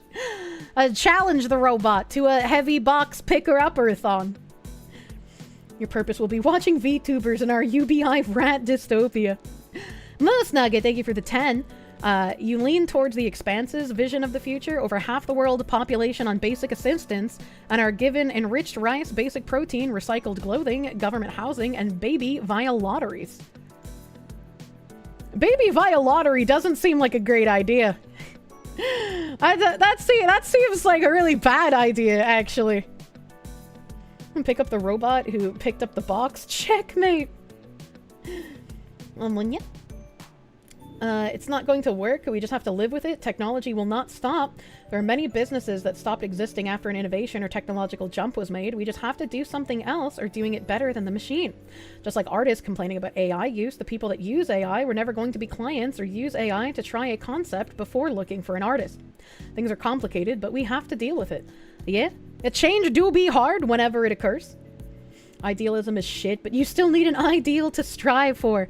I think being idealistic can be okay, as long as your idealistic goals are also rooted in reality. Alright, like there are some idealistic things that are just astronomically unachievable. And so it's just like, yeah, sure, in an idealistic society, maybe. But I think being a little bit idealistic is good to have as a personality trait. It's nice to dream. Yeah, the growth of the best processor performance has slowed from 52% a year between 1986 and 2003 to 23% a year between 2003 and 2011 to less than 4% between 2015 and 2018. Yeah, we're not really making leaps anymore. We're making like little tiny tootsie steps. It's like how the carrier pigeon was replaced by the telegraph, which was replaced by the radio. Think of all those pigeons out of jobs! Your idealistic society is one where Kirsche is back to full health. True and real. Little tootsie steps. The people who need purpose will create it if given the opportunity. Bots for everyone. There was an article that said like more women will be fucking AI robots than men in the next like 10 years or some shit. I'm just like, where's my fuck robot? Where's my robot? Now they're just homeless in New York, shitting everywhere. Prep Cook Demon, they give the 5. Idea, give robots self-awareness. They know they're just there to pass butter. They delete themselves and toss humans back into the Stone Age. Rinse, repeat. I mean, will the robot even have the awareness to feel bad that their existence is merely passing butter? I remember that Rick and Morty episode. It's your boy, Skinny Boopus. They give you the 100 biddies. With your level of tism, you'd be eliminated. Oh my god. Robo sex toys, let's go. Blitzkrog, thank you for the subby bubby, my guy, thank you. Peng Yang, thank you for the 5. You know someone with 13 kids, a wife, and no job in California? He pays $30 a month for a 4-bedroom, 2-bath house and gets over 1K in food stamps a month. I hate people like that.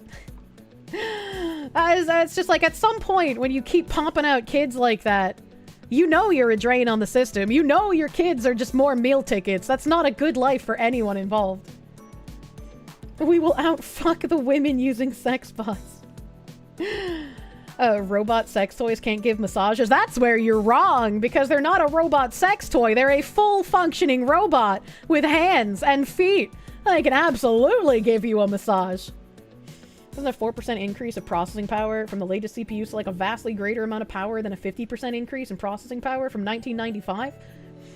I'm not sure. I don't know that much about chips. That's not my forte. Blood Puma, thank you for the 2. A woman can go for robots. Men will the Kirsche. Please do not fuck small woodland critters. In the words of Monty Python, every sperm is sacred. Oh my god. She wants a him bot. You know, the flesh man are hard to find in current year. Synapse, thank you for the 165. The simplistic outlook is humanity always adopts tech it invents. Things get forgotten, sure, outdated, but every advantage out there gets wielded for as long as it works. When will we get the robo partners? Remember when NES games proudly touted they had 1 megabyte of memory? Blue Wolf Studio, thank you for the 1,000 biddies. You'd rather give your money to the Foxy than the government! It's me! I'm the tax man now! Andrew, thank you for the 20. You wanted to add on about holding those accountable, but YouTube is being retarded. Here's money for the house, though. Thank you! I'm sorry YouTube is retarded and likes deleting your comments. Wood Guy, thank you for the 5. Shouts out to the almighty Lolly. Video's cracked. Okay, you alright? This chatter's playing Mega Man. Please don't Mega Man the small woodland creatures. If you feel like getting a robo partner, you'll feel more lonely and miserable than you already do by yourself. I don't know about that. What if I could read chat on my robo husband's face? What if his screen could relay chat to me?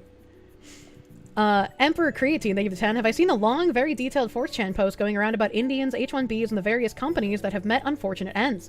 Can drop a copy in stream suggestions if I want. I have not seen that. I have not. Arismador, thank you for the 318. If you cut off the bottom rung of society for their lack of capability or motivation, you'll create an underclass of thieves, bandits, and beggars. Well, I mean, yes, but like, how would you avoid that happening? I don't think you can. I don't think it's completely avoidable in a future where low-skill labor just doesn't exist anymore. If you had chat on your robo-husband, would that be like chat was your husband? That's a good question. That's a good question. Where are your husbands now? World War III meat grinder? Oh no. Monkey Paw robo-husbands are made by Hitachi. I don't want them to explode! Low speed boot, thank you for 10. The AI shit is why you're glad you're a technician. At the end of the day, some asshole has to plan, configure, maintain, and fix the robots. And that's you! You're that asshole! Hell yeah! Squatch Hammer, thank you for 5. There's plenty of men around, you just have to go outside. But outside is scary! A Hermit Status, thank you for the 10. What a horrifying future that we have gone down the possible endpoint of turning ourselves into cattle with our own technological advancements. I feel like that's part of it though, right? Like we strive to create technological advancements because we want, some people either want to like be greater than what we already are, and other people want to sort of make life easier for everyone, right? But when you make life easier, not everyone is going to take advantage of all of that free time. Feed me and take care of me, Farmer Daddy Robot. Sounds dangerously parasocial. Oh my god. Andrew, they give the 10. Don't forgive those who actively try to harm you or others you care about. Those who pull evil stuff need to help be accountable for their actions. You would hope so. I completely forgot I had an article up on my screen this whole time. Did we even finish reading this article? I don't think we did. I think we segued. What the fuck is happening today? Oh yeah, the article I was reading. How did we get here? What is happening? We're yap maxing. I was not following articles at all today, dude. Holy shit.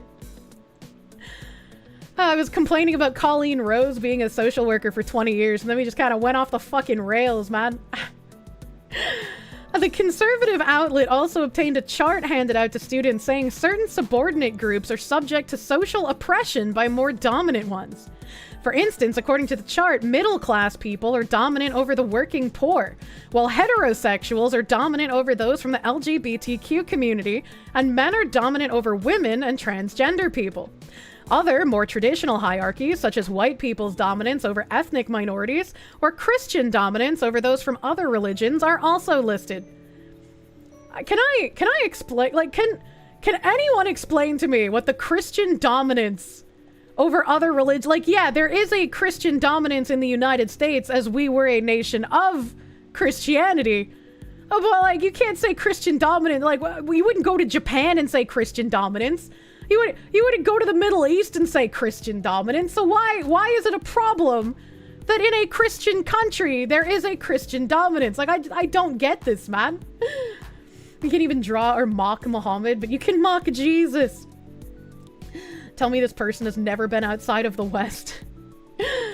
The coursework upset one student who told the Beacon they had to make something up to complete one of the activities. I'm being punished through an assignment for my identity as a person, the student told the Beacon, adding that it was very rich that in a class where we're supposed to be talking about identity and not suppressing identity, I'm forced to suppress my own identity. I have to suppress myself because I'm presumed to be some privileged, horrible human being that didn't grow up without food. That's insane to me. Rose, who also works with IU's Center for Rural Engagement, included a note that lets students share concerns about the assignment. She also encouraged students to avoid writing about traumatizing parts of their identities. If it is sensitive for you to reflect about a particular aspect of your identity, choose something different. Sometimes students have trauma or other reasons that makes thinking about that identity difficult. This reflection should be constructive, not re-traumatizing. University reps did not immediately respond to a request for comment Thursday. What does that even mean? And Christian, while the tongue-speaking churches are half voodoo. And Christian dominance of being correct. Corona Soul, thank you for the member. Thank you for the member. Oh, thank you for member. Be happy about yourself, but also ignore the parts about yourself you don't like. And also don't talk about the parts of yourself that might be triggering to other people. Ragnar B, thank you for the 140. This is why democracy sucks, by the way. Trash like this needs to be purged from society. Unis that do this lose all funding and accreditation. If only. I would love to see that. These are all officially adults being handled as if they were raised in a conflict zone. Yeah, I very much doubt almost anyone at a Western university has seen a conflict zone. Much less faced much trauma in their upbringing. And totally live in a free society. Munya. That would make you go from agnostic to Christian. Bearded Axe, thank you for the 6-month member, my guy, thank you. Evil Mandrake, thank you for 5. There's no easy answers, it's a complex question. Only shallow waters are clear, so we must navigate cautiously. Yeah, I agree. Like, I don't know, it's fun thinking about crazy dystopian futures. But it's also just like, you never really have any good answers. I mean, I guess you could make shit up and be like, oh, it's gonna be happy frou-frou butterflies and rainbows, everybody gets along and can live and nothing's ever wrong, but then that's not really thinking about it, I think, you know? Brave SJ, thank you for the 10. See, heterosexuals dominate LGBTQ groups, so you see, it's not gay if you're on top. That's really the beauty of the gaycation. It allows you to. User was severely beaten with a cane for this post. Thank you. Thank you, Abdul. I appreciate the caning. No. Arismador, thank you for the 5. Can't have Christian dominance in our own churches, heretic priests flying rainbow flags and installing prayer spaces for the enemies of the faith. It always struck me as strange that I don't see other religions doing that. But like, I'm also not a priest, so what do I know? In the leftist lexicon, dominant just means largest group. Yeah, which is weird. Which is weird when you think about it. Because some of the largest groups in the world are considered the most oppressed, somehow. When you lived in a soft society, people need to look for something that is true suffering or trauma. Your belated Christmas dinner was delicious. Hell yeah. Zentetsu, thank you for the 497. The damn Christians showing their superiority by getting murdered everywhere around the world and never fighting back. I know. How could they? Manny Mulatto Beats, thank you for the 2. Certified yap frickin', less article, more yap lady. I wasn't even trying to be a yap frickin' American. It just sort of happened. Corona Soul, thank you for the 5. Reject the Eloi, embrace the Morlocks. I don't get the reference, I'm sorry. But Pakistani National, thank you for the 351. You just want an android wife that looks like Purple Heart, that's all. A Japanese woman. People seem to forget that, if I remember correctly, the US is currently majority atheist. I don't remember the percentages. Are you winning, son? I don't know anymore. DRK Ross, thank you for the 631. Not gonna lie, the second you're unemployed, you'll be doing voluntary work planting trees, living off of a diet of Brish, baked beans, and Spam. That sounds like a gross diet. I'm sorry. Alright,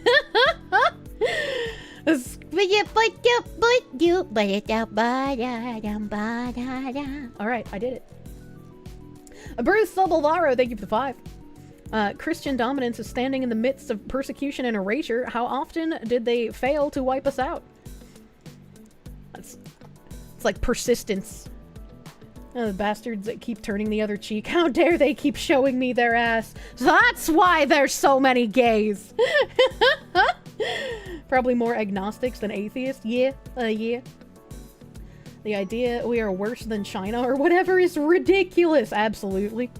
Absolutely.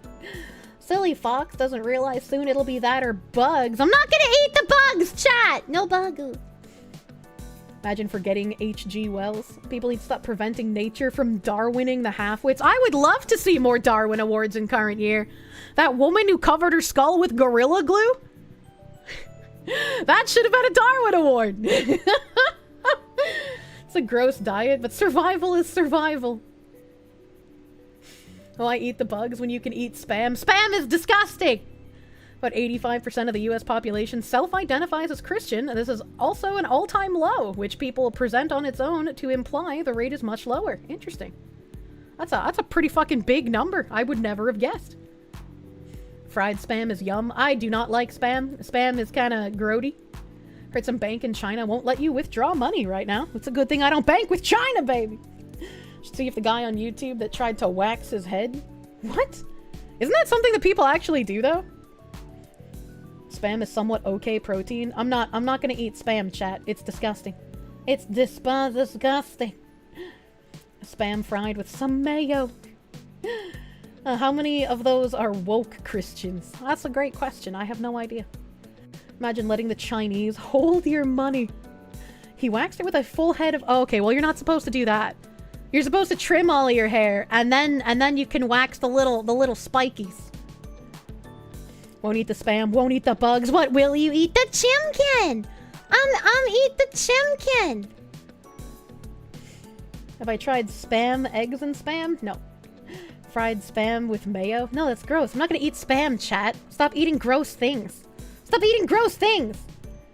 You're gonna eat the Kirsche? I mean, that's fine. The Kirsche's food.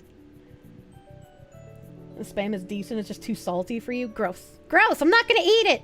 They make chickens. I don't want chicken spam! I want real chicken! Real chimkins. Only the realest. Let me see here. Let me freaking see here. What about egg spam, bacon, and spam? Stop eating spam, chat! Eat real meat! Didn't I eat a gross mashed potato bowl covered in ketchup for years? That had real meat in it! Imagine spam made from insects, though. Ew, stop it! What's wrong with you guys? What's wrong with you? Sebastian Anon, thank you for the 10. Kirsche, what about spam, eggs, beans, and spam? It doesn't have as much spam as beans, spam, and eggs. That has more spam! What do you mean?